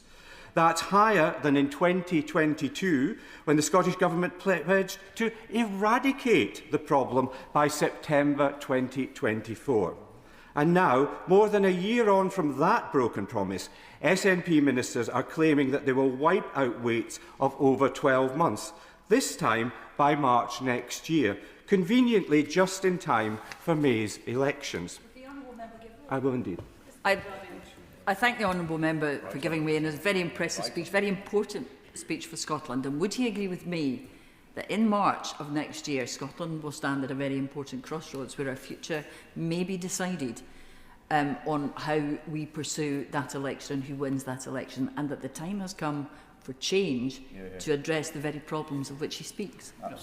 The honourable lady will be pleased to hear that change in Scotland is the theme of my speech, because, like her, I agree we desperately need it. Now, in relation to SNP promises, we've heard it all before. Year in, year out, the SNP boasts about bringing down waiting times, which ring hollow in the ears of patients whose own experience is of being left to languish on those very same lists. And it's not just on waiting times that the Nationalists have let Scotland's patients down. Emergency departments, the service people turn to in their most desperate hours, are overwhelmed. A year ago, more than 76,000 people waited over 12 hours in A&E before getting treatment. That's compared to just 784 in 2011. Indeed. Very grateful to the right honourable member. I'm struggling a little bit, though, to reconcile his rhetoric with the facts. The facts in Scotland being that waiting lists have been falling in Scotland for 5 months in a row up until now. And he moved then on to emergency healthcare, and where Scotland's core A&E functions outperformed England's and Wales consistently year after year. How does he reconcile that dichotomy?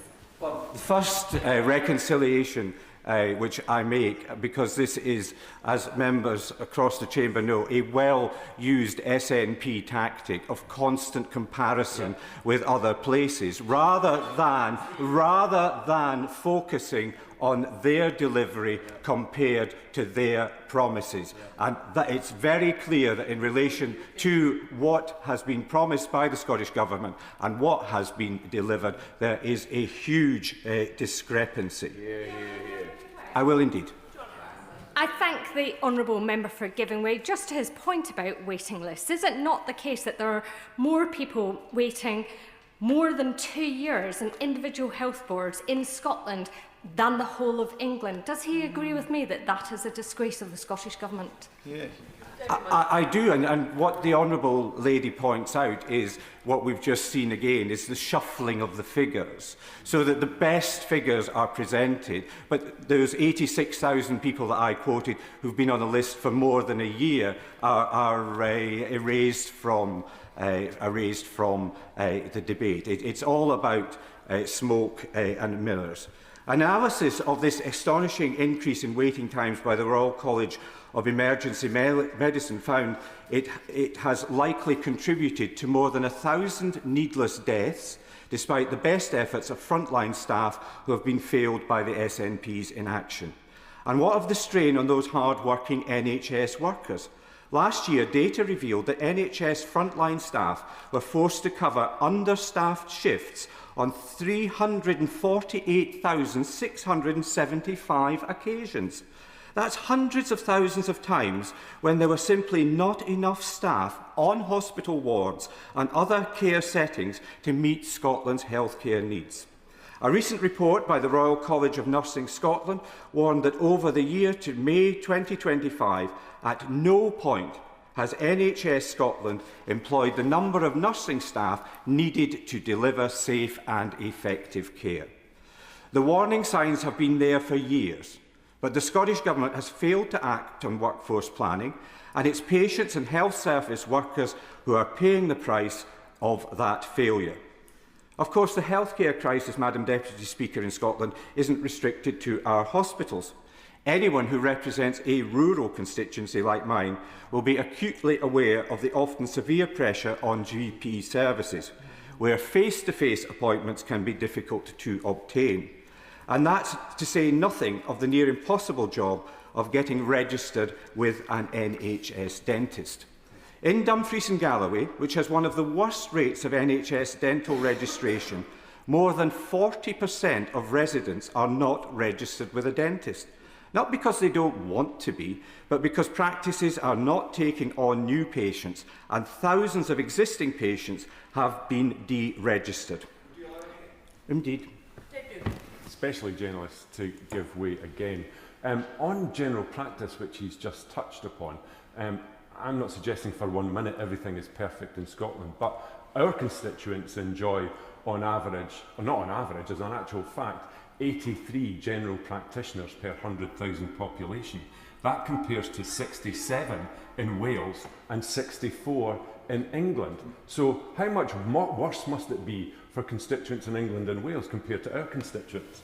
Well, I'm afraid, Madam Deputy Speaker, we're back to the old record. We've heard that record we've heard it so many times. It doesn't wear thin. It must be digital now so that it can be reproduced in just the same words as I've heard for the last 20 odd years. It's not what the experience of my constituents in Dumfries and Galloway is in relation to getting a dentist. They hold the Scottish Government accountable for whether or not they have a dentist and the promises that the Scottish Government have made in that regard.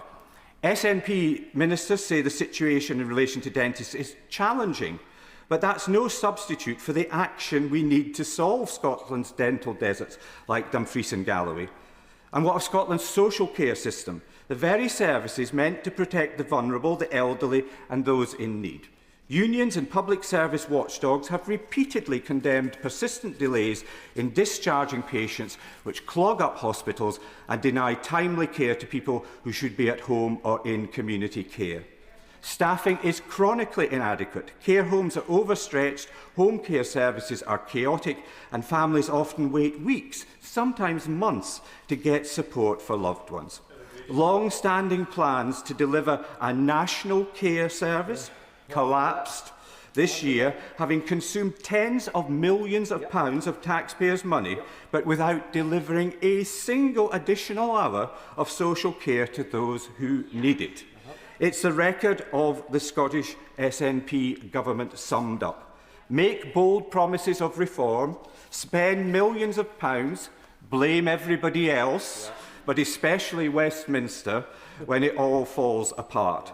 For years, the SNP has made those bold promises. Promises of better healthcare, stronger social care, more GPs, more nurses, fewer waiting lists, an improved social care framework, but the facts speak for themselves. GP and dentist numbers remain too low, and constituents like mine struggle to get appointments. Too many newly qualified young medical professionals leave Scotland even as vacancies are unfilled. More than £2 billion spent on agency and bank nurses and midwives over the past 5 years because of a lack of proper workforce planning. 1 in 9 of Scotland's population, Madam Deputy Speaker, is currently on an NHS waiting list in Scotland. And despite the hard work of NHS staff working in the most challenging of circumstances, public satisfaction with the NHS in Scotland has plummeted to the lowest level since devolution.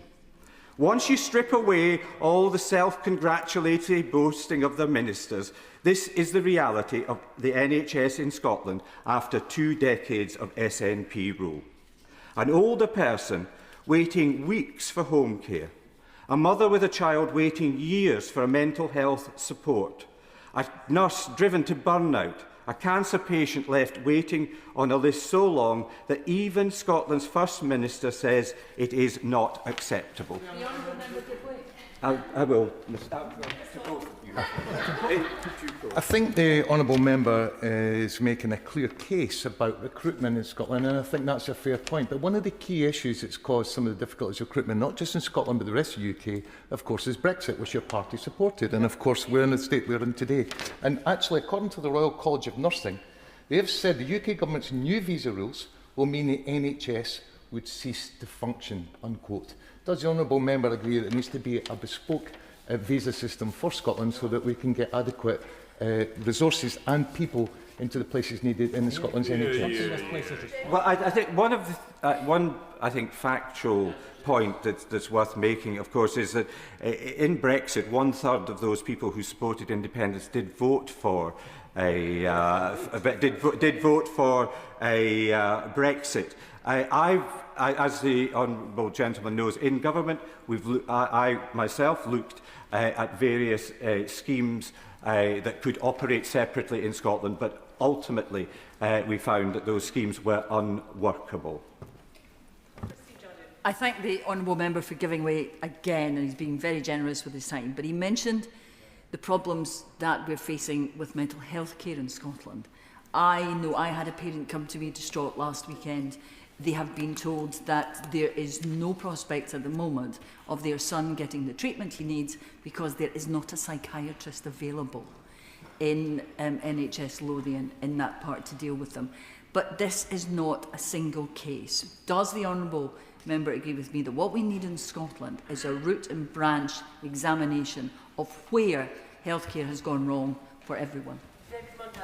I do agree with the honourable lady, but it also needs a fundamental acknowledgement that there has not been the workforce planning that was required and is the responsibility of the Scottish Government, not people in England, not people in Wales or somewhere else. These responsibilities lie with the Scottish Government, and they should be held accountable for the way in which they've exercised them. So, given the list of deficiencies that I have set out, Madam Deputy Speaker, in relation to the Scottish Government on a whole range of issues, but most particularly the NHS, let's demand better on behalf of all of Scotland from Scotland's government. Chair of the Scottish Affairs Committee, Patricia Ferguson. Thank you, Madam Deputy Deputy Speaker. When we talk of Scotland, I'm afraid my mind does sometimes wander to that other place at Holyrood. But it's a pleasure to speak in this debate about St Andrew's Day and Scottish Affairs, and I congratulate my friend, the member for Dunfermline and Dollar, for securing this debate, but also for an excellent opening speech.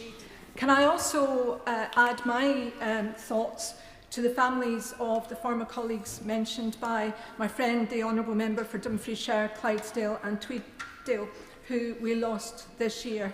They were, without exception, good parliamentarians, good people and good friends. They will be missed.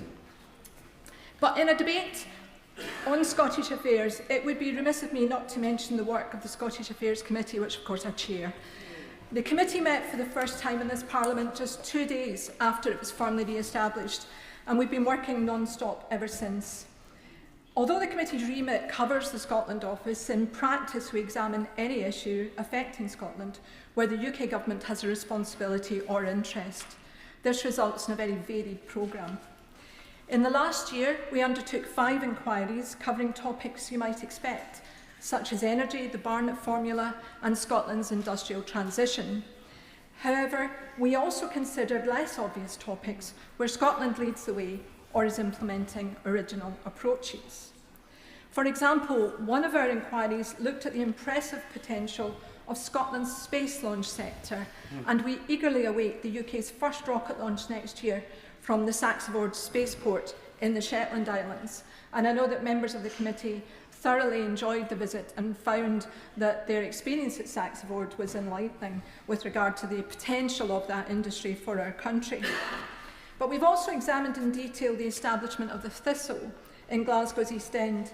The Thistle is, of course, the UK's first sanctioned safer drug consumption facility and reflects a pioneering approach to drugs policy. So far, we've produced 4 reports, and those of you who have not quite sorted out your Christmas reading might want to pop down to the table office and collect a copy of each of them, because they do make very interesting reading, I would suggest. And we've just launched 4 new inquiries for 2026. These cover digital and fixed-link connectivity, defence skills and jobs, and the future of Scotland's high streets. Now, if I may say so, Madam Deputy Speaker, one of the most enjoyable aspects of the committee's work is getting out of Westminster and visiting businesses, communities and leaders across Scotland. And just this week, the committee was on the Isle of Skye, hearing first-hand about connectivity issues experienced by some of the most remote communities in the UK. We have also visited Shetland, the Western Isles and key parts of Scotland's energy industry on the east coast. And I would suggest that in no other committee of this House would you find yourself visiting community energy projects in the Hebrides one week and having tea and cake on a nuclear submarine the next. So seeing operations and engaging with stakeholders firsthand provides unparalleled insight, which we bring back to Westminster and use to inform our reports. The aim of this scrutiny is to ensure the work of the UK Government reflects Scotland's unique strengths, interests and needs. And in each of our reports, we set out how the Government can do that. I would also like to take this opportunity to thank my fellow committee members whose hard work, commitment and good humour makes our work possible. Now, this debate is of course about St Andrew's Day and about Scottish Affairs, and I'm now going to talk a little bit about St Andrew. Surprise, surprise. He is of course the patron saint of Scotland as well as of Russia and Greece, and the New Testament tells us that he was the first of the apostles chosen by Jesus, and that he was ultimately martyred for his beliefs in Patras in Greece. And we are told that Andrew asked those who would crucify him not to do so in a traditional upright cross, because he was not worthy to die in the same way as Christ. And that is why his cross is of a diagonal design, and that cross with its blue and white design forms, of course, Scotland's national flag, the Saltire. We're also told that Andrew brought his brother Simon Peter to Christ. He did not try to keep his new and inspirational friend to himself, but instead encouraged his brother and others to embrace and follow Christ. We are also told that it was he who found the little boy with the basket of loaves and fishes and brought him to Jesus, so that the crowd which had followed him could eat. He also arranged for some Greek people who wished to meet Jesus to do so. As a result of these stories, he is often spoken of as an intermediary, someone who was open and encouraging of others and who worked hard to bring people to Jesus through his missionary work. And I mention this because I believe that those attributes are reflected in the character of Scotland. Now, we don't have an exclusive right to those values, and we don't always get it right, but we are generally a welcoming, supportive and encouraging place with a warm welcome for the stranger. We have experienced waves of immigration over the centuries. Irish immigrants sought refuge from the economic difficulties of that island, my own family among them. And at the end of the 19th and the beginning of the 20th century, we saw many Italian families come to Scotland. After the Second World War, we had many Polish people seek refuge with us, and many people from the Indian subcontinent came to our country after partition. I remember very well the Chilean refugees, many of whom came to Drumchapel in my constituency, seeking safety, having escaped from the brutal regime of the dictator Pinochet. In recent years, we've welcomed many Ukrainian refugees, and it's always a pleasure to attend the events held to celebrate their annual Independence Day, which are held in Victoria Park in my constituency, and are always an absolute joy, even if my painting skills haven't got any better over the years. But all of that is the reason why the comments made last week by the Leader of Reform were so objectionable. He attempted to sow division in Glasgow by describing our multilingualism in the city schools as cultural smashing. What he chose to misunderstand, and I think he chose to misunderstand, is that many languages are spoken by families in our city, including Scots, Gaelic and British Sign Language. And that for many children in Gaelic medium education and in BSL education, English is not the language in which they are taught. And such comments by any politician are despicable. I certainly will.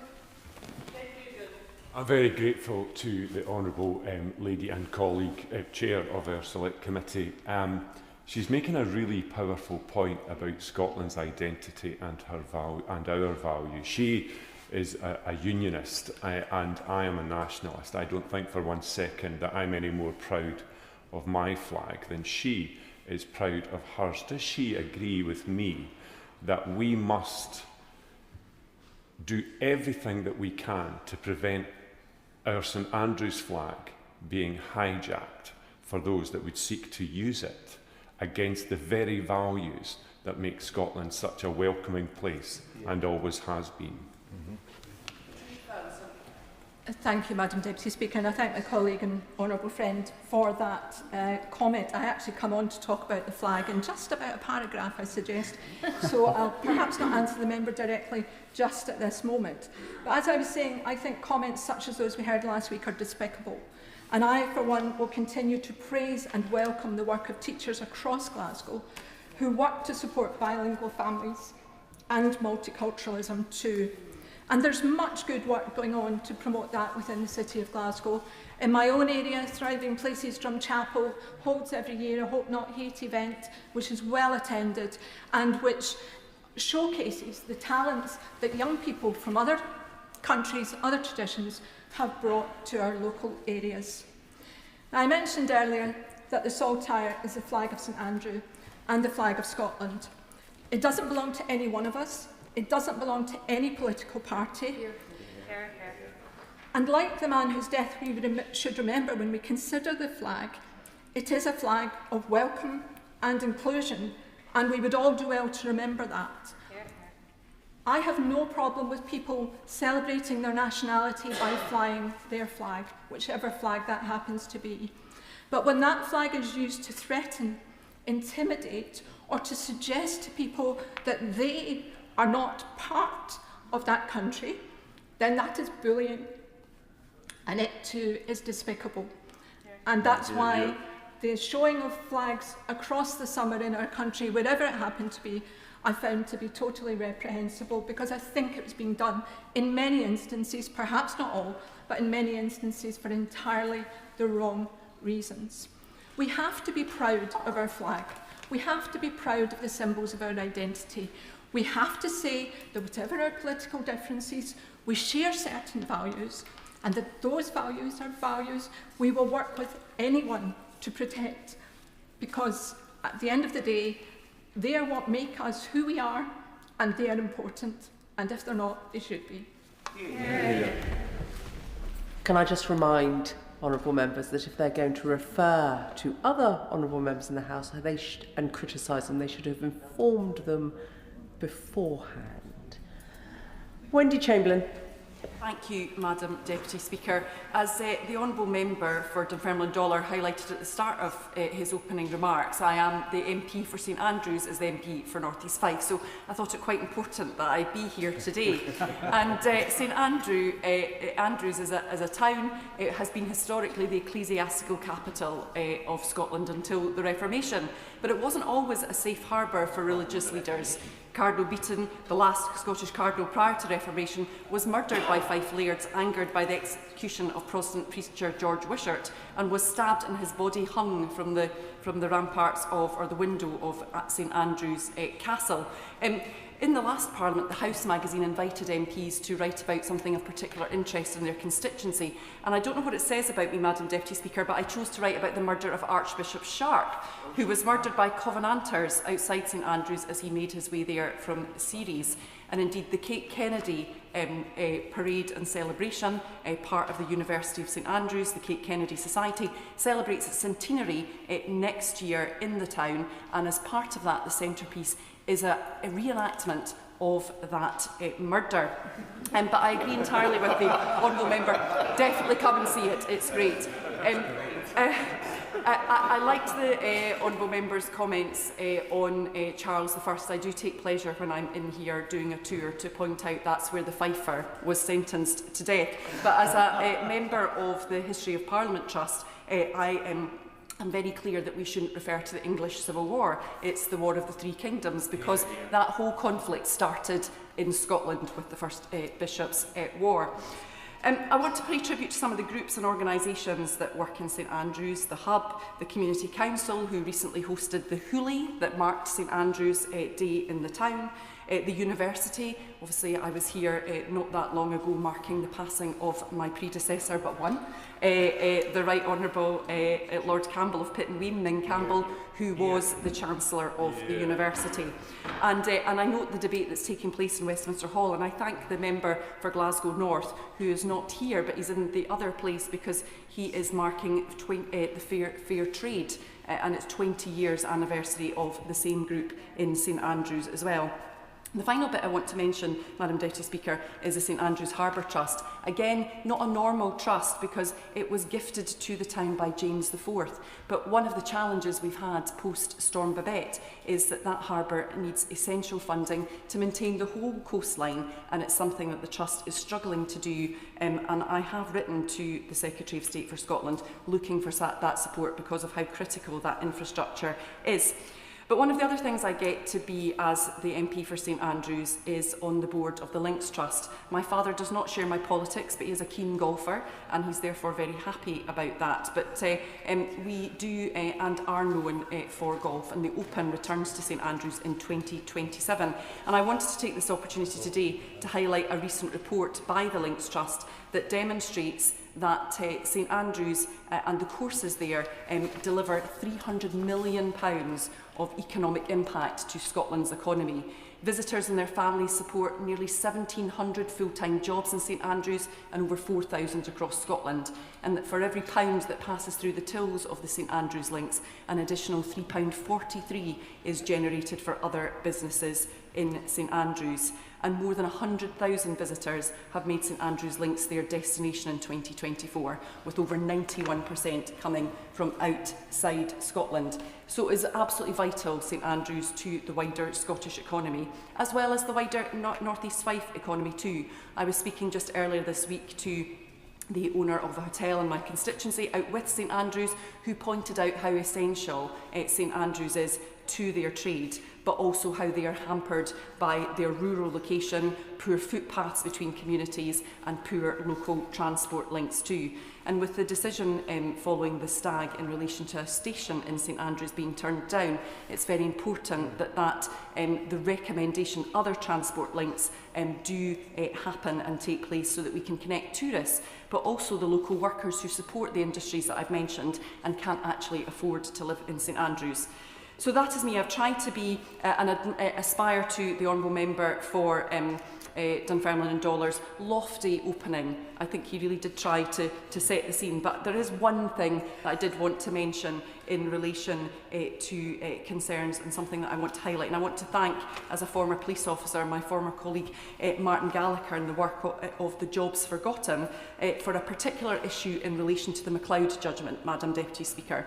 And in the MacLeod judgment in 2018 and the changes to public sector pensions has been challenging for all governments, but it does seem that the Scottish Government has been finding that the most challenging, with numerous deadlines missed, despite knowing since 2022, in fact arguably 2018, because that's when the judgment happened, that work to ensure remediation for those people affected by the MacLeod judgment in relation to their public sector pensions was mitigated. I'm concerned to hear reports where it appears that statements, when requested for retirement, are not being provided, simply because an individual has yet to submit their intention to retire. Why would you make a decision on whether to retire or not if you don't have the financial information that you need to be able to do it? And it makes me wonder and be concerned about what the overall liabilities are, particularly given the 8% increase in interest rates per year in relation to those delayed decisions which are paid for by the UK taxpayer. It may be something that the Chair of the Scottish Affairs Committee is interested in, because it was just recently, in fact on the 2nd of December, that the Chief Executive of the Scottish Public Pensions Authority gave evidence in the Scottish Parliament to the Public Finance and Public Finance Committee, where he apologised but failed to provide information or confidence in the system and the fact that whether indeed it can be totally resolved by 2027. I've got an FOI here, Madam Deputy Speaker, that suggests that less than 3% of individuals who retired on ill health have had their statement in relation to the MacLeod judgment, and that is very concerning to me. And I hope the Minister will agree with me that this is a situation the Scottish Government should not have got itself into. And for public sector workers such as firefighters and police officers, some of whom, as I mentioned, retired on ill health grounds directly related to their service, to be left in this limbo is unacceptable. Particularly, there are now concerns that back payments might need to be made, and indeed they might lose money as a result. Madam Deputy Speaker, it is really important that we have the opportunity to debate not just St Andrew's Day, our patron saint, and Scottish affairs in this place, and I'm grateful to have the opportunity to have done so. It would be very helpful if members could keep their contributions to around 5 minutes or less. It will enable me to get everybody in. Torquil Crichton. Thank you, Madam Deputy Speaker. And thank you to my honourable friend Dunfermline Dollar for securing this debate on St Andrew's Day and giving us the opportunity to take stock of the issues and challenges facing Scotland. I won't detain the House for long, Madam Deputy Speaker, because you've caught me in a hop. I hope to be writing a speech while others made theirs. But we'll plough on to discuss poor St Andrew. I've been checking in on him, Scotland's patron saint, and he doesn't look very good, Madam Deputy Speaker. His average life expectancy as a Scot would be just 77 years. His sister, Andrea, can expect to live to 81. Some 26 years into devolution, 18 years into an SNP government that was meant to make things better in Scotland. Scotland has the lowest life expectancy, not just in the UK, but in the whole of Western Europe. But don't worry, the SNP is coming to the rescue of Scotland's ailing saint and ailing population, or it would do if we get ambulance waiting times in order. January last year, one patient in Lothian, in a category red, that's a heart attack situation, Madam Deputy Speaker, had to wait over 17 hours for an ambulance. Shameful. An individual in the Highlands this year had to wait 18 hours. It now takes 22 minutes on average, and the median wait, for NHS 24 to be answered in Scotland. The NHS app, which as a patient of Royal London Hospital I've had for many years, will not be available in Scotland until 2030. Why? Because the SNP Scottish Government refused the English NHS app because the political optics of putting St Andrew's Cross on a Scottish app just wouldn't look good. So Scots have to wait. Scots have been ill-served, and Scots have been waiting a long time through a carousel of revolving health ministers and a rotating carousel of 130 health strategies, one every 7 weeks of this SNP government, have meant that there are still 618,000 Scots waiting for specialist care on Scotland's NHS. One figure is going up in Scotland's health scene, and that's the number of private health operations, up 55% since 2019, not just by those who can afford them, but those who need to do it now because the waiting lists are so long that they have no alternative.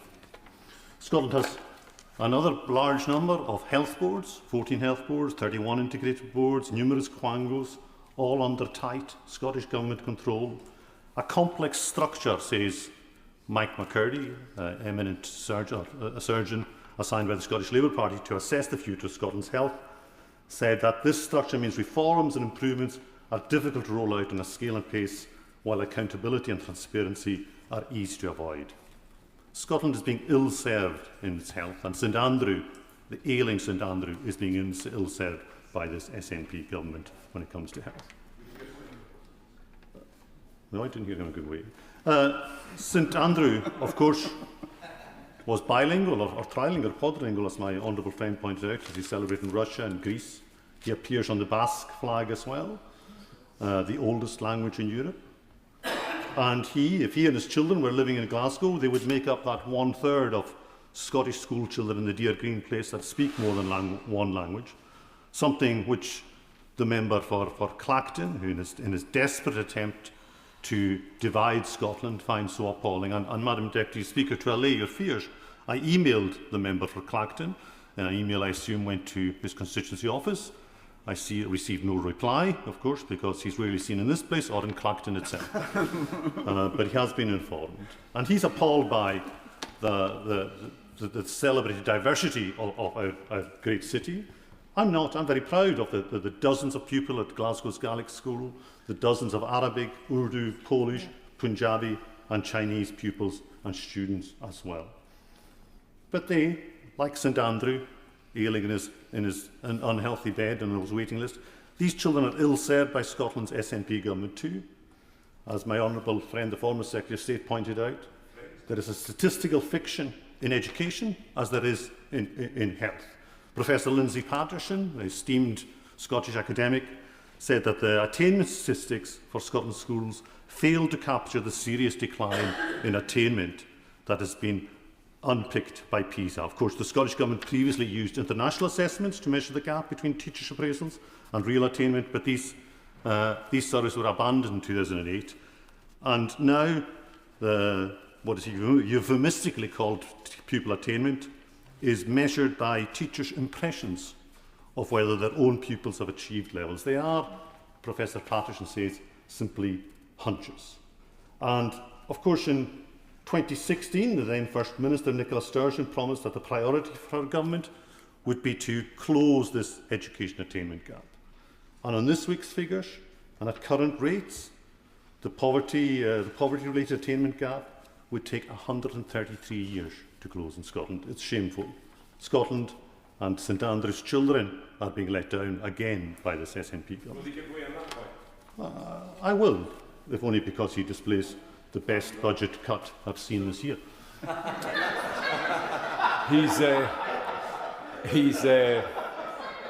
He's very concerned for St Andrew, and we should focus on St Andrew today. But by parallel, I'm concerned for St David and what he and his family might be enduring under the catastrophe of Labour-run Wales. I wish things were better in Scotland. I know my colleagues in Scottish Government are working extremely hard to make things better in Scotland under the egregious constraints of this union.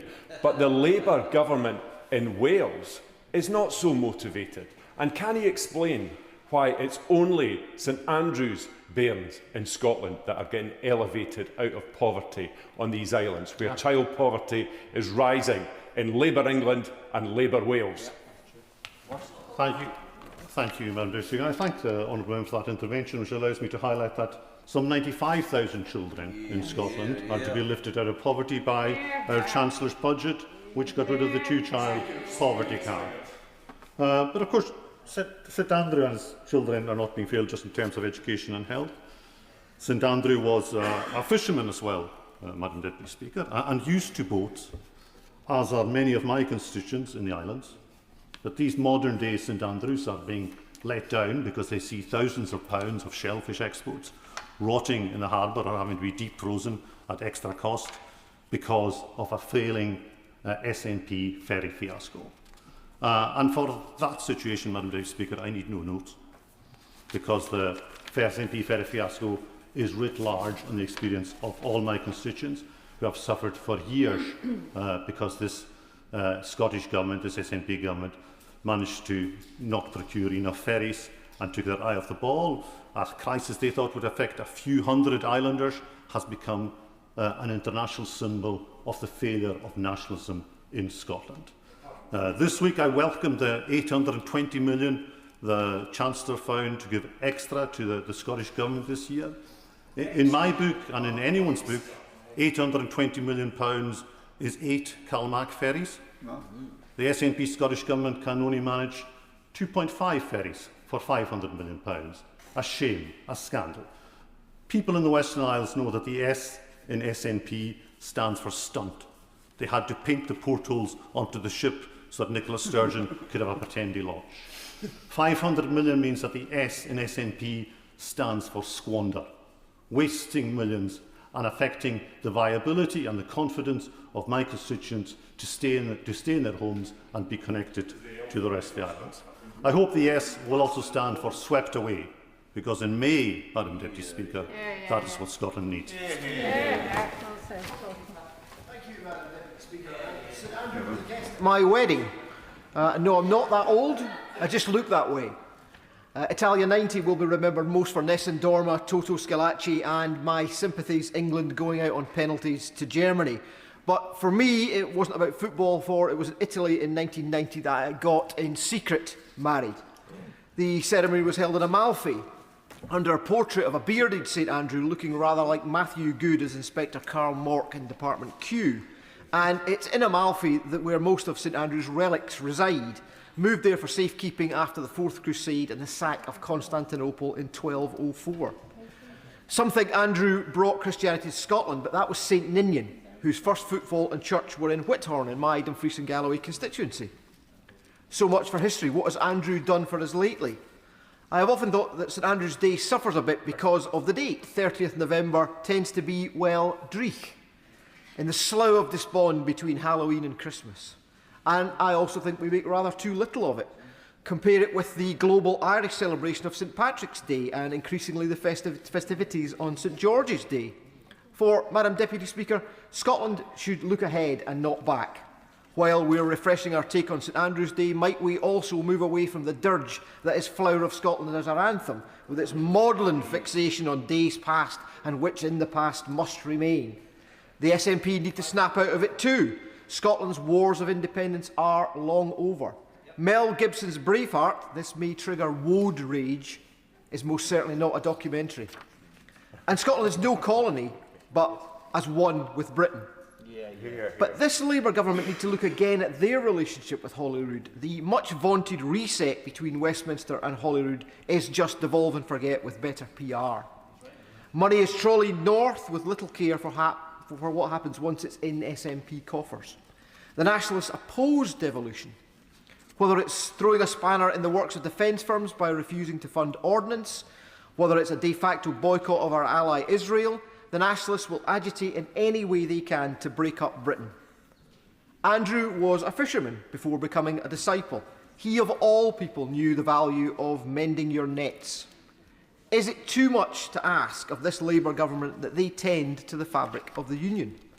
This is not about putting Holyrood in its place, but about delivering on what the people of Scotland voted for in 2014, remaining part of this great United Kingdom. And I think with a birthday contribution, Julie Minns. Thank you, Madam Deputy Speaker. It is indeed my birthday today, and thank you to my Scottish colleagues for letting me, as an English member, crash your debate, this debate on St Andrew's Day. Madam Deputy Speaker, I have the great privilege of representing the great border city of Carlisle, the only city in the United Kingdom to have been governed by both the Scottish and English crowns during its history. Standing just a few miles south of the Scottish border, Carlisle is a fortress city, its provenance bloodily contested for centuries. From its origins in Roman times, when not one but two Roman forts were built to defend the empire's northern frontier, to the Jacobite rebellions, Carlisle has been the prize in a centuries-long struggle between England and Scotland. In the Middle Ages, Carlisle was a city under siege again and again. In 1135, Scotland's King David seized it, turning its castle into the beating heart of Scottish power.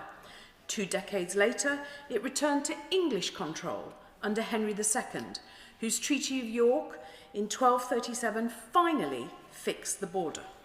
Or so Carlisle thought. For in 1315, Robert the Bruce, who we've already heard mention of today, fresh from his triumph at Bannockburn, marched south and laid siege to Carlisle. For days, the city's defenders fought. The walls shook under bombardment, but Carlisle held firm. In the 17th and 18th centuries, the Jacobite rebellions again threatened Carlisle's status. Indeed, it's joked locally that the reason our Old Town Hall clock tower, which has 4 faces, doesn't have a clock on the north-facing side is because we, people of Carlisle, wouldn't give the Scots the time of day. Thank you for giving way, and the honourable member for Carlisle may well be right with that clock tower.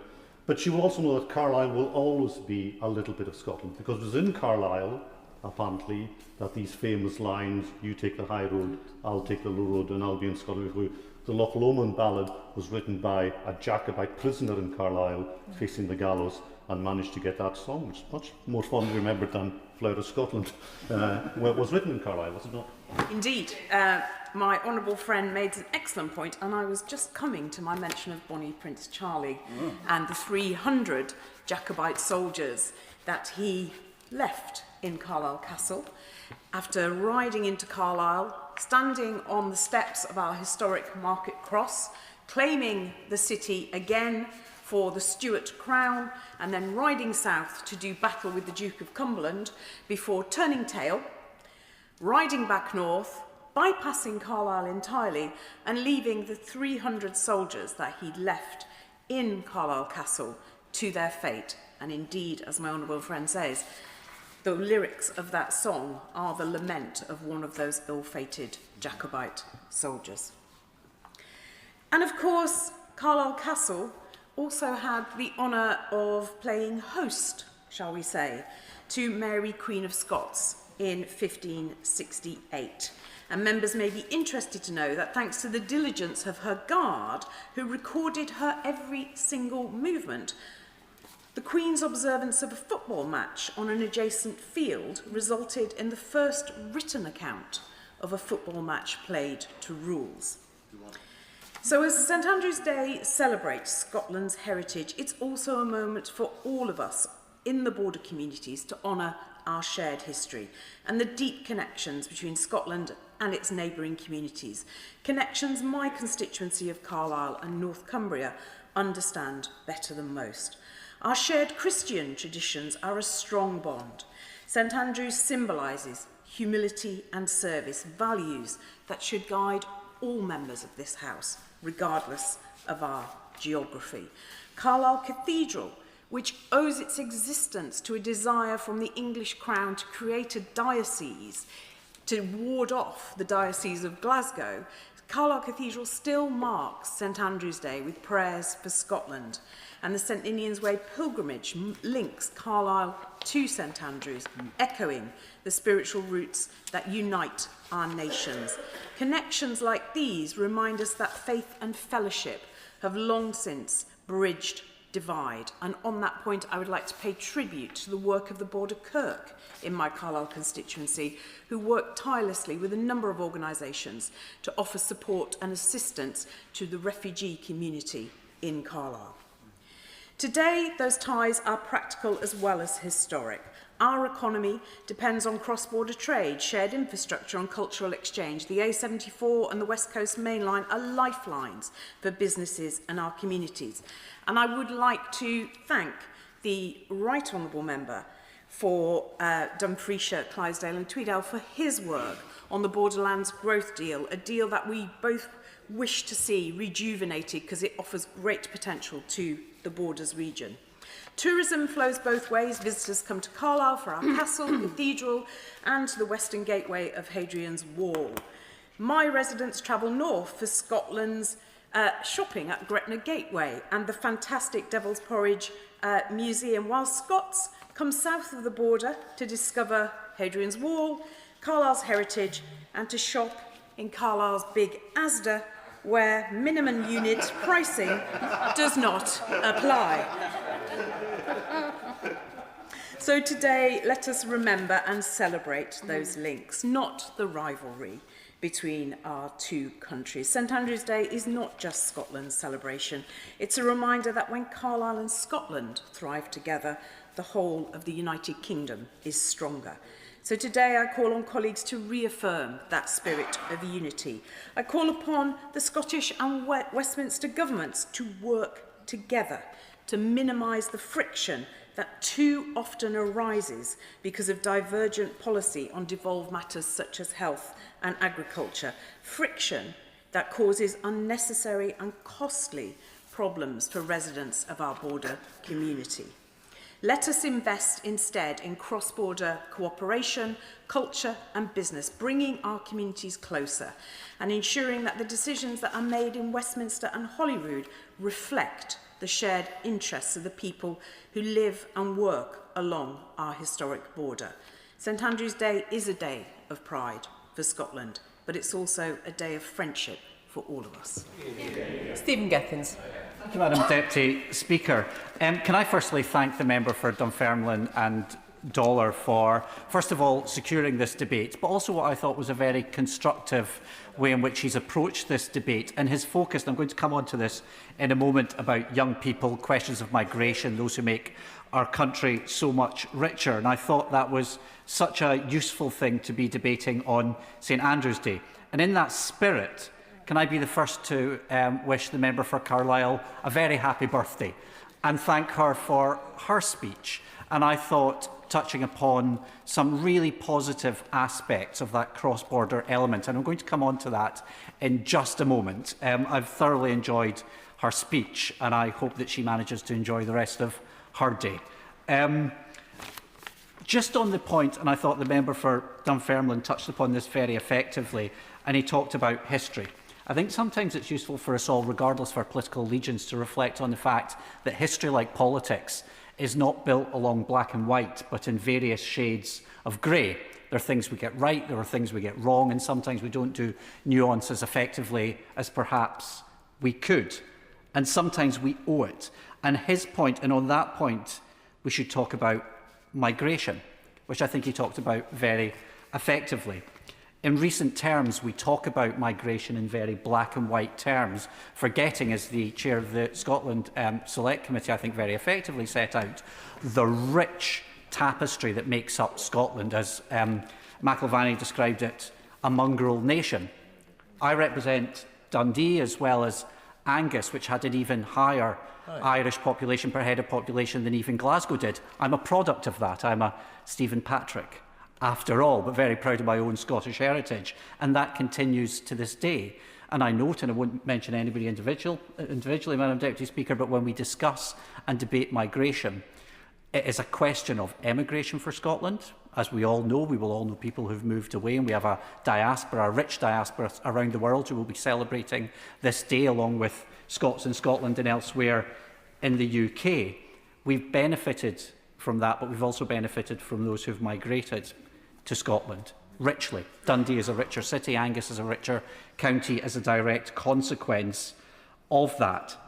And I'd also like to reflect on the way in which our predecessors have talked about it. The member for North East Fife isn't in our place, but of course it was Ming Campbell, who was previously my immediate predecessor, who sadly passed away this year, and the member for Dumfriesshire mentioned others who have passed away, who contributed so much. I may not have always agreed with them, but he contributed so much, as did others from my constituency. And I want to point out, well, there was Winston Churchill, but there was also, of course, former Labour MP E.D. Morrell, who did so much in terms of the slave trade and so much in terms of what was going on in Congo, along with Roger Casement. And for those who are not aware of E.D. Morrell's work, I would encourage anybody to go and read up on his fine work. And if I may, when we're talking about that, I also pay tribute to my predecessors, Gordon Wilson and Andrew Welsh, who contributed so much to this place, but also to the broader debate as well. And it's a debate that it's right to have.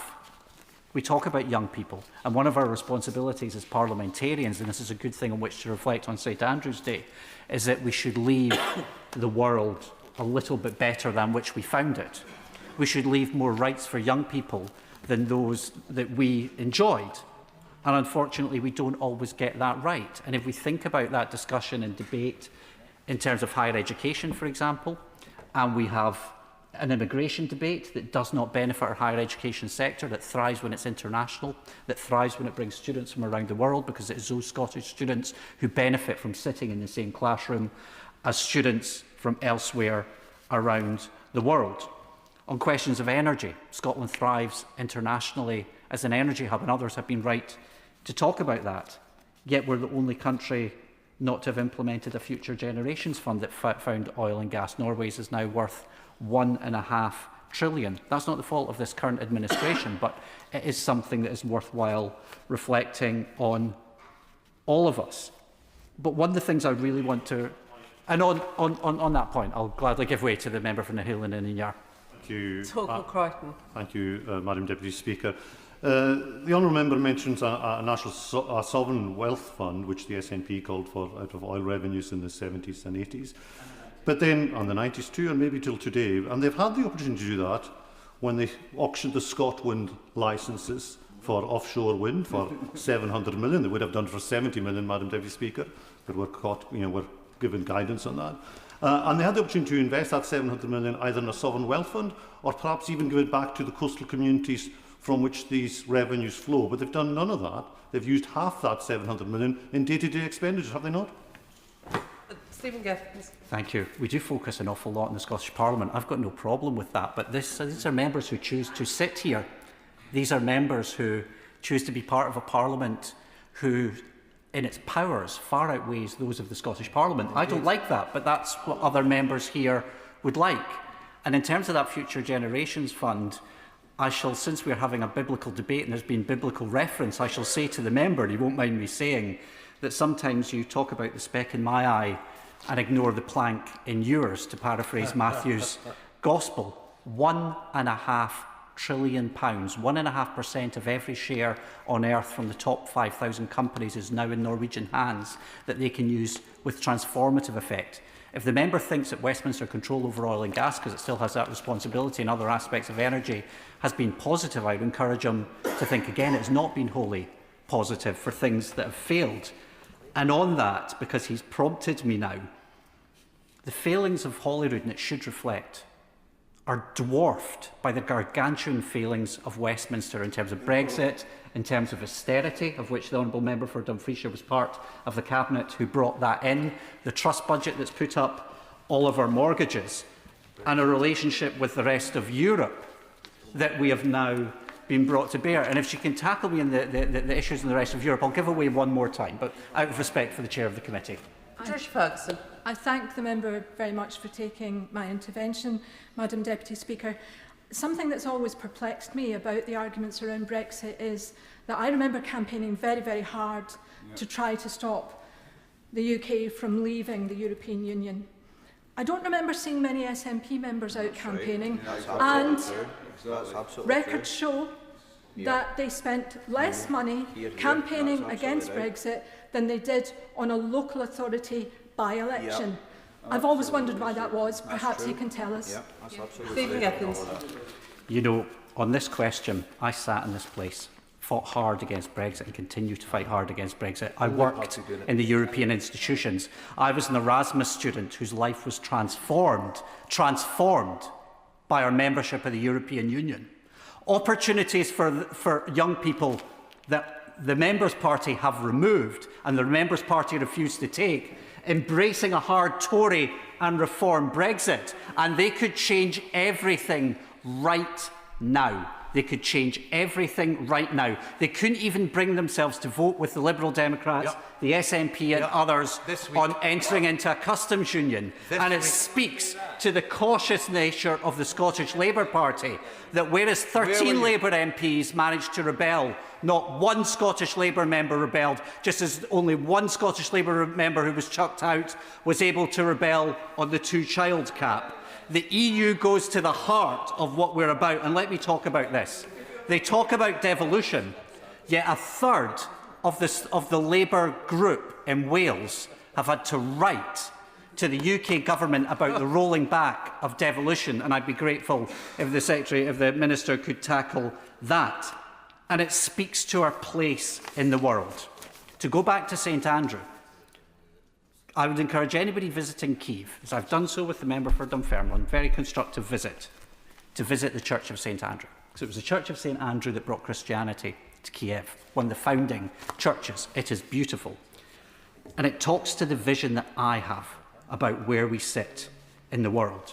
And others have made reference to the constituencies. I will inevitably make reference to the declaration of Arbroath at that abbey, which has influenced elsewhere in the world. So here's my vision, because I rarely hear it from anybody else. I hear gripes about everybody else, but I rarely hear any sort of positive vision. Here is mine, and it speaks to the points raised by the member for Carlisle as well. It's one of normalcy, where Scotland joins a European family of nations where we see all of our neighbours outperforming us in terms of fairness, in terms of our economy. And why do they outperform us? Because they have the normal powers of independence. They have the powers that Westminster have that Labour refuse to use to make life better for people. So why not, in terms of we look at borders, and we look at where Antwerp and Rotterdam, we look at Strasbourg and Baden-Baden, we look at Nice in Italy, we look at areas across Europe where border areas thrive because they sit within the European Union, where borderlands thrive because of that partnership. Now, it's not for me to tell England what its future should be, but surely the EU provides a 21st century model for union, one that is embraced across Europe, whereas ours is an 18th century model of union with no Article 50 to get out, no equal rights and no place for the smaller parts as Åland Islands, Greenland and others do. And I'll finish on this. In Central Lobby, we have the saints, St David above the Commons, St George sits above the Lords, St Patrick sits on the way out the door, and the old joke goes, I was told, St Andrew sits on the way to the bar. Well, Madam Deputy Speaker, maybe he's not on the way to the bar, maybe St Andrew's merely taking a slightly longer way out than St Patrick. Thank you. And with a formal 4-minute time limit, Dr Scott Arthur. Thank you, Madam Deputy Speaker. And I do thank the member for Dollar for introducing this debate. He's my mother's MP, so I'll be able to give a good account of him on Christmas Day. So I do want to talk about Scotland. I'll talk a little bit about St Andrew, but above all else, I'll probably talk about Edinburgh South West, which I do believe is a microcosm of Scotland. I'm not talking about the housing crisis, the potholes and the long CAMS waiting lists we face, but the dramatic landscape. We have the fantastic Pentland Hills, which I share with the Minister. The unique culture. I have the Army School of Bagpipe Music and Highland Drumming in my constituency. Iconic food and drink. A lot of the shortbread you might get as presents this year is actually made in my constituency at the Ferrero FBC factory, where jammy Dodgers are also made, Madam Deputy Speaker. I'm not sure if they're Scottish, but I'm happy to claim them. Influential inventions also have their home in my constituency. I met a company this morning called Lumo Technologies, who told me about how they're using photons and telescopes and satellites to rival data transfer under the Atlantic Ocean using cables. I didn't understand it, but it sounded absolutely fantastic. Literary giants, Madam Deputy Speaker. Robert Louis Stevenson used to come to my constituency for his summer holiday to meet his grandfather, and he undertook much of his work there. So on to St Andrew, and I do want to speak about him. So he was a Galilean fisherman and the first of the 12 apostles, as we have heard, chosen by Jesus. And it was no accident, of course, that St Andrew's Day comes at the start of Advent. He was a fisherman, and perhaps that's why he's also the patron saint of fishmongers. And the striking thing about him is his name. It's not a Hebrew name, but a Greek name. And it tells you that his family was perhaps a little bit more outlooking. He travelled extensively, as we've heard, the Black Sea region, into Greece, and perhaps as far as Ukraine. And Poland, perhaps, as well. But there's no evidence, Madam Deputy Speaker, yet that he visited Edinburgh South West or even the UK. But I think if he was to visit, he probably would have come on a small boat. He would have been a man from the Middle East, coming here perhaps to escape religious persecution. So what does it mean to have St Andrew as our patron saint here in Scotland? So he was a man who was called to love and care for other people. He believed in treating others with the same kindness, compassion and selflessness as he desired for himself. And he saw foreigners and strangers as brothers and sisters. And it's important to remember that. So where would he go to if he was come to Edinburgh South West? I think he would visit Edinburgh Interfaith Association, who operate right across the city, and they're a fantastic cohesive force in the city for people of all faiths and none. He would have visited Holy Trinity Church in Wester Hailes, who do fantastic work on debt relief for people in prison and out of it, who I have to say who have never been in prison. And he also visits Soul Food, which is a fantastic community meal in Oxgangs every week. He would visit the people who operate Edinburgh Food Project and Community for Food, who provide food for people right across the city. And I have to say, they were fantastic in campaigning against the two-child cap. And it's due to people like them right across the UK that we did manage to get rid of that awful injustice. But these are troubled times where people do seek to divide us. So I think we have to remember St Andrew's values about being open and not treating strangers as foreigners, but as our brothers and sisters. And I look forward to celebrating St Andrew's Day next year in that spirit. Thank you, Madam Deputy Speaker. Thank you, Madam Deputy Speaker. On St Andrew's Day, we honour a Scotland rooted in community, fairness and responsibility, the values that have shaped our nation for generations and continue to guide communities like mine in Paisley and Renfrewshire South. Legend also holds it that St Andrew foretold the future site of the city we now know as Kyiv. And today, the solidarity between Scotland and Ukraine isn't just symbolic, it's lived. I'm very proud to welcome the Ukrainian diaspora into my constituency, and in October I invited those members of our community to my constituency office to hear directly about their experiences of building a new life in Scotland and what they found is a place that opens its doors wide. They've brought so much in return. One Ukrainian woman told me how she has put her skills to work as a seamstress, helping carry forward the proud textile heritage of Paisley. And it's a reminder that when people are given the chance to contribute, they don't just settle in, they help us all move forward. I touched on the values of Scotland's community, fairness and responsibility. And those are the values that shaped one of the proudest achievements of the last Labour government, and that was devolution. It was never meant to be about flags or slogans. It was about a simple, powerful belief that decisions are best made closest to the people that they affect. That's why Labour delivered Sure Start to the National Minimum Wage, the Human Rights Act and devolution. And it's why this Labour government has raised the national minimum wage, lifted the two-child benefit cap, which will lift 1,560 children in my constituency out of poverty, and why we're delivering £150 off energy bills for every household next year. But, Madam Deputy Speaker, in Scotland, our potential is being squandered by an SNP government in Holyrood that is fixated endlessly on rerunning referendums and paralysing the government north of the border. Instead of building homes, they build division. Instead of fixing schools and hospitals, they fall out with themselves. And instead of delivering for Scotland, they lurch from sleaze to scandal. Whilst other parts of the UK can move forward, Scotland is stuck with a government more interested in constitutional games than the hard graft of governing. And my constituents are feeling the pain of that.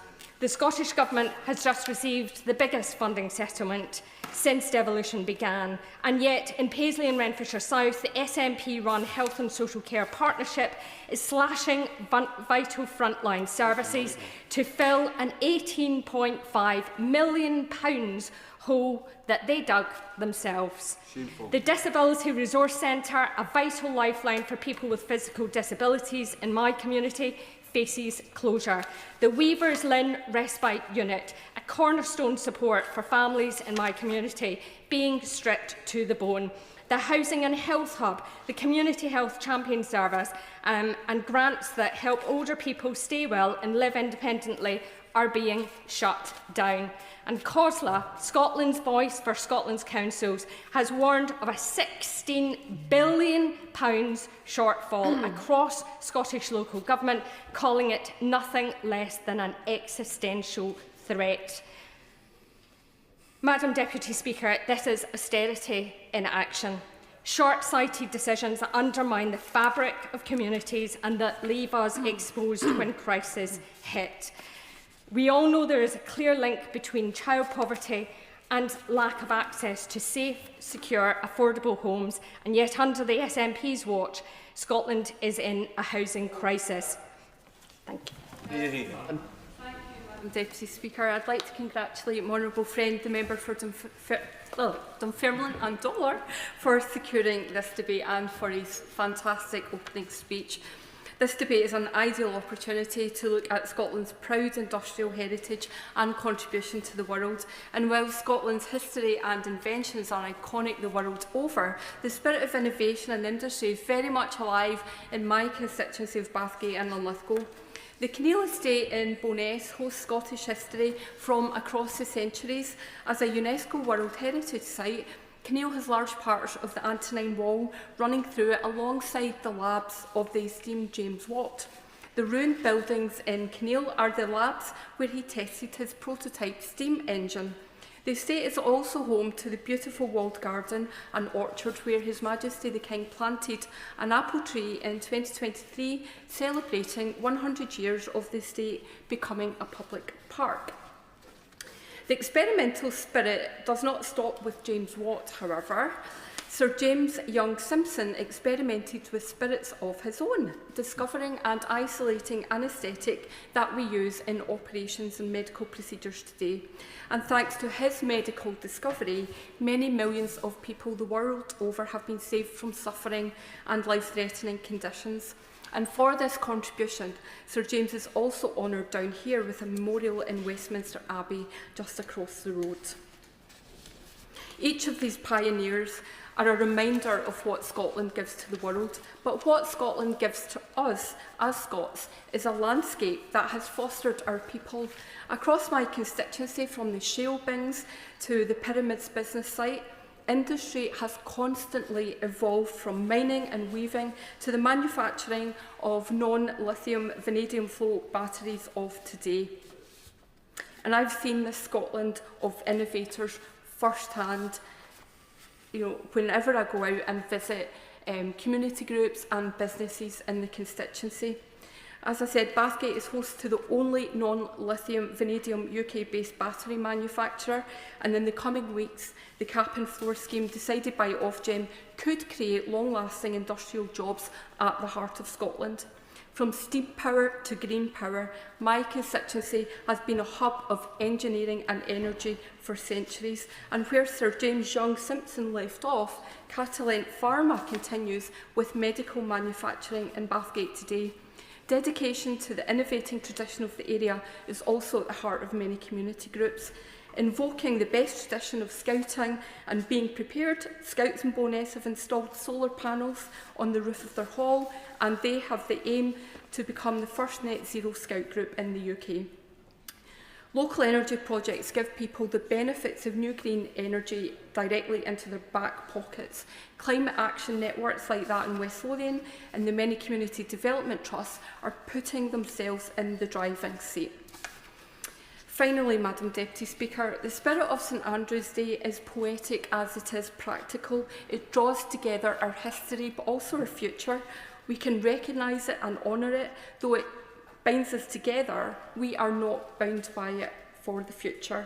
Invention and innovation, whether it's steam engine or the spaceport, is at the heart of Scotland.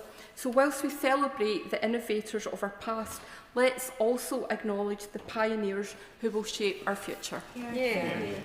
Richard Baker. Thank you very much, Madam Deputy Speaker. Can I warmly congratulate my honourable friend, the member for Dunfermline and Dollar. How appropriate it is that he leads this debate, given the history of Dunfermline, not only as a historic capital of Scotland, but also for us in the great Kingdom of Fife. And what a time to be a Scot with our team qualifying for the World Cup finals, where I'm sure once again the Tartan Army will be a great advert for Scotland, for our hospitality and for our conviviality as well. And as we celebrate our patron saint, let us also recognise the vital role our faith community organisations play in our communities. Only last weekend I visited St Luke's Scottish Episcopal Church in Glenrothes, where Father Jerry Dillon has established Luke's Larder, providing a community pantry and activities to support well-being. This Christmas, St Luke's and Heart of Fife Church of Scotland will provide a Christmas lunch for people in the local community. Another example of the importance played by our local faith organisations.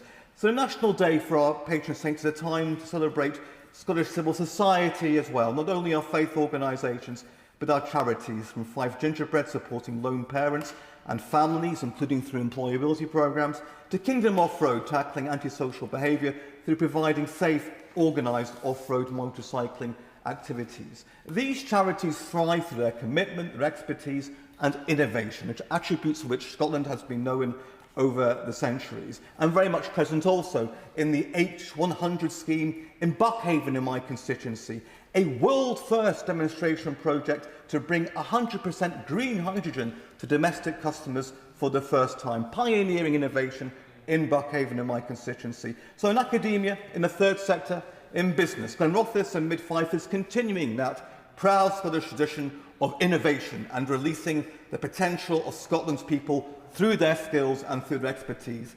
But, Madam Deputy Speaker, we have to be more ambitious still for our country.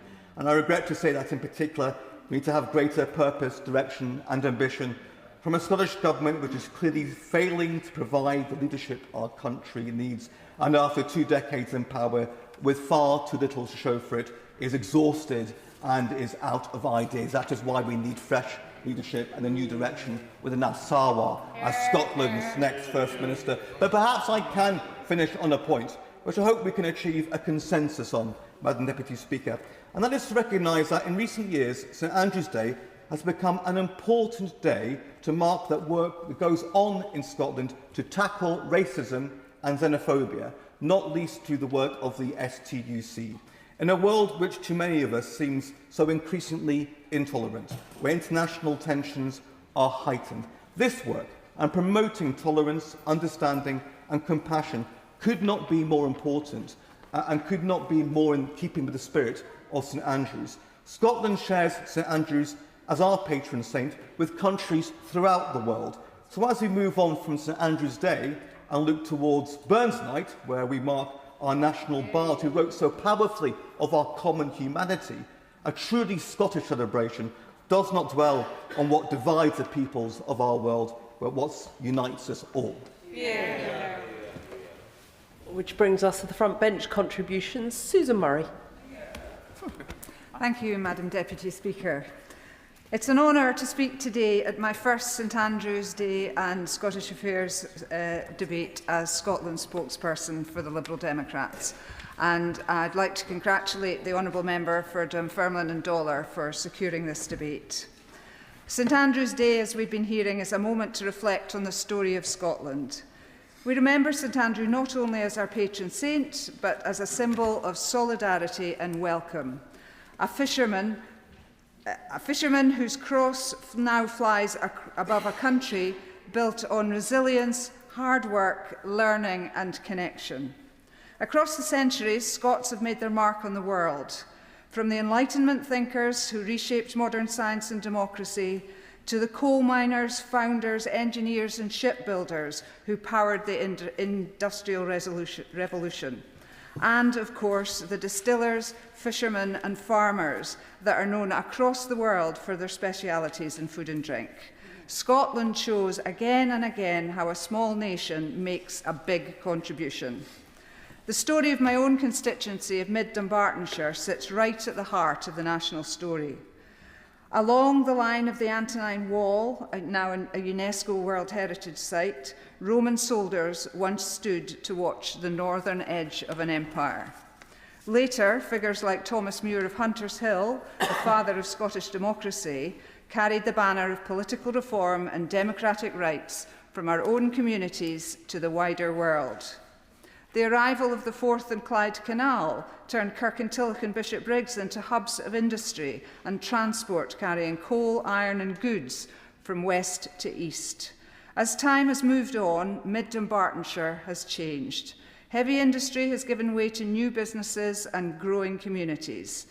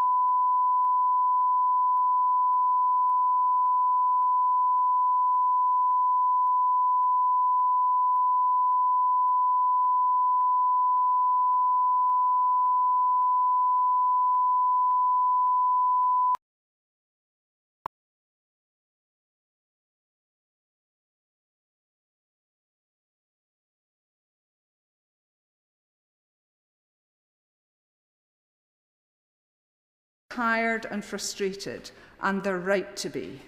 The Liberal Democrats believe Scotland deserves better than this. We believe in fairness for everyone, no matter who you are or where you come from. That's why we have a realistic plan to get things done. Having a health service that is genuinely here for people when they need it. First-rate care so you can see your GP, your dentist or a mental health professional without waiting weeks or months.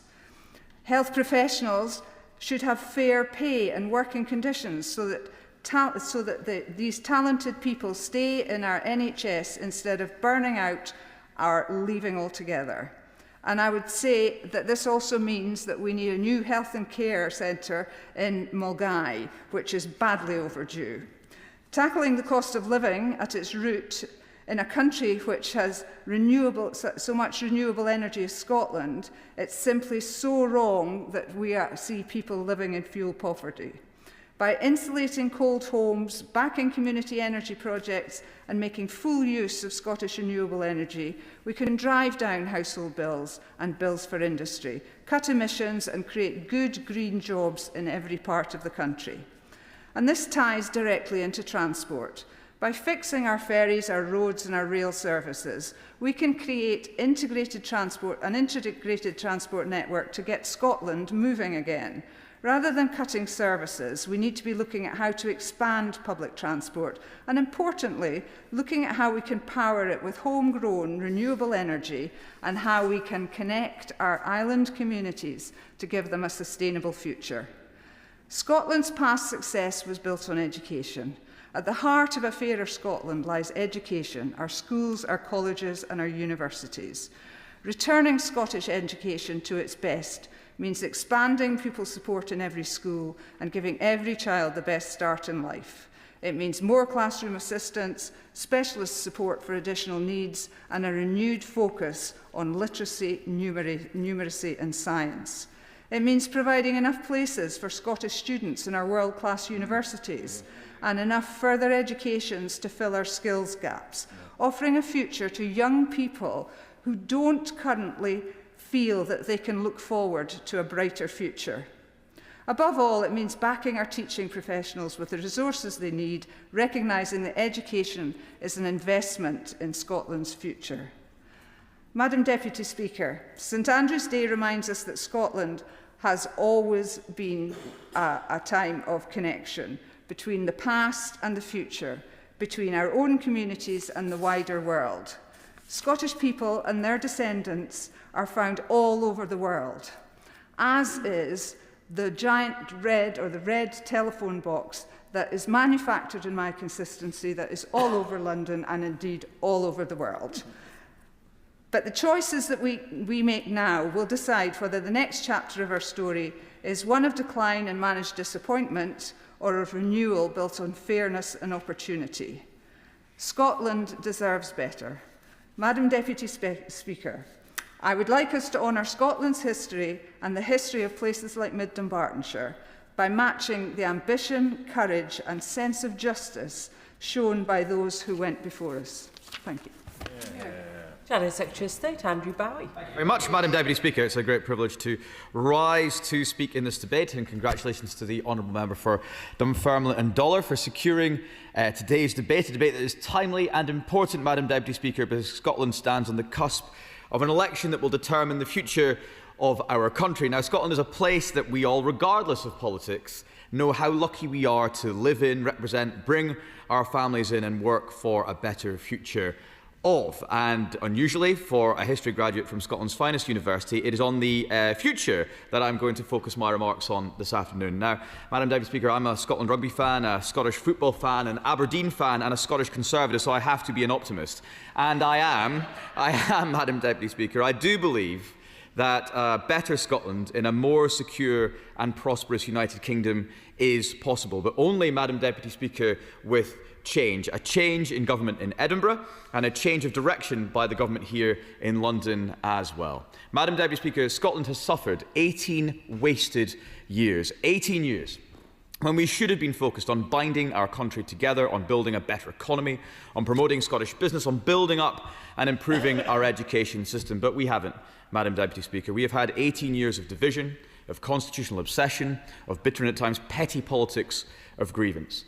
Edwin Morgan, who in his poem Open the Doors, commissioned on the opening of the new Scottish Parliament building in 2004, wrote, "What do the people want of this place? They want it to be filled with thinking persons as open, as adventurous as its architecture. A nest of fearties is what they do not want. A symposium of procrastinators is what they do not want. A phalanx of forelock tuggers is what they do not want. And perhaps above all, the droopy mantra of it wisna me is what they do not want." Well, I am afraid that in the Scottish National Party, that is indeed what the Scottish people have had for the last 18 years. A party that leads a government so misguided from the priorities of the Scottish people that it has allowed itself to be distracted by narrow political fads than the real issues, with hard-working Scots suffering ever higher taxes to pay for them. But those are as nothing, Madam Deputy Speaker, when compared to the eye-watering social security spending forecast to hit over £9 billion in Scotland by 2030. £9 billion. Triple what it was in 2017. For a population of less than 5 million people. That's insanity, Madam Deputy Speaker. In Scotland, we have an economy that has lagged behind the rest of the UK ever since the SNP first took power. If Scotland's economy had kept pace, the Scottish Government would have had, over that period, £12 billion more to spend. Madam Deputy Speaker, it's said that the problem with socialism is that you eventually run out of other people's money, while the problem with nationalism is that you eventually run out of other people to blame. But Scotland knows. I'm delighted to give way. The member who always makes an entertaining speech, of course, quoted Edwin Morgan. Now, after he made that quote, he donated a significant sum of money to the SNP, and I just thought that should be on the record. Well, that's obviously for Edwin Morgan to determine where he spends his money. But I do think it would be he and his party should reflect on the desire of the Scottish people when they voted for a Scottish Parliament in 1999 to address the real issues facing them. And he must acknowledge that far too much of the past 18 years has been spent on issues that divide Scots, rather than building this country into a better place that we all want to see for our children. Scotland knows who to blame, Madam Deputy Speaker. They know who couldn't build 2 ferries. They know who it was that let drug deaths become the worst in Europe. They know on whose watch it was that education standards slipped from once great heights. They know today Scotland is worse off because of the decisions made by the Scottish National Party. Decisions taken and promises broken. From their broken promise to dual the A9 and A96, as often highlighted by my honourable friend, the member for Gordon and Buchan, their neglect of the A75 in the constituency of my honourable friend, the member for Dumfries and Galloway, and long raised in this House by my right honourable friend, the member for Dumfriesshire, Clydesdale and Tweeddale. Remember the promise to scrap council tax 18 years ago, or the promise to close the attainment gap, or the promise to deliver a national care service? For 18 years, the SNP have let Scotland down with promise after promise after promise broken. Delighted to. Thank you, Madam Deputy Speaker, and thank the honourable member for allowing me to intervene to ask him if he regrets that for 4 of these 18 years the Scottish Conservatives propped up the SNP. Oh. Yeah. Well, I think in 2007, when the decision was taken by the Scottish Conservatives to ensure continuity and certainty at the heart of the Scottish Government for Scottish business, it was indeed the right thing to do. However, hindsight is 2020, and I can assure my honourable friend, and indeed other members here, that no such agreement would be come to if we were to be asked after the next Scottish parliamentary election to support a Scottish National Party government for a further 5 years. Scotland was suffering under the SNP, and the very last thing Scotland needed was another government letting them down. And then enter stage far left, the Labour Party. My goodness, Madam Deputy Speaker, it's not going well, is it? After having been sold a story of false hope, folks in Scotland now have no hope in the Labour government. The harm that this government are inflicting on key Scottish industries is staggering. Look at our farmers, already hammered by the daft policies that emanate from Butte House, now having to contend with the brutal and callous family farm tax. The stories we hear, and I know that honourable members on the opposite side are hearing too, are just heartbreaking. The government is knowingly destroying an entire way of life for thousands of families across Scotland, placing entire rural communities and our food security in jeopardy. My honourable friend, the member for Berwickshire, Roxburgh and Selkirk, spoke recently of how this government has no grasp whatsoever of the constant struggle facing our family farms. He was absolutely right. And it's exactly the same for our energy industry. Oil and gas workers, an afterthought, even if they are thought about at all, for the Secretary of State for Energy Security and Net Zero. His messianic zeal to destroy the oil and gas industry knows no end. Now, I've stood at this dispatch box many times now over the last 18 months and raised the plight of our oil and gas industry. Almost every week, we find that another business operating in the North Sea has made the decision to cut jobs here in the UK. It was Harbour Energy the other week. Before that, it was ExxonMobil at Mossmorton, the Port of Aberdeen before that, then Petrofac, Hunting, Ineos, Apache. I could go on. 1,000 jobs are going to be lost every single month. £50 billion worth of investment is being passed over. The country made more vulnerable through increased reliance on imports. Madam Deputy Speaker, a poison is spreading through this energy industry, and this government is doing nothing to stem it. All of this does beg the question of what is the Secretary of State and his ministers going to do? Maybe the Secretary of State knows that the Prime Minister's days are numbered. He's just biding his time. Maybe, like every other member of the Cabinet, he too is looking around the Cabinet room and measuring the curtains. But time is something that workers in our oil and gas industry, or indeed our family farms, do not have. Scotland does, of course, have another option, something that the SNP nor Labour can offer, and that's common sense, something that only the Scottish Conservatives are offering. And Scotland desperately needs it. The Scottish Conservatives would put an end to the stagnant, tepid policies that have come from the SNP Scottish Government and put growth at the heart of every single decision. We would end the hostility to entrepreneurs and make it clear that Scotland is open for business. We would reverse the decline and go for growth. We'd scrap the SNP's 21% tax band and cut income tax to 19% for all taxable income up to £43,000. We'd slash the number of quangos. We'd restore regular police patrols. We'd allow for the building of new nuclear, bolstering our energy security, securing new jobs and driving investment. We'd restore pride to our education system so that it enables Scots to compete globally, competitive marketplace for ideas. Scottish Conservatives in this House would scrap the energy profits levy and the family farm tax, and we would proudly and without fear or favour stand up for Scotland's continued place within our United Kingdom of Great Britain and Northern Ireland, because to be British as well as Scottish is, I believe, something that should be cherished. It is, in my view, winning the lottery of life. The best of both worlds, our freedoms, our shared culture, our institutions and our history.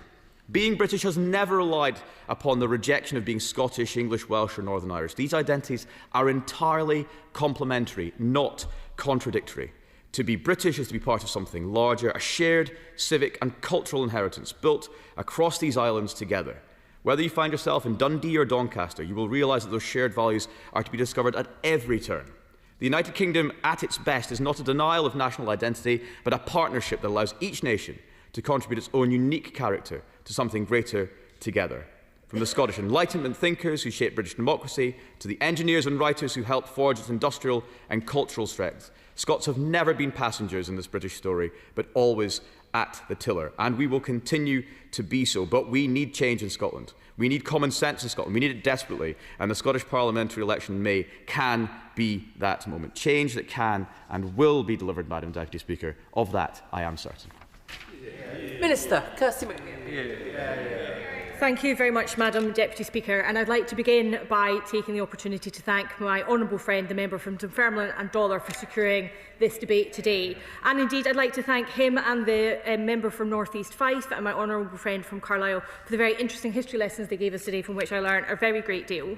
And it's fitting that we hold this debate to mark St Andrew's Day, even if it's slightly after the date itself. So let me take the opportunity to thank all members across the House a very happy St Andrew's Day, albeit a little bit late. The occasion remains important as it invites people across Scotland, the United Kingdom and indeed the world to reflect on Scotland's heritage and Scotland's contribution to our collective UK story.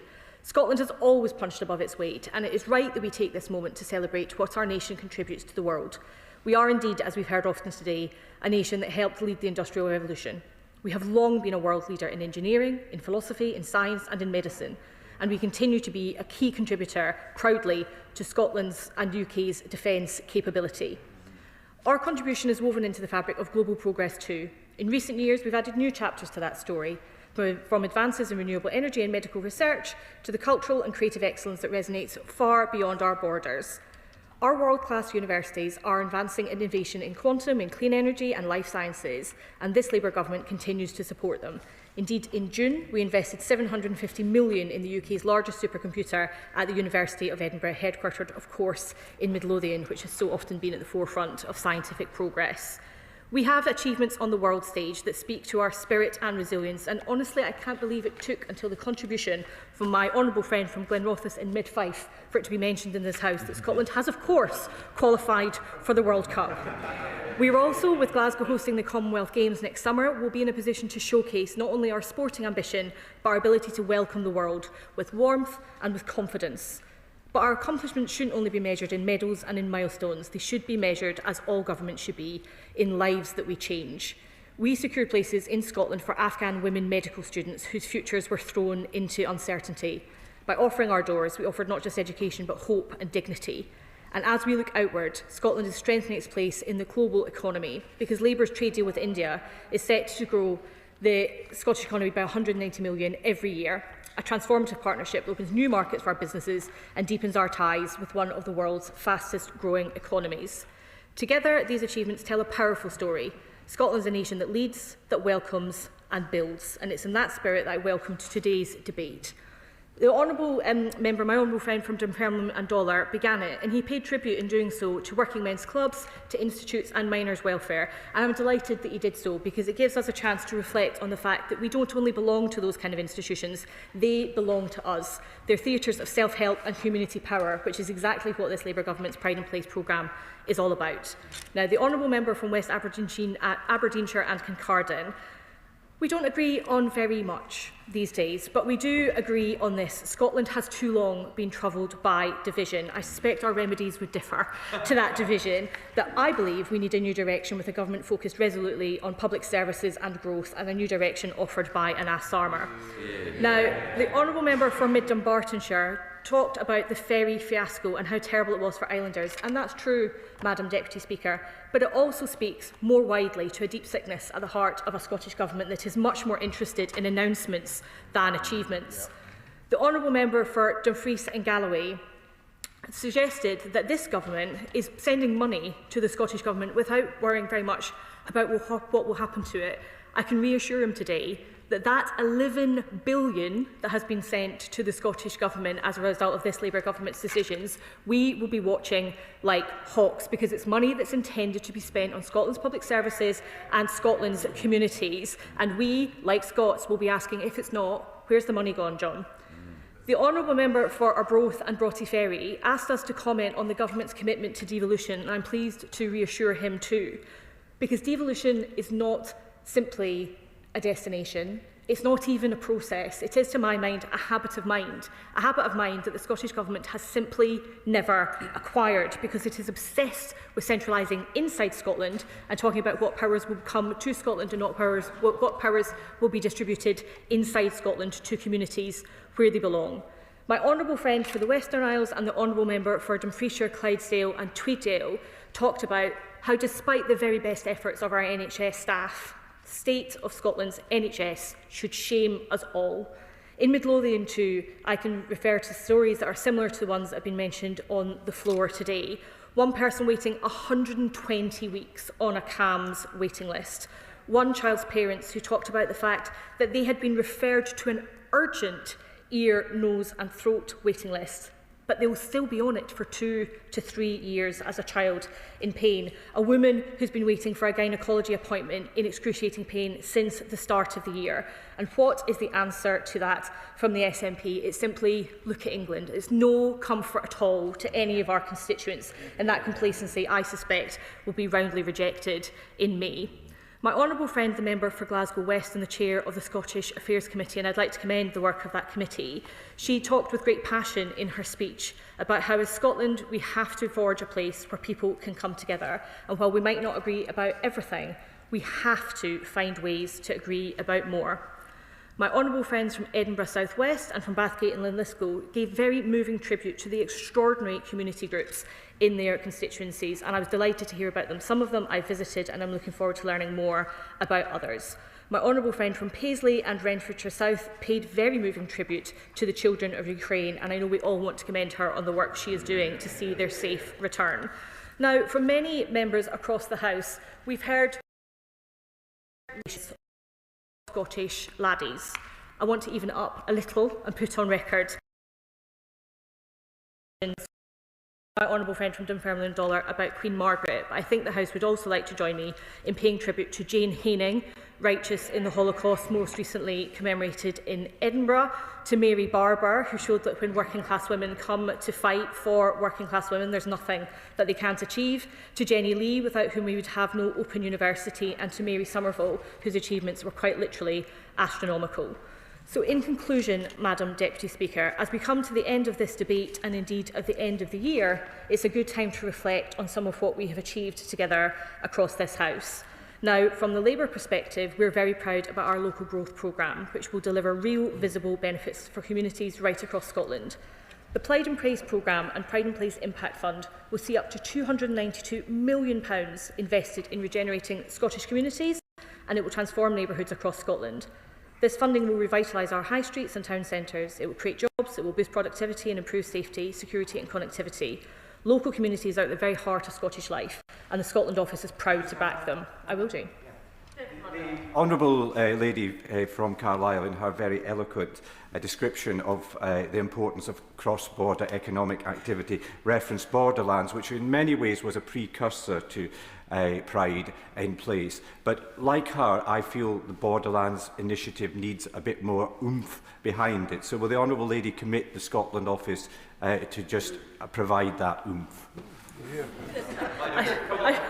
I'm always delighted to commit to oomph and would be delighted to meet with all relevant MPs from the Borderlands growth deal, to which I know he's very committed and I'm following closely. Our Brand Scotland effort is promoting Scotland's exports, culture and global reputation. We're funding a range of initiatives, including delivering trade missions to key markets and supporting our overseas network to undertake Scotland-specific promotional activity. We've delivered a number of successful ministerial visits to Norway, Japan, Spain, Washington DC and New York, and we recently supported a major trade mission to Shanghai by the Glasgow City Chamber of Commerce. And we're seeing the results of having a UK government with Scotland at its beating heart. The budget provided an extra £820 million for the Scottish Government. That means since the general election, the Scottish Government has received an additional £11 billion. We've announced £14.5 million to back Grangerouth's transition to a hub for low-carbon technologies and a further £20 million for Inchcreen near Greenock, which will upgrade the port's dry dock. £20 million has been found to support the regeneration of Kirkcaldy's town centre and seafront. £25 million will be released following the full sign-off of the Forth Green Pre-Port. All in all, the UK Government will be investing more than £2 billion in local and regional growth programmes in Scotland, alongside the biggest upgrade to workers' rights in a generation, with a pay rise for 200,000 of the lowest paid Scots. We focus too on ensuring job security for 350 skilled workers at Harland and Wolff shipyards in Methil and at Arnish. And we have secured a deal worth £10 billion to supply Norway with Type 26 frigates, securing 2,000 jobs in Scotland until the late 2030s. And of course, we didn't stop there. We're firmly committed to tackling child poverty, having removed the two-child cap and changing the futures of 95,000 Scottish children. So as we mark St Andrew's Day, a moment where we celebrate Scotland's history, identity and shared values, we're reminded of the strength that we can draw from solidarity across these islands. Yes, we have deep pride in being Scottish, but it's pride with a purpose. Because if we remain focused on our common purposes of stronger growth, fairer opportunities and resilient communities, then Scotland will not simply be heart of the UK's prosperity, will be at the very heart of it. Graham Downey to wind up. Brief. Very good. Thank you very much, Madam Deputy Speaker. And can I first of all thank everyone from all sides of the House for taking part in this debate today. I will very briefly say that I'm reminded, having listened to the debate today, of a comment made by a colleague shortly after the general election, a similar debate in Westminster Hall, where he reflected what it must be like for someone to walk into the room during a debate involving Scottish politicians. And he referred to it as being what it must be like walking into the end of a wedding when everyone's had far too much to drink just as the first fight starts to break out. And I think that is possibly a very helpful way to think about it. And indeed, my honourable friend, the member for Mid-Fife and Rothes, as the Minister referred to as well, it is very unusual in Scotland where football is a unifier and not a divider, as it so often is. But it just makes me say thank you very much to everyone else for taking part in this debate this afternoon, to the Minister for responding, to the opposition spokespeople and to yourself, Madam Deputy Speaker, for, I hope, enjoying the entertainment that has been on show this afternoon. Thank you very much. The question is as on the order paper. As many as are of that opinion say aye. Aye. Of the contrary, no. I think the ayes have it. The ayes have it. I will allow a couple of moments for the front bench to swap over.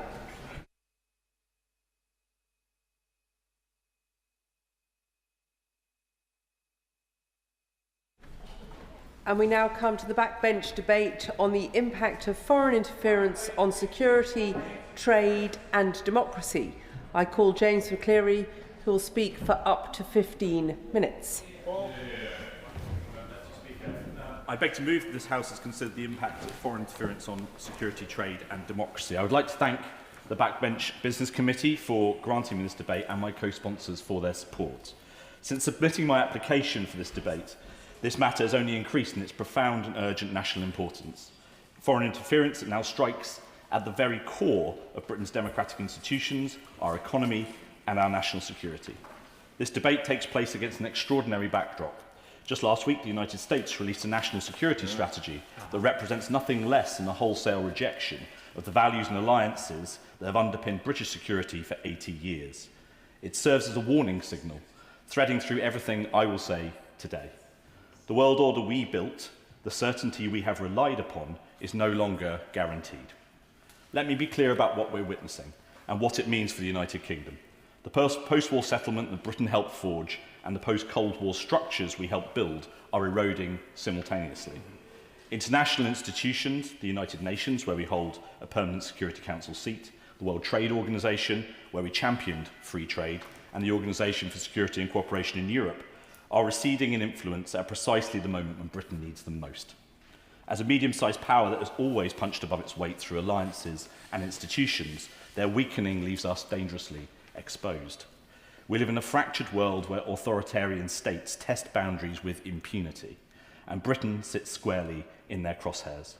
Russia's war against Ukraine isn't simply a regional conflict, it is on our doorstep, threatening the security architecture that has kept Britain safe. China has already made a grab for British infrastructure, from our nuclear power stations to our telecommunications networks.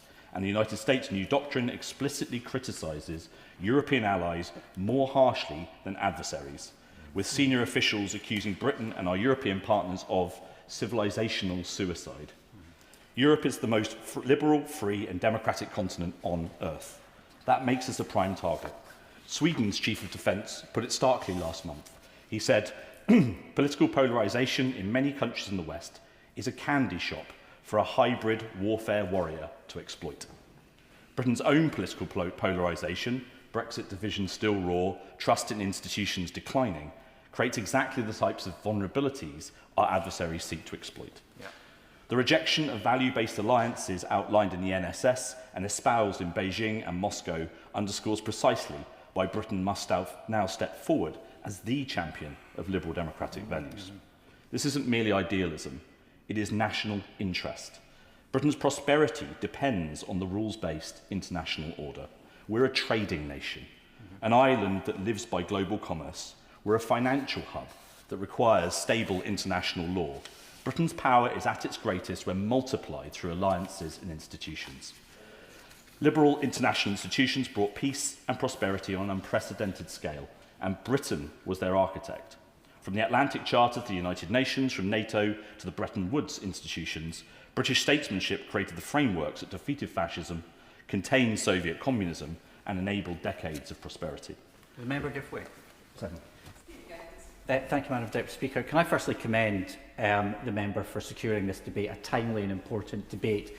Just in terms of his comments, does he agree with me that given the NSS strategy and other challenges, we must move closer together with European partners, and we see what happens when you have that division? And I commend him for his work in Georgia in particular, and I wonder if he'll comment on the situation in Georgia and when we see that breakdown in belief of the rule of law and democracy.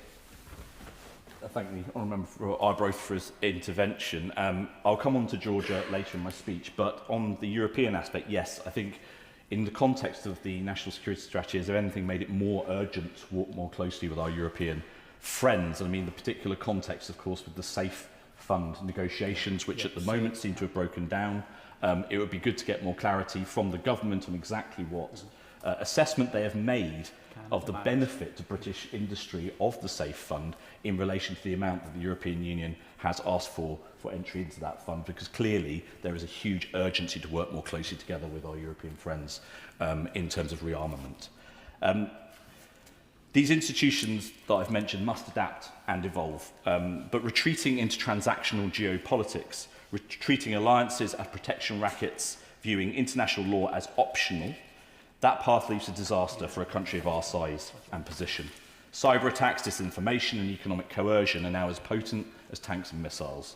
The Defence Select Committee reports rising numbers of cyber incidents targeting British infrastructure, government systems and private companies. But the threat isn't merely digital. In July 2024, a parcel exploded in a logistics centre in Birmingham, powerful enough to have brought down a cargo plane had it detonated on board. Security services traced the plot to Russian-directed saboteurs. Their plan's next stage?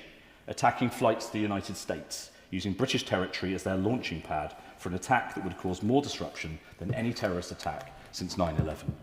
In March 2024, a warehouse in East London was set ablaze by Dylan Earle, a 21-year-old recruited online by Russia's Wagner Group and paid in cryptocurrency. He was convicted after a video of himself starting the fire was found on his phone alongside a Russian flag and £34,000 worth of cocaine. His Wagner handler told him to watch the television series The Americans for tradecraft tips. The arson was meant as an audition. Earl wrote to contacts afterwards, "They have a warehouse in the Czech Republic to burn for 35,000. This is hybrid warfare, and Britain is on the front line. As Chatham House observes, what is publicly understood is just the tip of the iceberg. There is far more happening that the government has chosen not to disclose, often for good reason. These attacks seek to destabilise British democracy internally rather than defeat us militarily. They exploit our openness, our freedoms, our legal systems. Young men recruited on Telegram carry out sabotage, often unaware that their paymaster sits in Moscow. When caught, they're released by the courts, lacking sufficient evidence. This is not so much Le Carré or Bond, it is espionage delivered via the gig economy. We must also see China's systematic penetration of British infrastructure as more than just a financial investment. It's strategic positioning. Huawei's involvement in our telecommunications network sparked years of debate before partial restrictions were imposed. China General Nuclear's 33% stake in Hinkley Point C nuclear power station gives Beijing influence over critical national infrastructure. Chinese ownership of British Steel, of swathes of student accommodation near sensitive facilities or port infrastructure, and a potential new mega embassy, each represents potential leverage. The United States' new national security strategy explicitly threatens economic warfare, even against its friends. Washington now imposes tariffs on its allies. The Trump administration has already placed such measures on Britain. Combined with our botched post-Brexit trade position, having left the EU single market, Britain faces economic pressure from multiple directions. We cannot and we must not separate economic security from national security. Every foreign investment, every supply chain, every trading relationship carries potential for coercion if not handled with the utmost care. Let me offer two international examples of the corrosive effect of foreign interference that should worry, if not terrify, British policymakers, because they show what happens when Western resolve weakens. Georgia stands as a clear example of hybrid interference and democratic backsliding, a country that aspired to Euro-Atlantic integration, that sent troops to fight alongside British forces in Afghanistan and Iraq, has been pulled increasingly into Russia's orbit through economic pressure, political interference and an ever-present military threat. Young Georgians take to the streets of Tbilisi, desperately protesting to protect their European future, while their leaders respond with water cannons and arrests on trumped-up charges. Sudan shows foreign interference layered upon state collapse. British interests in the Red Sea, through which 12% of global trade flows, including vital supplies to Britain, are directly threatened. Yet we did nothing to prevent the state failure, nothing to ensure early stabilisation. And at the very moment when sustained UK engagement was most needed, this government cut our overseas development aid budget and hollowed out the very conflict prevention and stabilisation tools designed to prevent crises like this. Exacerbated by interference from the UAE, Saudi Arabia and others, we face regional instability and a humanitarian catastrophe, the scale and horror of which are hard to comprehend. Russia's influence operations in Eastern Europe are now unmistakable. Across the Balkans, most recently also in Moldova and Romania, Russian interference has been both brazen and routine. Ahead of Moldova's most recent elections, the BBC reported voters flying in from Russia carrying thousands of euros in cash, allegedly handed out in exchange for backing Moscow's preferred candidate. These aren't distant problems, they are British problems. Georgia's struggle warns us what happens when we fail to support democratic allies and counter foreign interference. The tragedy in Sudan demonstrates the cost of inaction, and both show that Britain, having retreated from global engagement, now reaps the consequences. That is why we must stand up That's why we must stand up with our allies and continue to live and promote our values both here and at home and around the world. One of the key ways we can promote and protect those values is through our alliances. For 20 years, one of Vladimir Putin's top objectives has been to undermine and break up NATO. The alliance is the cornerstone of British security, which makes reckless comments by individuals, including the new leader of the Green Party, about leaving the alliance music to the Russian dictator's ears. Russia has interfered in our domestic politics for years. Russia interfered in the Brexit referendum. The Intelligence and Security Committee's Russia report documented credible open-source commentary suggesting Russian interference, whilst the government, at the time, shamefully, refused to investigate properly. As a result, we still don't know the full extent of Russian influence on the most consequential vote in modern British history. Even more starkly, Russia has murdered British citizens on British soil. Alexander Litvinenko poisoned with polonium in London. Sergei and Yulia Skripal attacked with Novichok in Salisbury, also tragically leading to the death of Dawn Sturgis. Not only were these assassinations carried out on British soil, we now know they were messages. They demonstrated that Russia would violate British sovereignty with impunity. This makes it even more critical that our politics is free of Russian influence.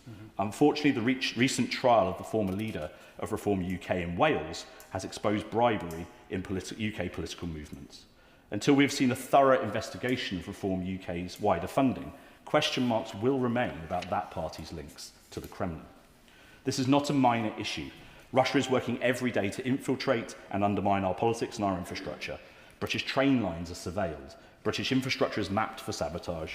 British political discourse is poisoned by disinformation, and British resolve is tested constantly. But we are up to the test. Indeed, our security services are among the world's very best. But we must root out corruption and foreign interference with energy, resolve, and openness, which makes the language of the new American national security strategy all the more alarming. The document's bleak, even dystopian worldview, echoed in recent days by the US President, should alarm all of us. It trashes the values underpinning alliances that have guaranteed British security since the war. It seeks to interfere directly in European politics and fuel instability by calling for cultivating resistance to mainstream European political discourse, essentially endorsing nationalist populist parties such as Alternative for Deutschland, Le Pen's Rassemblement National in France, and the Reform Party here in Britain. It emboldens Russia and China to push even harder against British interests. Most alarmingly, the NSS reserves its harshest criticisms not for its adversaries, but for allies. Christopher Landau, the US Deputy Secretary of State, posted that America can no longer pretend that we are partners with European countries, Britain included, pursuing policies utterly adverse to American interests. He listed climate policy, tech regulation, and alleged censorship as justifications. Russia's reaction tells you everything. Putin's spokesman praised the NSS. Russians close to Putin endorsed Trump's attacks on European allies. They sense an opportunity, and we must respond. The UK must therefore take foreign interference more seriously than it has done in decades. We cannot rely on an America drifting towards transactional nationalism. We must prepare for a world where Britain and Europe stand together to succeed in a transformed global political and security landscape. This is why I was particularly disappointed by the government's decision recently to withdraw from negotiations on the UK access to the EU Safe Fund, but I hope that we can revisit that at a later time. Madam Deputy Speaker, Britain must act with urgency on multiple fronts. We must strengthen our democratic resilience, completing the Russia report's recommendations that the government ignored, exposing foreign interference where it exists, protecting electoral integrity, and exposing attempts by foreigners to bribe British officials. We must bolster our economic security, enhance our cyber defences, and rebuild our conventional military capabilities. And we must be out front in defending free trade, democratic integrity and international institutions, even when our closest ally wavers. Britain shaped the world order. Britain championed the rules. Britain built the alliances. If we won't defend them, they will collapse and we will suffer first and worst. The world is entering an era defined by hybrid threats, authoritarian ambition and weak multilateralism. This Parliament must confront foreign interference with cross-party seriousness and honesty. The threats are real, the vulnerabilities are known. British citizens have already died. British sovereignty has been violated and British democracy has been attacked. The UK built a global system of rules to reject the notion that might is right. As Putin, Xi and now Trump attempt to reassert that very notion, it falls to us to stand firmly by our values to secure a fair, peaceful future at home and abroad. The question is, as on the order paper, members will be able to see that there are 6 of you bobbing, and I will be calling the front benches at 4:30, so that's a little guideline of 7 minutes each. Calvin Bailey. Madam Deputy Speaker, and I thank the honourable friend from Lewis for bringing about this speech and perhaps this debate, and I perhaps expand this to being more than foreign interference, because the way that Russia views what it's doing at the moment is more than that. It's a direct attack on a system, and it is a direct attack on our way of life. This is more than interference, this is conflict. Across the world, that contest is underway between liberal democracies, the trust that people, and autocratic regimes that fear them.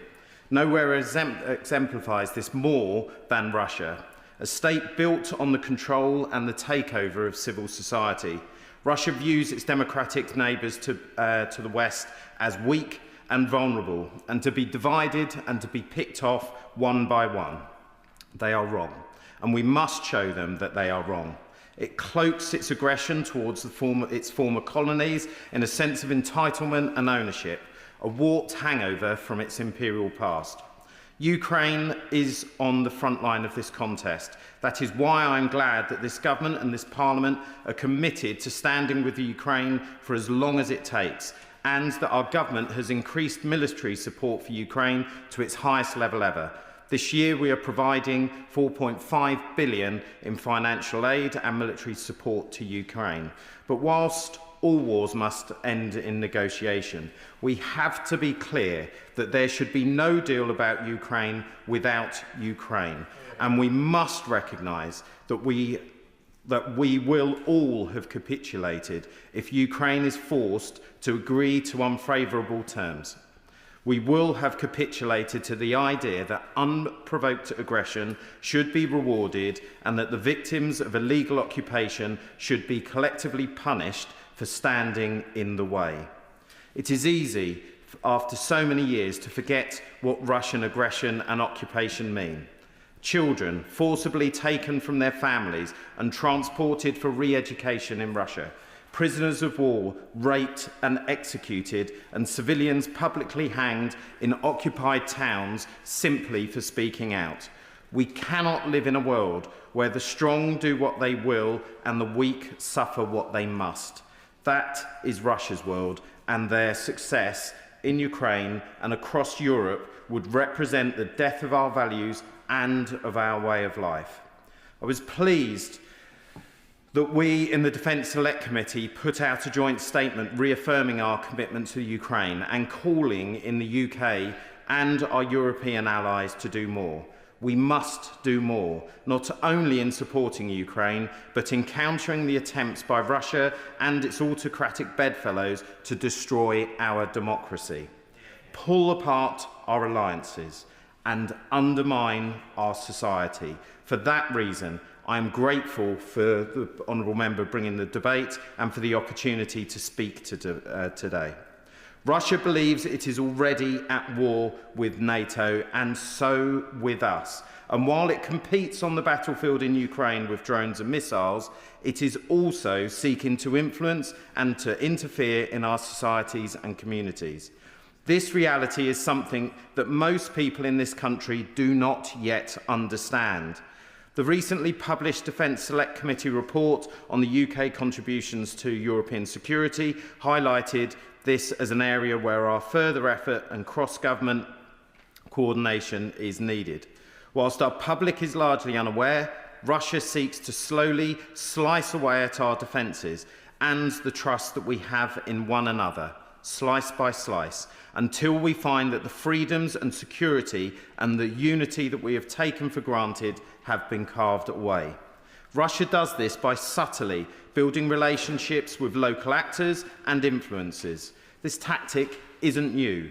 It has a long history. In the 60s, the KGB orchestrated a campaign to alienate West Germany from its allies by portraying it as a hub for Nazi anti-Semitism. The operation involved anti-Semitic graffiti and synagogue vandalism, emboldening the far-right elements and sparking international outrage. Today, Russia intervenes selectively and strategically to support far-right and far-left parties across Europe, while its intelligence farms out sabotage plots to criminals and opportunists. From Russian oligarchs socialising with Boris Johnson and the Brexit Brigade to Kremlin-backed spending on pro-Brexit disinformation campaigns, Russia has long sought to influence and undermine our democratic system from the top. And today, in this Parliament, there sits a party whose leaders have taken Russian bribes. Nathan Gill, former leader of Reform UK and Wales, took at least £40,000 in cash and pro-Kremlin from a pro-Kremlin operative.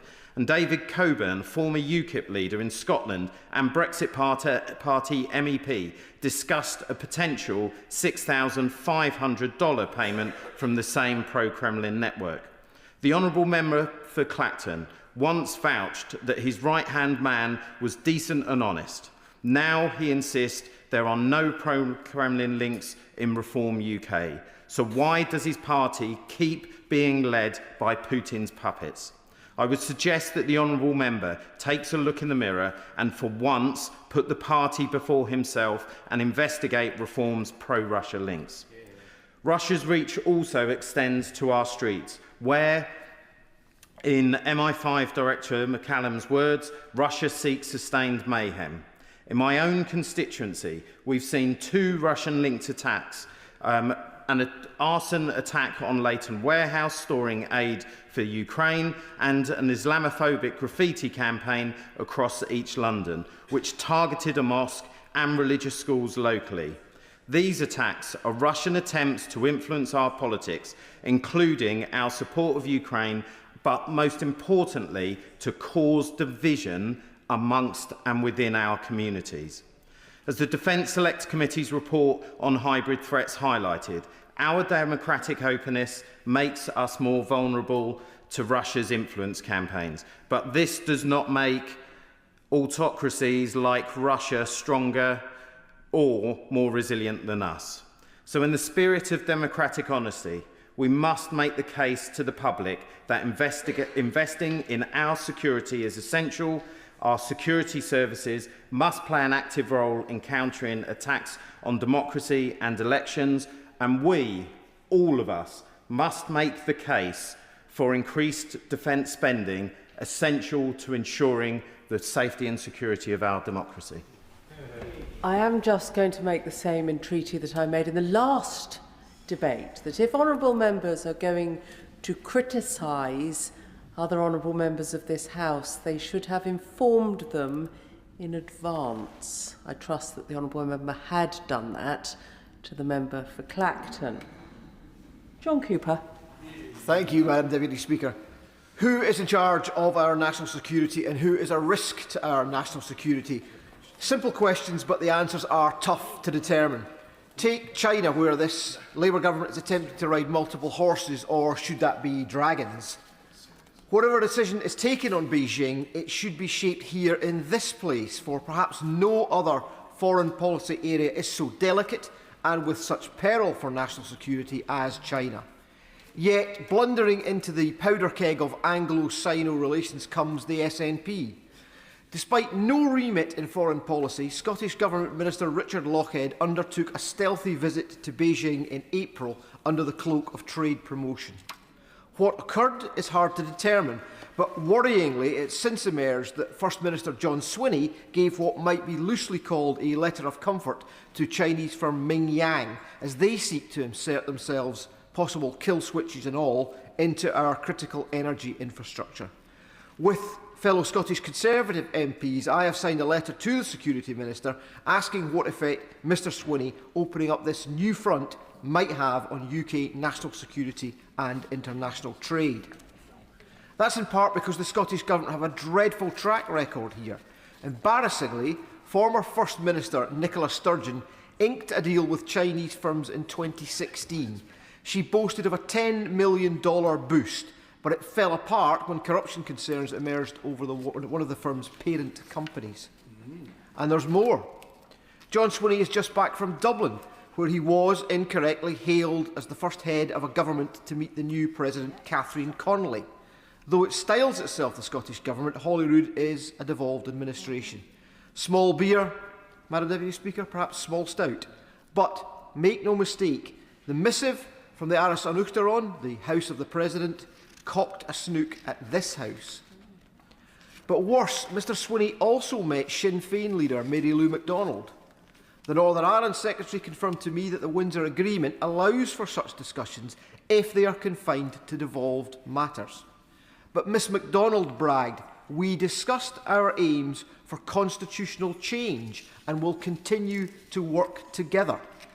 Madam Deputy Speaker, the House will know the constitutional aims of the Shinners, so democratic that they dodge scrutiny in this place, are to damage Britain by ripping Northern Ireland out of the Union.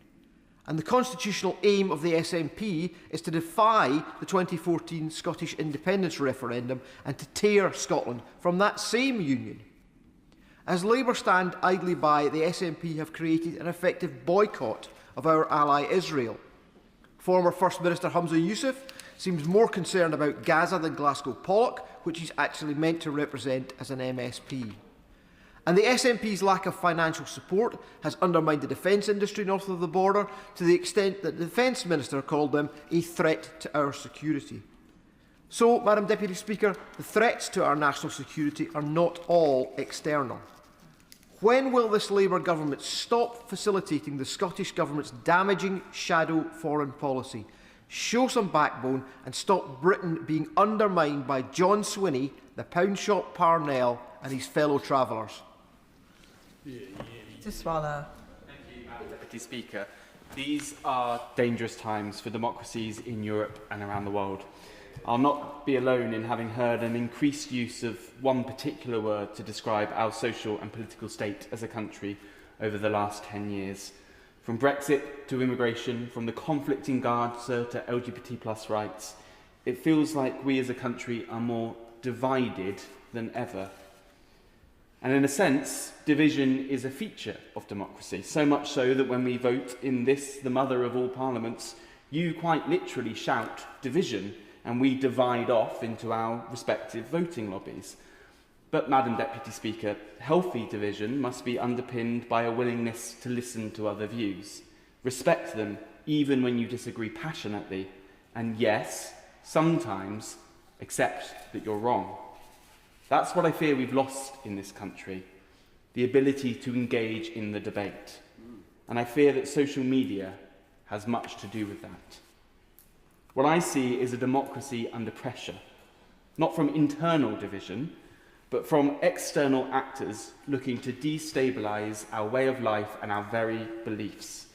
It will not be a surprise to honourable members or to constituents that social media is used by foreign actors, particularly Russia, Iran and China, to actively undermine our democratic institutions and to exploit the natural disagreements present in democracy to sow the seeds of division. As anyone who has been on Twitter recently will know, it is also increasingly being manipulated by its owner to promote a very specific and, in my view, very dangerous narrative. Today I want to focus my remarks on Russia and the impact of its state-affiliated and aligned online activities on our democracy. Earlier this week, the Foreign Secretary strongly reaffirmed our commitment to UK support for Ukraine against Russian aggression in her speech to commemorate the signing of the Locarno Treaties here in London. Ukraine is fighting to defend Western democracy against Russia's illegal invasion and paying a high price to do so. But as the Foreign Secretary recognised in her speech, while Russia's war may be physically constrained, its offensive is playing out on multiple frontiers, including on our very own social media feeds. Evidence given to the Foreign Affairs Committee identified Russian operations across every single conceivable channel and platform, including Minecraft. These operations include bot farms, which produce fake accounts at a rate far faster than can be banned and use them to create significant noise around a particular issue, drowning legitimate discussion out and undermining trust in UK institutions. Madam Deputy Speaker, if I had stood here and said even a few years ago that Russia had infiltrated my local Facebook groups to spread disinformation and the local Facebook groups of many members across this House, I would have been received with some scepticism. Now, may I say, I feel we should be more sceptical of the fool who believes them not to be doing this. The corrosive effect this has on community cohesion is immense, and it's happening every day on a hyper-local level. Russian troll factories are spewing out lies, not to push any single political ideology, but simply to sow chaos and undermine faith in institutions. So I fully welcome the government's decision to sanction a further 7 entities and individuals for their role in destabilising Ukraine. But I'd also like to ask the government to go further and consider what action can be taken within our own borders to curb this economy of disinformation. I welcome the provision made in the Online Safety Act to list foreign interference as a priority offence, meaning services must take proactive steps to identify and minimise users' exposure to state-sponsored or state-linked disinformation aimed at interfering with the UK. But I question whether any social media company is living up to its obligations under this Act. And I've asked to meet with Meta to discuss this issue, and I'm disappointed to tell the House I've not yet been given that opportunity. I assume all social media companies are aware of the threat of foreign interference and know it's happening on their platforms. What I've not seen any evidence of, however, is they're taking any action to stop it. If social media companies do not take action, then, Madam Deputy Speaker, I believe we must pursue them and force them to do so, because our democracy is more valuable than their profits. And we cannot ignore that not only is Russian interference clear and evident within the borders of our own country, but it's also clear and evident within the walls of this House and the political sphere across the great nations of this country. I am sure I do not need to remind colleagues that the former leader of Reform in Wales is now behind bars for taking bribes to make pro-Russian statements. Reform are now refusing to conduct an investigation into pro-Russian interference in their party, which begs the question, Madam Deputy Speaker, what are they hiding? A question, of course, we could ask them had they shown up today. Because pro-Russian narratives are nothing new to Reform or its previous incarnations in the Brexit Party and UKIP. In fact, Madam Deputy Speaker, during the 2024 election campaign, the Honourable Member for Clacton suggested that the EU and NATO had provoked Russia's invasion of Ukraine. He said that he admired Putin. Madam Deputy Speaker, he is a Kremlin apologist. The fight against Russia in Ukraine is one that is morally right, but it's also strategically right, and the government is correct to be unwavering in its support of Ukraine for their future and for ours. They are defending Europe's eastern flank. Any government which neglects this neglects its first duty to the security of the public, and we must be in no doubt that Reform are a threat to this and to all of us. One further aspect highlighted by the Royal United Services Institute report is the need to support civil society and media ecosystems that are directly targeted by these operations. It's not just about technical defences, but also about improving media literacy, so that everyday citizens can be more well prepared to spot deepfakes, fake news and misinformation. Yesterday, the government released its National Youth Strategy, and amidst all the fantastic announcements about funding for more youth facilities, a plan to address workforce challenges and give more young people a voice, I want to highlight specifically the commitment to embed media literacy into the curriculum and ensure that Ofcom is able to fulfil its obligations under the Online Safety Act to promote media literacy. Madam Deputy Speaker, I would simply say that media literacy is important not just for young people, though it is, but for everyone, especially older people who may be more vulnerable to the effects of deepfakes and misinformation.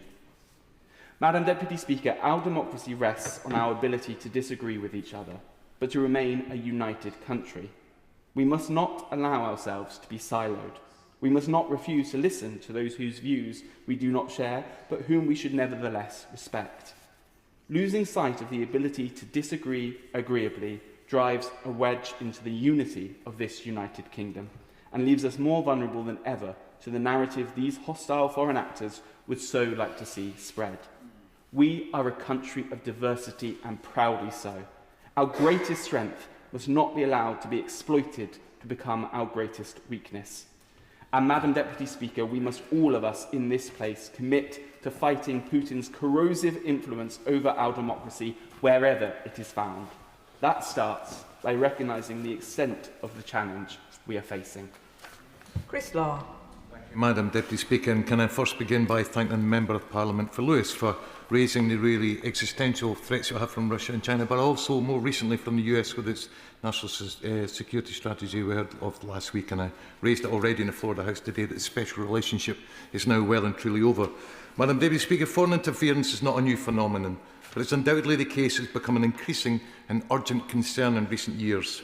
Heightened aggression from hostile states and increased economic competition is creating a more polarised world, and those who seek to increase their power and influence are looking to maximise every avenue possible.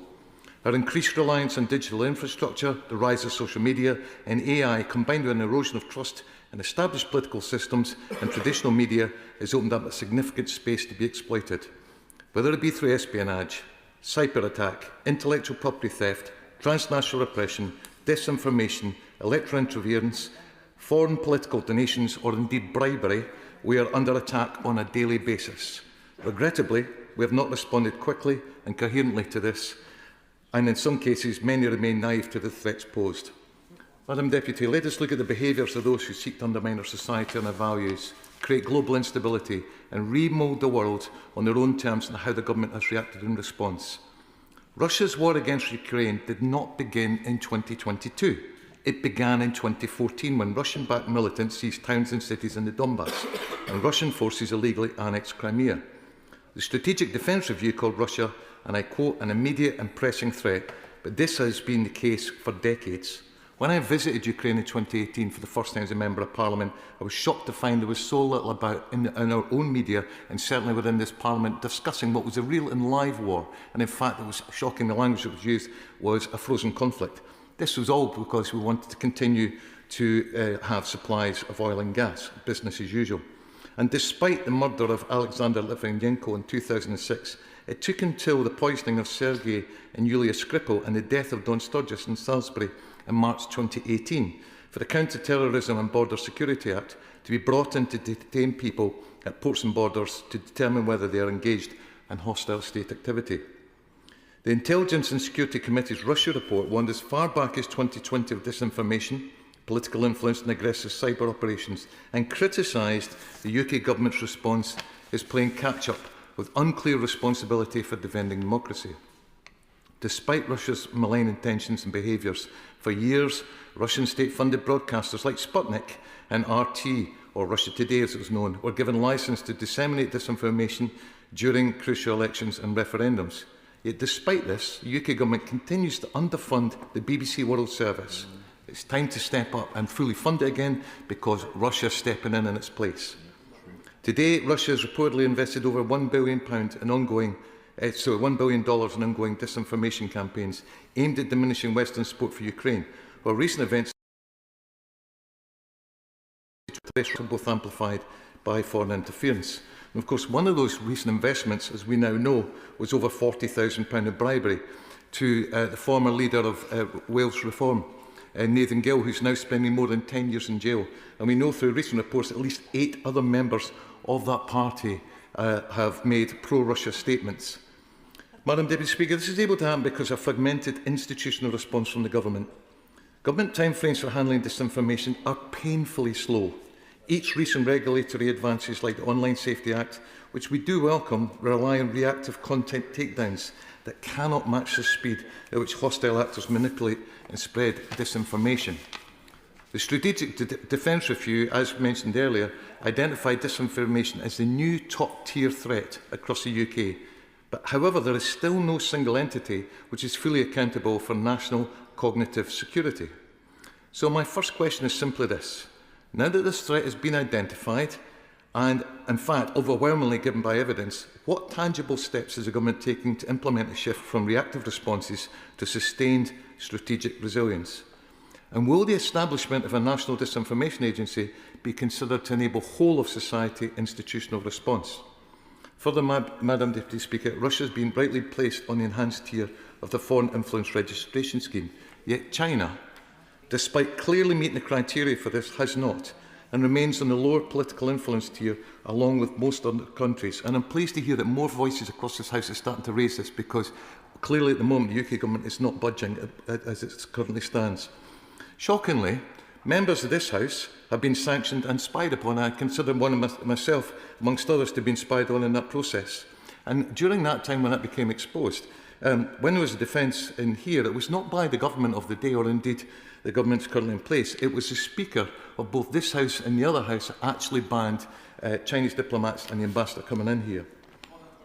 Yeah, happy to give her. I thank my honourable friend, the member for Dundee Centre, and he's making an excellent speech.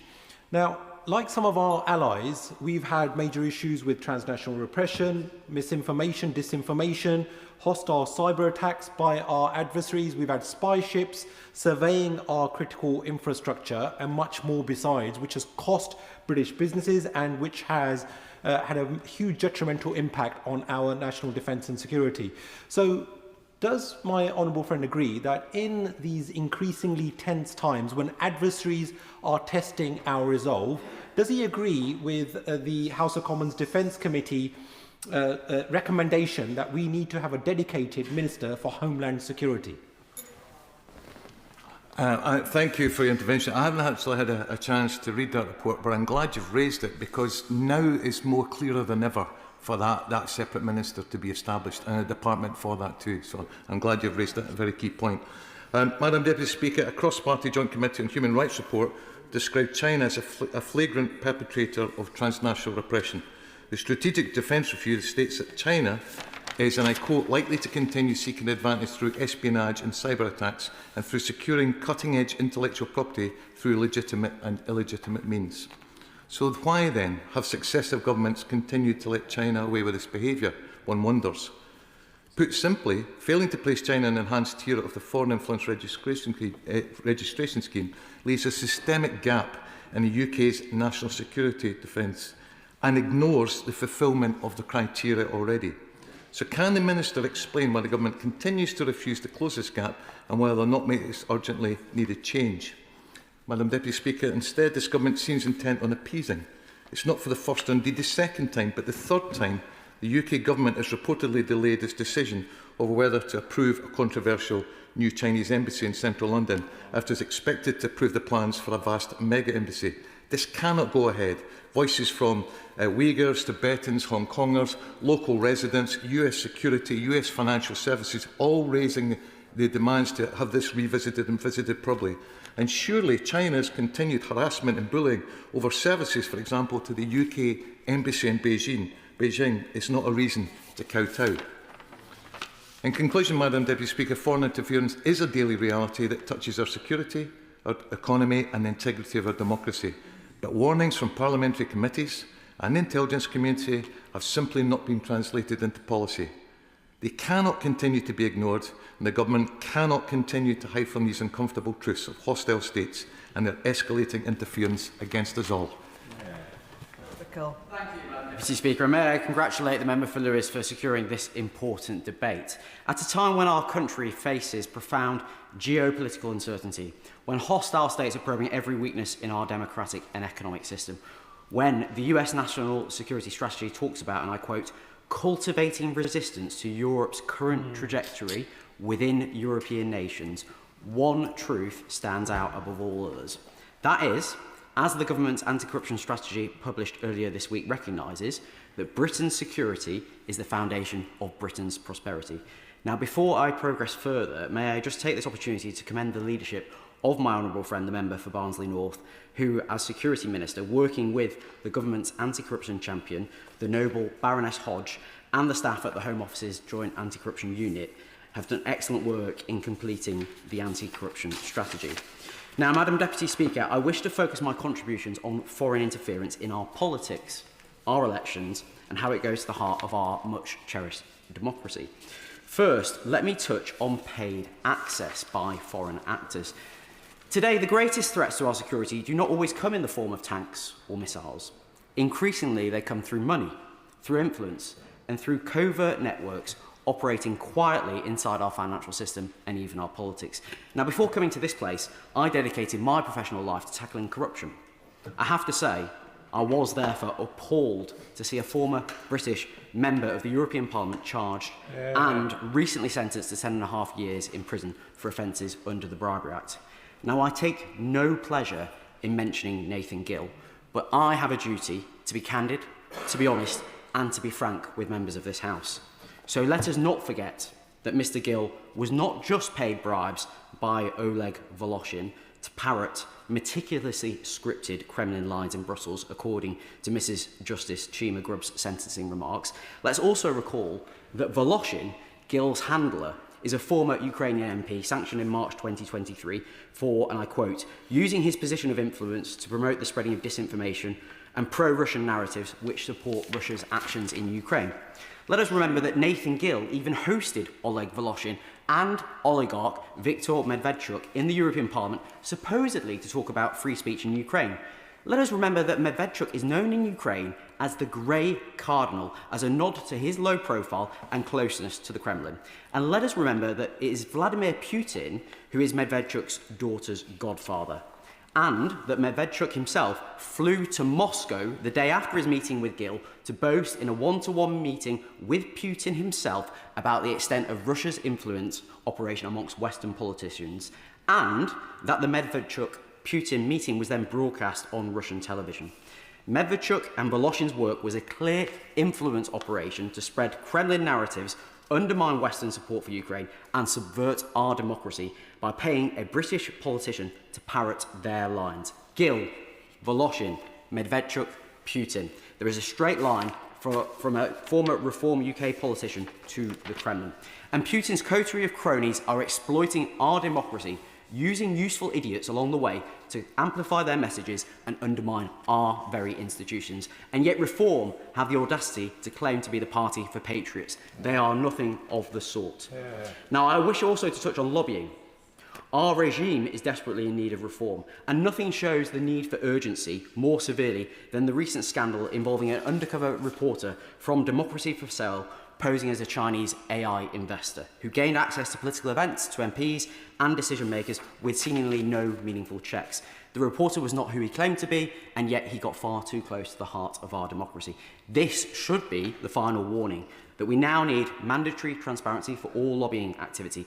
We need stronger revolving door rules so that privileged access cannot be immediately turned into private profit. And we need a modern foreign influence registration scheme that brings covert activity into the daylight, including activity linked to China. The anti-corruption strategy confirms that the government will keep transparency around lobbying under review, including considering recommendations to the Public Administration and Constitutional Affairs Committee.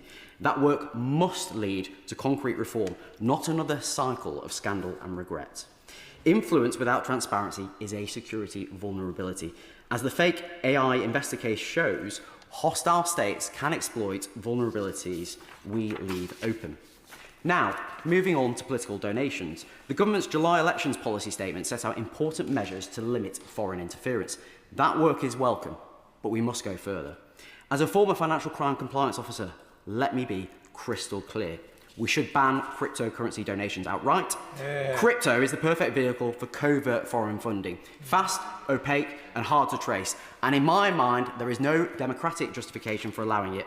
It is a solution in search of a problem. And there is only one reason political parties would encourage donations in crypto, and that is to conceal their very origin. I refer members to recent reporting that Reform UK, who I notice are unrepresented in the chamber today, became the first party to start taking such donations. Well, I've recently returned from Montenegro with the Foreign Affairs Committee, where our focus has been looking at misinformation and disinformation, and how it is spread like a cancer by those who wish to undermine our institutions. And whilst there, several local politicians and officials raised with me their concerns about British national George Cotterill, a well-known figure in the crypto world. Back in 2016, Cottrell was indicted in the US on 21 counts for crimes including money laundering, fraud and blackmail. He served 8 months in prison for wire fraud after being caught in an FBI sting offering his services to undercover agents posing as drug traffickers, and he's currently being investigated for his tax affairs by HMRC. He was once described, indeed, by the member for Clacton as being like a son. And Cottrell's unlimited company, GeoStrategy International, pumps out dubious polling and Reform UK talking points, but doesn't file accounts or publish its clients. It's not a member of the relevant trade body, and so isn't signed up to the polling industry's ethical codes. It claims to have offices in London, Montenegro, Switzerland, and the US, where it is registered in the secrecy jurisdiction of Delaware, and companies with such little transparency should simply not be able to flood money into our politics, yet seemingly they could do so at the drop of the hat. Now, given Cottrell has been accused of illegally financing a political party in Montenegro, accusations he denies, I am deeply concerned about his proximity to members of this House. And it is a great shame that the member for Clacton is not here to explain the conduct of his right-hand man. Now, it's clear to me that Reform want nothing more democracy from the long hand of dictators like Putin. Let us not forget, as has already been mentioned, how the member for Clacton described Putin as a man who he admires. And that's one of many reasons why we need to make sure that the forthcoming elections bill does guarantee the independence of the Electoral Commission. If we're to have a genuinely independent electoral regulator, we need the Commission to be free from ministerial direction, free from political pressure, and properly resourced. Indeed, it was Boris Johnson's Conservative government which stripped the Electoral Commission of its independence in the 2022 Elections Act. That followed the Commission's investigation into Johnson's Downing Street refurbishment, its fining of the Vote Leave campaign for breaking spending limits in the run-up to the 2016 referendum, and a number of donation scandals involving Russian-linked individuals. Political financing is a cross-party issue, but it should be this Labour government which restores Commission independence, ensuring it can fulfil its obligations in the service of the British people. Across Europe, we're seeing active attempts by hostile states to manipulate elections. Britain must not be complacent. We must build a system that is resilient, transparent and modern. Madam Deputy Speaker, foreign interference succeeds only when democracies are asleep at the wheel. Britain cannot afford to be one of them. Ellie Chowns. Thank you, Madam Deputy Speaker. And before I start, let me just assure you in relation to the comments made by the previous Deputy Chair that I will be mentioning a member of this House, and I have given him advance notice that I'll be doing so. Madam Deputy Speaker, our democracy is under threat. We cannot and must not fail to defend it against the bad faith actors who seek to attack it. Today, I'll concentrate the bulk of my remarks on Kremlin-linked Russian interference, starting with the long-time right-hand man of the habitually absent member for Clacton, Nathan Gill, who was at the very top of Reform UK in Wales. Mr Gill is now sitting in jail, serving a 10.5-year prison sentence for taking Russian bribes from Putin's operatives to parrot Kremlin propaganda about the war on Ukraine. The leader of Reform UK, the member for Clacton, is desperately suggesting Mr Gill was a bad apple as he and his organisation scramble and evade following Gill's bribery conviction. But that simply doesn't wash. Gill was not the only pro-Brexit politician in Europe spreading Kremlin talking points about Ukraine. Indeed, the member for Clacton himself echoed Moscow's narratives on the war in Ukraine, accusing the West of provoking the war. And it's also worth remembering his frequent appearances on Putin's propaganda TV channel, Russia Today, between 2010 and 2014, on which he made no criticisms of the lack of democracy in Russia or their position on Ukraine. I will. I thank her for giving way. She's making a powerful case about reforms speaking on Russia's talking points. Of course, the biggest Russian talking point of them all is that NATO is the enemy. So when her leader says that the Green Party believes we should leave NATO, is that not a Russian talking point? That is not the Green Party's position. The Green Party position, in fact, I clarified in a point of order just last week in the Chamber, the Green Party's position supports our membership of NATO at this time of extreme threat on Europe's borders. Madam Deputy Speaker, it's been long known that the Kremlin seeks to interfere and undermine democratic politics in other countries with online bots and cyber disinformation. The need is urgent. In June 2025, the government published the Strategic Defence Review, which said the UK is already under daily attack, with aggressive acts from espionage to cyber attack and information manipulation causing harm to society and the economy. Russia was called an immediate and pressing threat, including in key areas including cyberspace and information operations. And these concerns are not new. Credible evidence of Russian interference in UK elections was flagged in the 2020 Intelligence and Security Committee Russia report. And in 2022, the SCDO put out a press release that revealed a Russian spy agency had targeted UK national infrastructure in a calculated and dangerous hacking campaign, and that Putin was sowing division and confusion among allies. The Foreign Secretary at the time was Liz Truss, who said that she would not tolerate it, and yet she and that moribund Conservative government she was a part of did not open an investigation into the ISC's Russia report on Kremlin-linked influence in the UK. Now, obviously, Liz Truss should never have been anywhere near the levers of high office, but why hasn't this government acted as the US did? The 2017-19 Robert Mueller Special Counsel investigation was a criminal investigation into Russian interference in the 2016 United States election. We need similar here. The US report concluded that Russian interference in the 2016 presidential election did occur in sweeping and systematic fashion and violated US criminal law. In 2016, we had the Brexit vote that has so harmed and divided our country, and it is well known that the Kremlin wants a weakened, fractured EU. So where's our version of Mueller? Madam Deputy Speaker, the upcoming elections bill will be critical for addressing the dodgy influence of foreign money in UK politics, not least via cryptocurrency, and I agree with my honourable friend on exactly these points. Reform UK is the first British political party to accept donations in crypto, despite the UK National Crime Agency investigators recently saying that cryptocurrency has turbocharged money laundering. The NCA also point out that the cryptocurrency backed by the Reform donor is used for the Russian war effort. But Reform UK's record £9 million crypto donation is just the latest offering from abroad, with The Observer reporting last Sunday that 2/3 of funds given to that organisation in this Parliament have come from donors with overseas interests. Yeah. This demonstrates why it is so urgent that the forthcoming elections bill must be robust in stopping dirty money. Now, we haven't yet seen the bill, but as well as urgent controls to prevent big overseas donations, amongst other things, the bill must streamline national versus local spending limits with a per-seat cap on total spending, have a limit on major donations, and give the Electoral Commission the power to prosecute and reinstate its independence. It is also crucial that we have rules requiring submission of all online and offline advertisements to the Electoral Commission as soon as they are published, with data on who has sponsored the ad readily available to the public. As things stand, we only get partial transparency after an election has happened, and that is too late.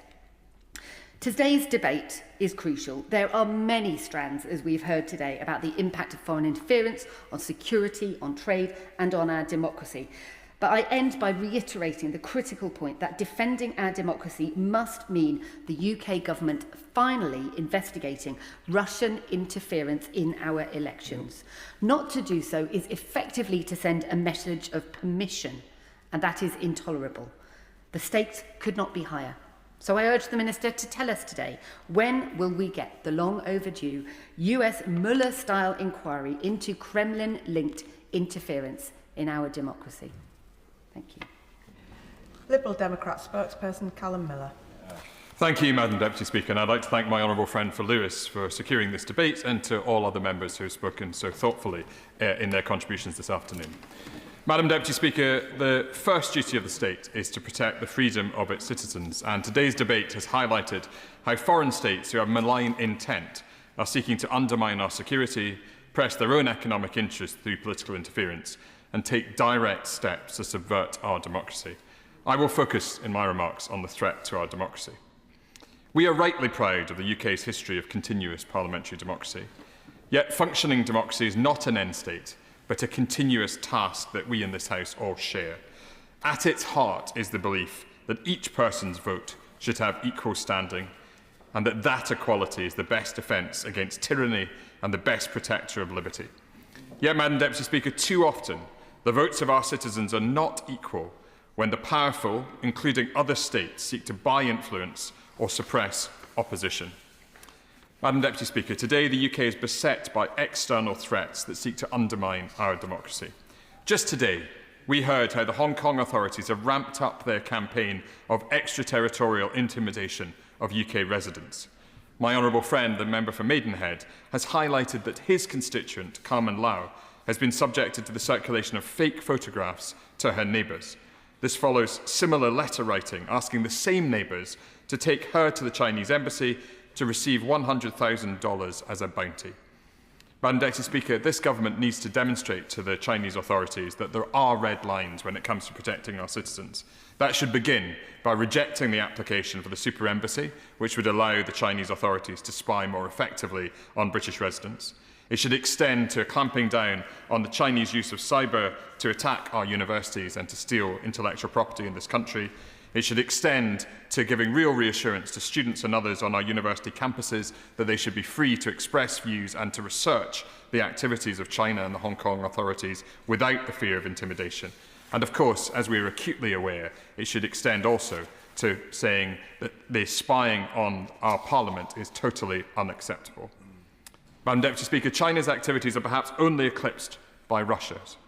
Vladimir Putin may be president of Russia and perhaps the richest man in the world based on hidden wealth, but above all, he remains the jilted KGB man from St. Petersburg who has never accepted the breakup of the Soviet Empire. In an eerie parallel with Adolf Hitler's own psychological response to the humiliation of Versailles, Putin has made it his life's mission to restore Russia's standing on the world stage. It is his doctrine to restore Russia's borders to those of the Soviet Union and the Tsarist Empire. This was evident in Russia's invasion of Georgia in the first decade of this century, and we then saw the invasion of Crimea in 2014 and the Donbass before the full-scale invasion of Ukraine in 2022. More recently, in Hungary, in Moldova, in Romania, we've seen clear examples of Russian interference in democratic activity.